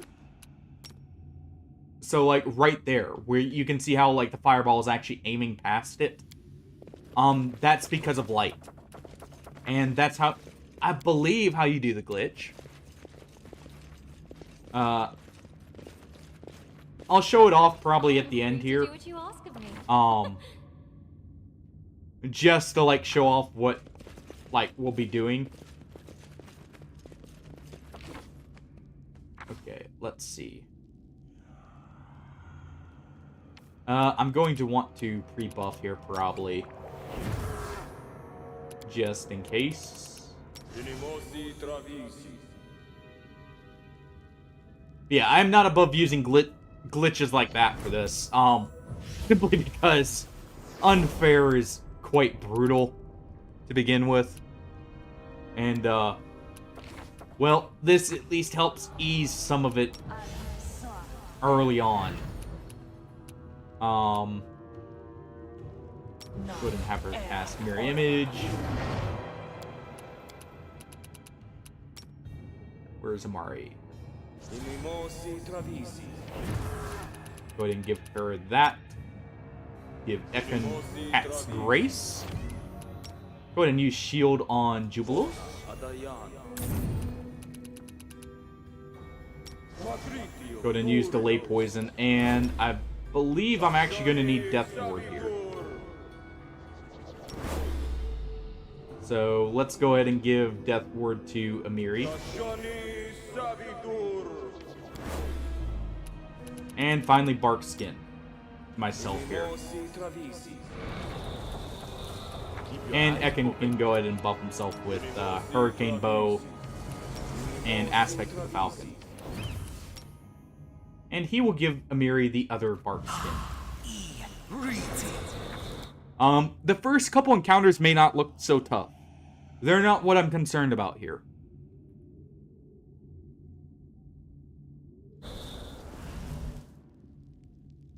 Here we go.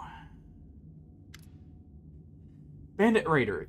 In dim light, you come across a group of armed men with swords and bows. Two of them are squatting near the body of a halfling. Spotting you, one of the men stands up, regards you with a crooked sneer. Well now, men.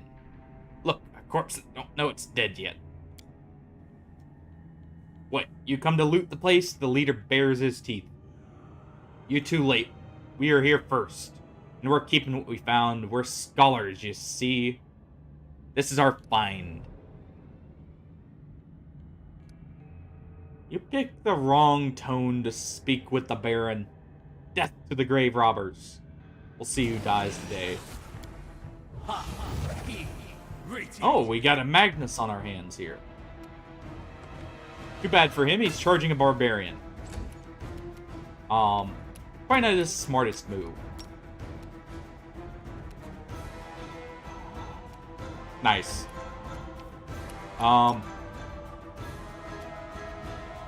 Funny enough, Stinking Cloud will not be much use further in.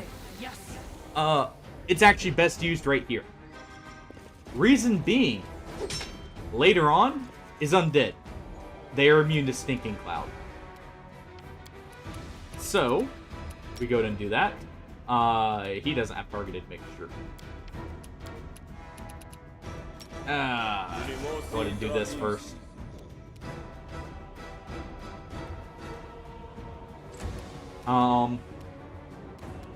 Let's go ahead and target the Raider first. Wonderful. Our dog cannot do much right now, so we'll just move it over. Let's clear a path here. Go ahead and activate our Archaeologist's Luck. There we go.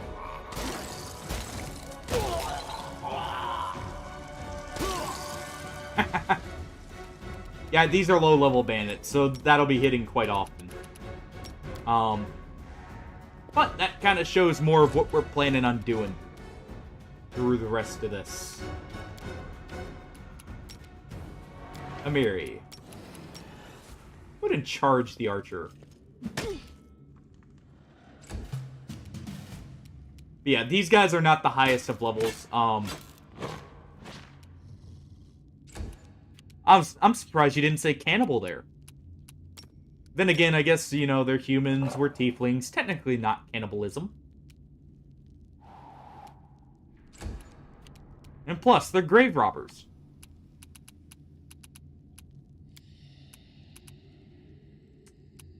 Let's see. Teleconnect this to this guy's face. Nope.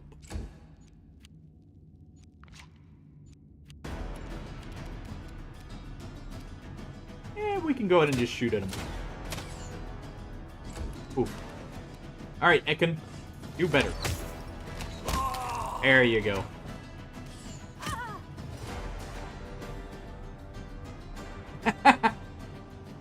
I think Kenner has a few potatoes for him. They're a little on the hard side, but they'll do.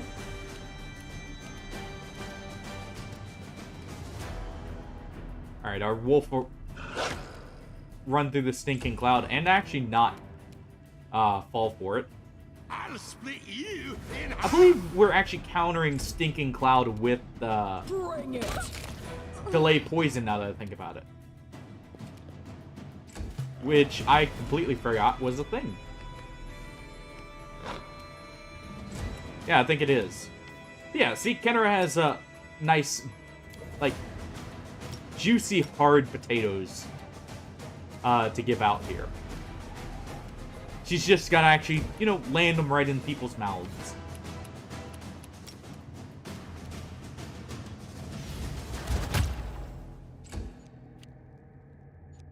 They're just not cooked, so they're a little on the tough side. Will they ever learn? Will you ever hit? I guess we'll never know. Cannot hide from me. Meanwhile, Ekin over here. Alright. And I was gonna say our wolf can finish it off. I guess I'm finishing it off. Out of my way! There we go. Oh, hey, would you look at that? Don't know. A nice heavy crossbow. And there's another of the books we needed. And what do we have on the bandit leader? But some fish. A dryad token. Some half plate. Not much on these guys, but hey. It's something. Yeah, so it seems like we're immune to Stinking Cloud as long as we go through this. Or with Delay Poison. So, because I just ran everyone through.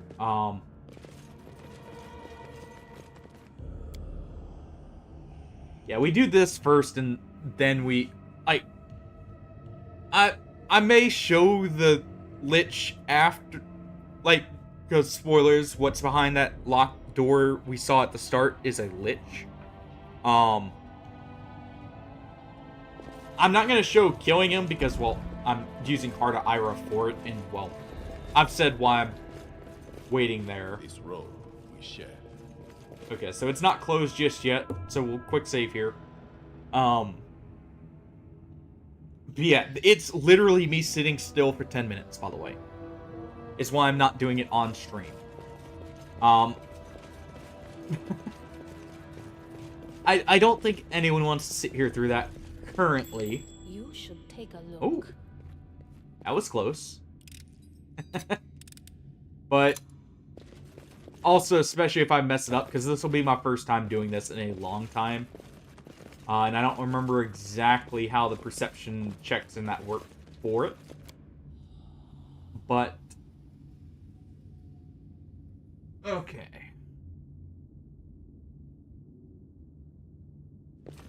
I should have probably made a hard save back here. Yeah, let's go ahead and make a hard save here.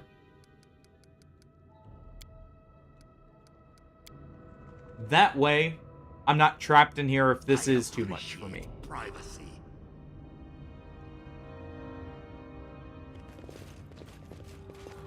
What's over there? But we'll go ahead and let's do this knowledge check. You can thank me now. Oh, it depicts a Cyclops building a stone tomb. way.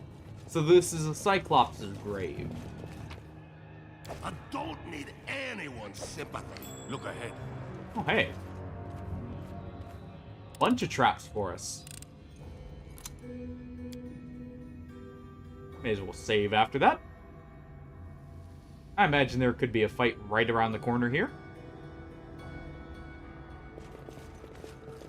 Oh, another trap here. Some other way needed. Please. Thank you. Okay, he failed the trickery check afterwards, but he at least succeeded the first one. Didn't blow it up in our faces. And there we go. Ah, a massive sarcophagus lies before you. In dim light, you can see the edges of gleaming carvings that wind their way along the sides and up across the lid of this sepulcher. Let's examine it first. The lid is made of a heavy slab of single slab of marble. It's covered with ancient runes and looks extremely heavy. Walk around it. You walk around the sarcophagus, studying where it meets the floor, and as you do, you notice fresh tracks in the dust. Someone has been here recently. Let's examine the carvings. We don't know what the carvings are, other than an array of strange images. One-eyed giants, human armies, collapsing houses. You can't make sense of it. Somehow, we have a renowned, scholar in our party who can't make sense of the markings here.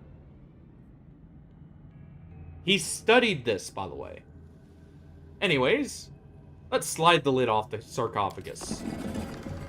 Putting all your strength into it, you slide the marble slab aside. The slab hits the ground with a great booming noise, echoing in the dark hall.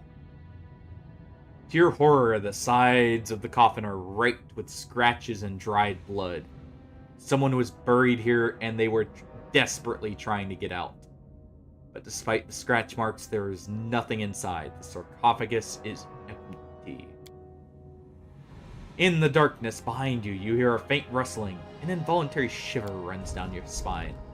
All of a sudden, the grinding of stone erupts around you. The lids of the sarcophagi, along with the walls, begin to slide open. The beginning of the It's a trap for any would-be grave robbers, apparently. Not the first time we've seen these. Definitely not welcome sights, but these are the undead I was talking about earlier. Most of them are not too bad. There will be a few greater ones later on. That we have to deal with. That'll be a little bit more of a challenge. Wouldn't bless everyone, since I didn't get to do it first. We'll deal with this one first here.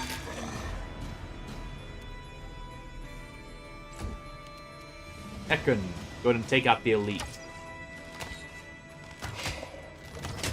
Yeah, it should have been an easy one for you, but alright. We can go ahead and fight it with our wolf. Or not.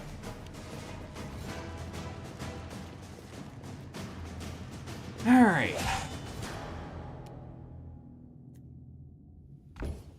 We'll delay with her. And him. Wait.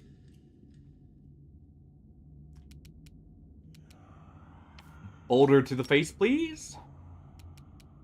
Oh. Okay. Well. Jubilost. Honestly, just take some shots.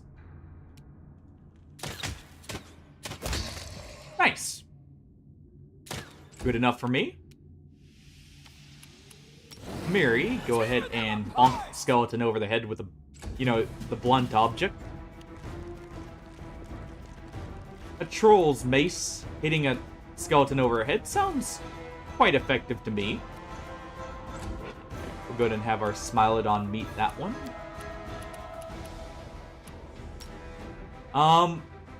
We will put a puddle of grease right there, just in case. Go ahead and attack it here.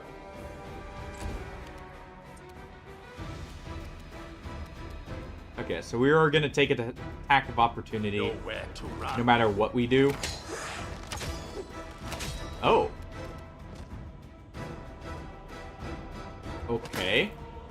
They have combat reflexes. Good to know that now rather than later. Basically, it means they have multiple attacks of opportunity to have to contend with.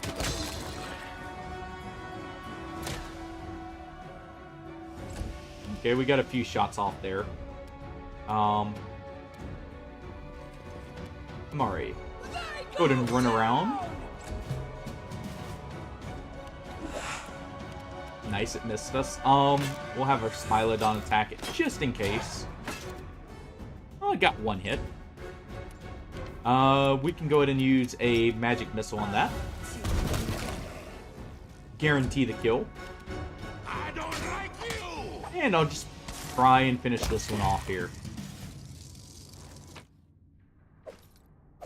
Okay, the first group of undead went okay.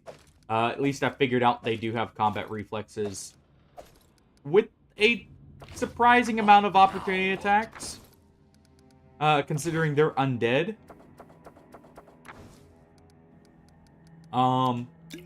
Reason I say that is because they shouldn't have that much dex, but I guess, you know, Unfair has its bonuses for them.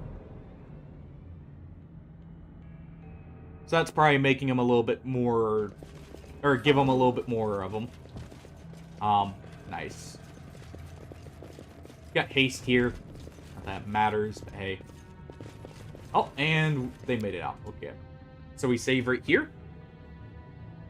On to the next room of this tomb. It's not ours just yet.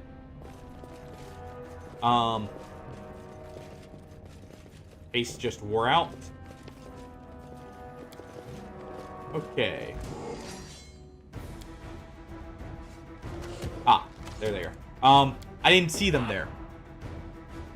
We'll reload and go after that group. That's the group I'm a little bit more worried about because they have champion archers.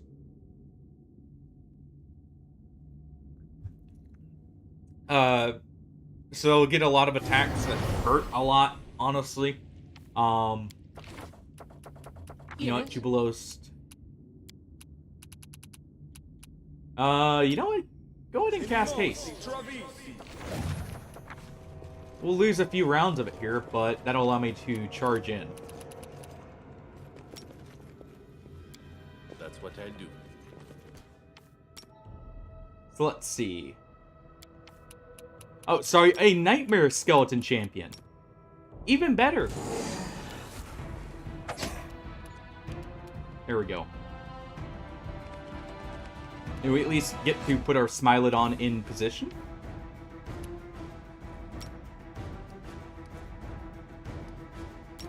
Let's go ahead and do an extended range blast. Nice. Alright, I can just take that one out for me.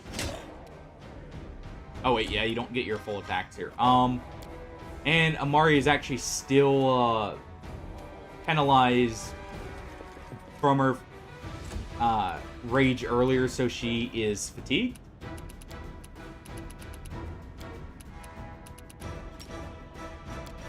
Let's just have Jubilos take the shots here.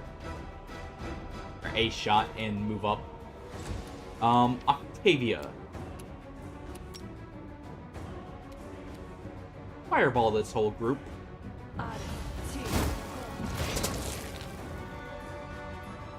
Good enough.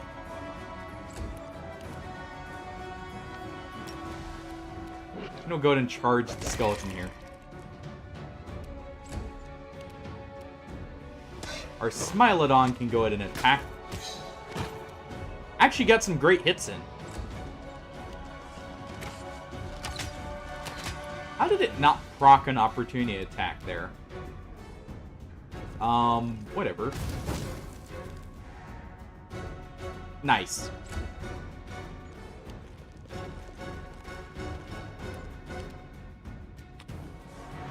Let's just go ahead and deal with that one.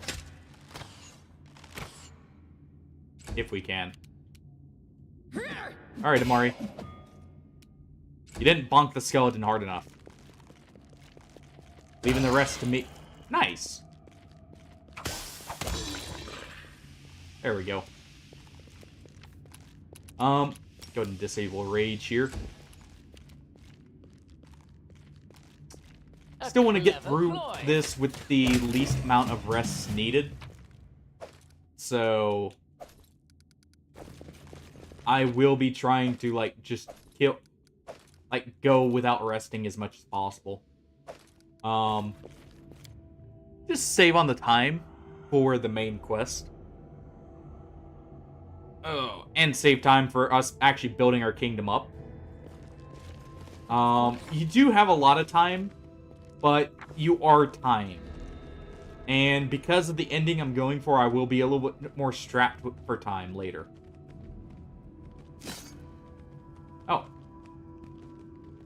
Apparently there was a trap there. Together. That somehow missed me because I was concealed. Ooh. Ancient scrap of script-covered leather. Don't need anyone's sympathy. Ooh, and what do we have here? Completed. Don't care. Okay, so no one stepped on this. Let's go ahead and have him disarm it. Please. Thank you. Okay. Oh.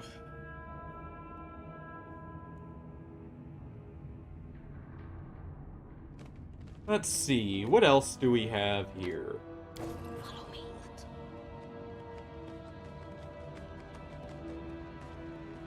Well, time to press the button.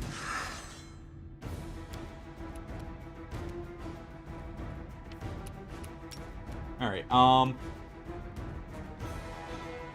let's see, we got 2 Dread Elites, 3, 4. Okay. So we'll just charge this one over here. Amari will enrage and charge this one. Nice. Ekun. Take the shot. I mean, you at least hit. Jubilos. Bomb our friendly skeleton over there.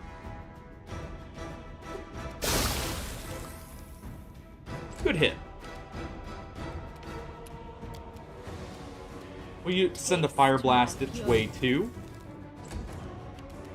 Okay, that didn't kill it, but that's fine. We use a thing of grease right here on these two. We at least trip one up. Our wolf here will charge the other skeleton.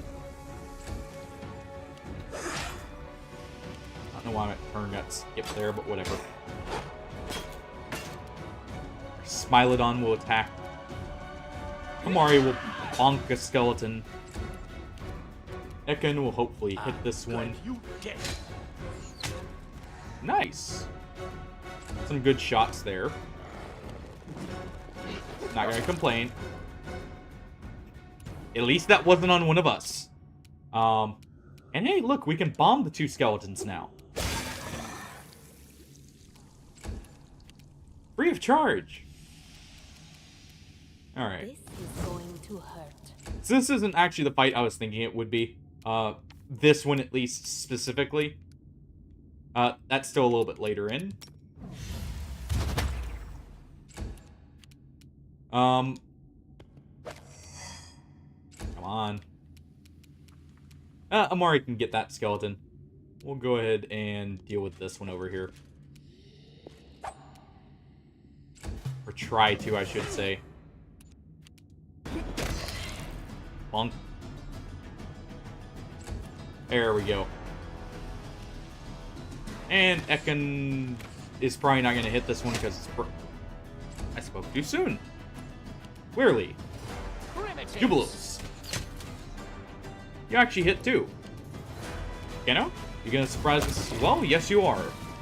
Actually, she has a decent chance to hit there. So fair enough.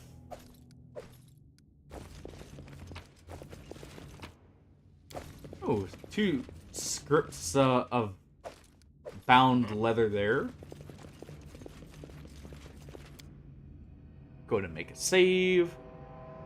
Oh.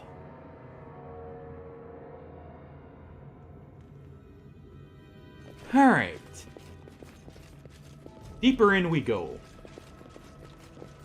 Hopefully finding the way out of this place.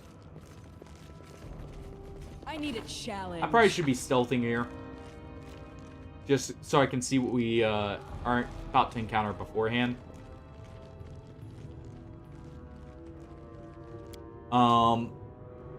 I do want the ambush.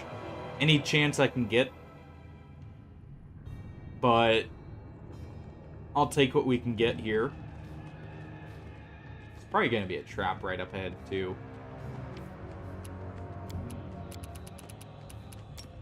There's our ambush. Yeah, so there's one of the ferocious skeletons. Nice. We did catch it flat-footed. Doesn't have the most AC, luckily. Cannot hide from me. Yeah, it actually has barely any. Just very healthy. You know, it is a skeleton after all. Outside of a select few games, skeletons are actually normally quite beefy when it comes to foes. So, okay, Amari's still fatigued here. I should be waiting that out, but I'm just trying to progress through quickly while I'm angry.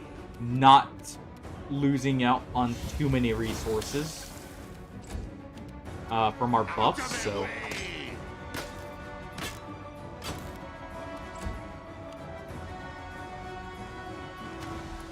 Seems there's more than what I thought. Nowhere to run. Let's have Ekon try and finish this one off. He didn't, but that's fine. Wolf. No dice. Smilodon. Probably not. Nope. Alright. Kenner is just gonna have to finish it off here. Or not. Thought she would hit for more. Also, it's a little bit wider than what I thought it'd be. Tear them apart! Alright. Jubilos, please. You know, actually, you didn't have a great chance to hit there, so that's fine. Well, that's what I was hoping to avoid, but hey. You know what? Yeah. There we go. Even got 30 damage on the skeleton behind it. I'll survive. And yeah, that's the part I was worried about with that one. Go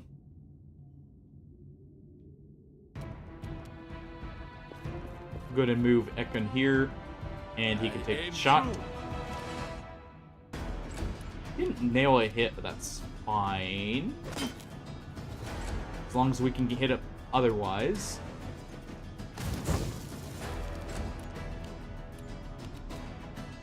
Jubilos. Can you get an acid blast over there? You cannot. So just shoot.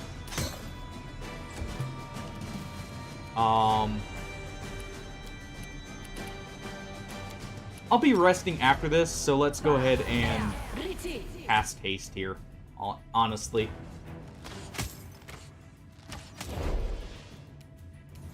I grant Ow. your death. At least we got a few hits there. Malik, since you were summoned, let's go ahead and blast it with charged water. Nope.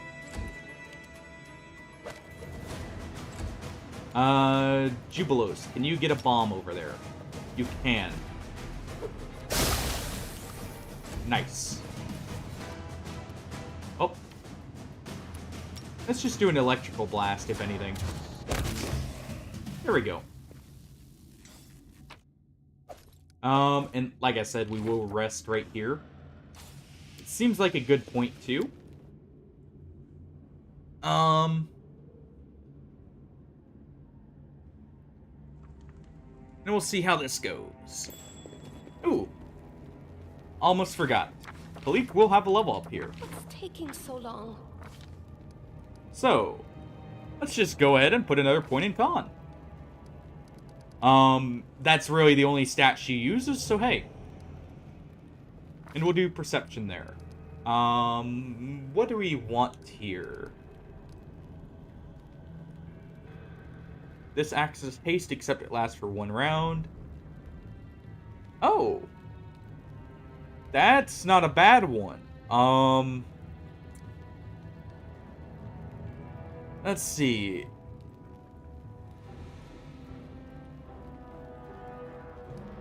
I think we go with that, because that is essentially 9 points of haste. Not horrible. Or 8 points, sorry. 8 rounds of haste, I should say. Oh, hold on. Before I forget here, Do tell. she does have some burn for us. Let's go ahead and heal people up.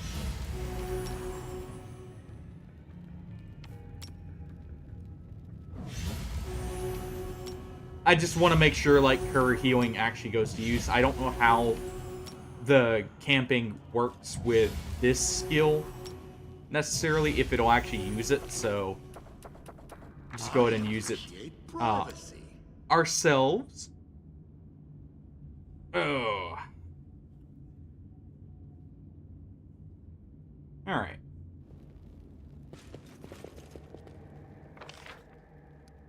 And let's see.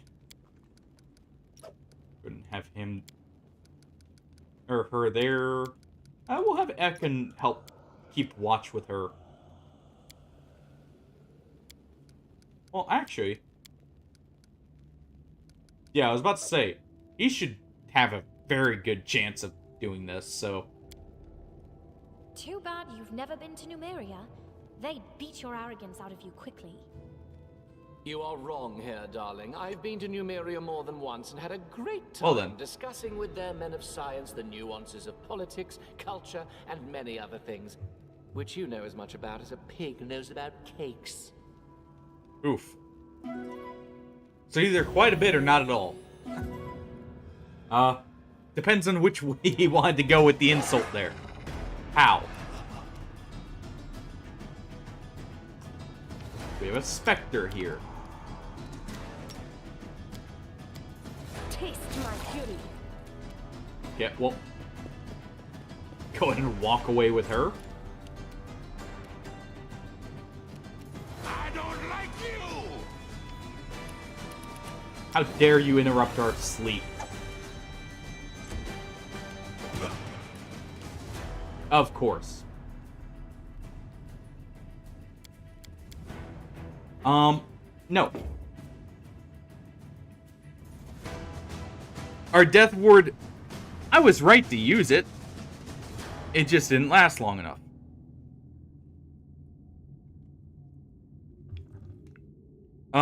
Negative levels are something I don't have a way of reversing as far as I remember right now.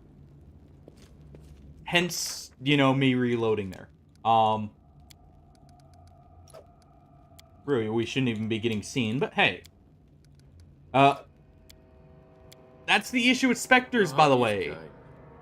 But the shackles of slavery leave deep scars. I'm not sure I take your meaning, Ekin, but being sold into slavery by your own mother, it's true. You can't just forget something like that. Yeah.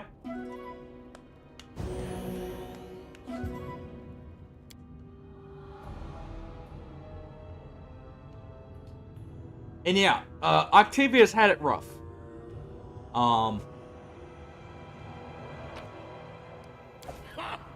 Possibly the roughest of all our companions, now that I think about it. Everyone has a sad backstory, but hers is a particularly not so nice, shall we say. I should have looked at this and seen. Okay, so it's just a +2 heavy crossbow. So it's not particularly needed by Jubilos. Go ahead and use 2 scrolls there to get the last bit of health. Save so I don't have to do that again. Alright. And now, to chug our mutagen. Enlarge ourselves, make ourselves look a little bit more intimidating. And we cast Blur on ourselves here. Alright, grab the bow.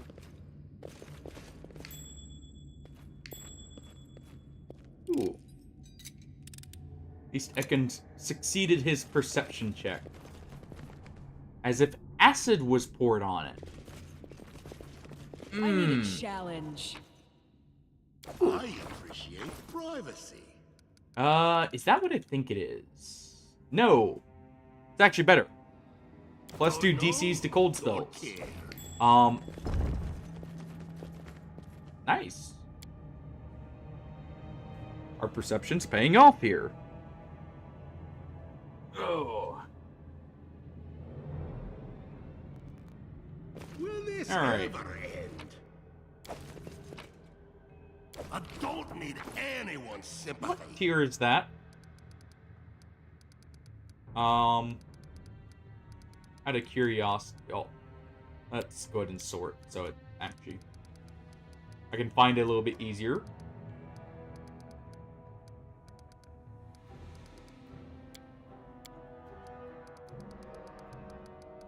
I don't know why I glanced over it earlier.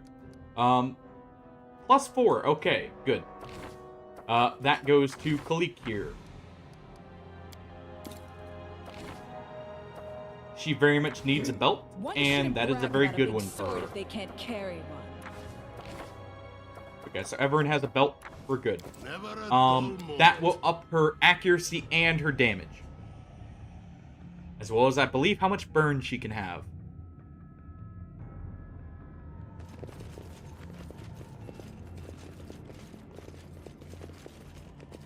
Alright, time to touch the button. Oh.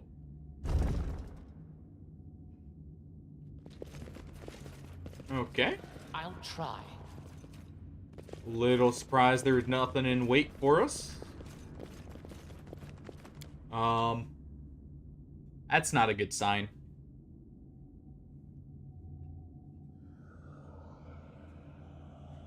Well then, what are we dealing with now? Now what?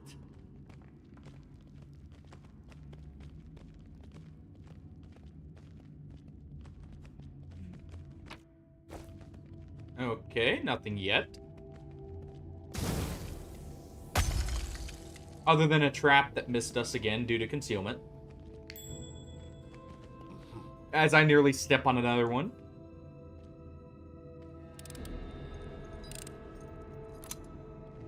Okay, there we go.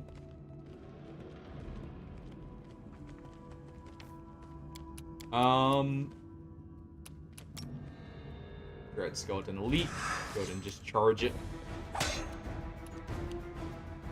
Before it gets a chance to act. I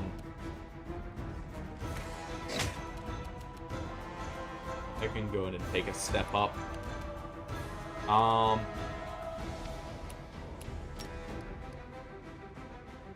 Kalik, you know what? Go ahead and do an extended extended charged water blast at this one here. Great hit. We'll send a wolf in. Help out a little bit. He should be able to do something for us. Okay, so he can't make the full distance, sadly. Jubilos, you're actually best just adding the targeted bomb mixture in. That way you're not hitting any friendly targets and sneaking up. Octavia.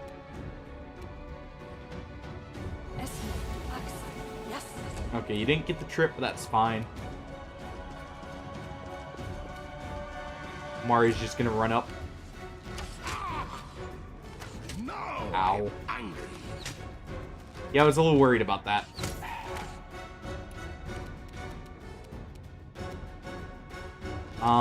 We don't have the best AC against ranged, unfortunately.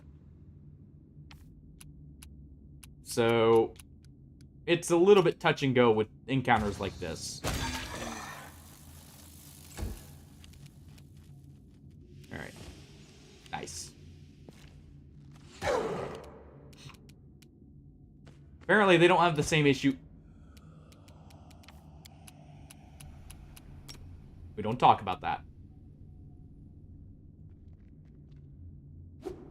People else can go ahead and chuck a bomb up.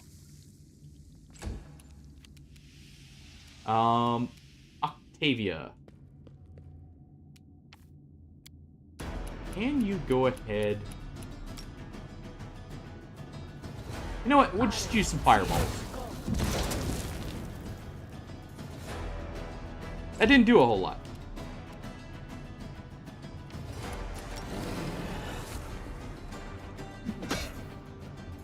So we'll go ahead and charge up instead. How do we not get the Oh, they probably have the bow mastery on. To where they can't proc attack of opportunities from shooting. That's probably what it is. Nice, we pulped one. So we can't quite see that one.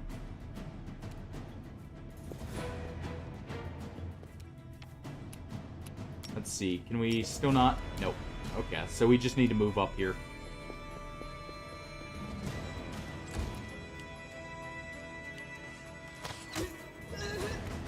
Yeah, ouch.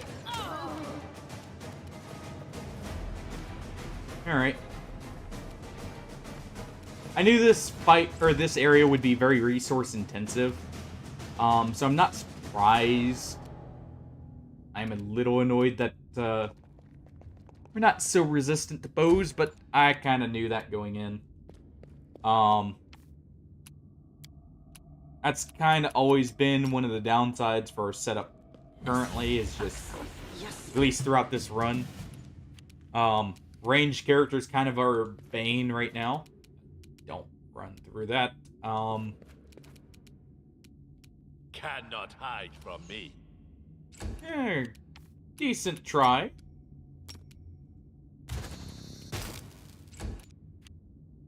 We should really be able to set that grease on fire. Nice. Apparently I didn't target that just right there. We'll go ahead and do a bomb mixture on it.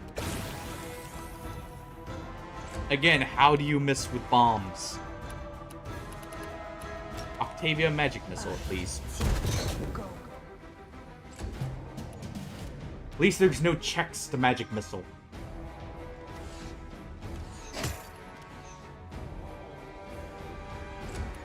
Alright, Bleak. Please. Hit it. That was the same roll you did last time. You know what? You know what?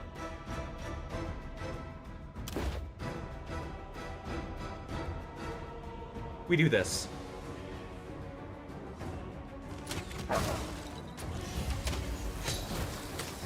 Oh. Also, Fleek, you should really be swapping over to this. Thank you.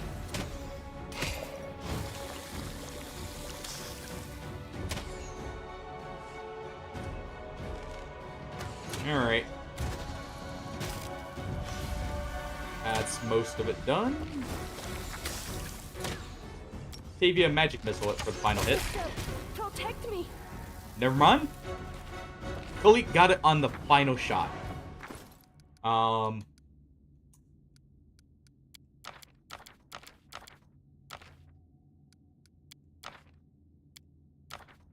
Okay, there we go.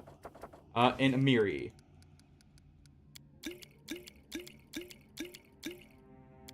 Yeah, we go through potions quite a bit around here. I appreciate privacy. Alright. Let's go ahead and grab the valuable items here.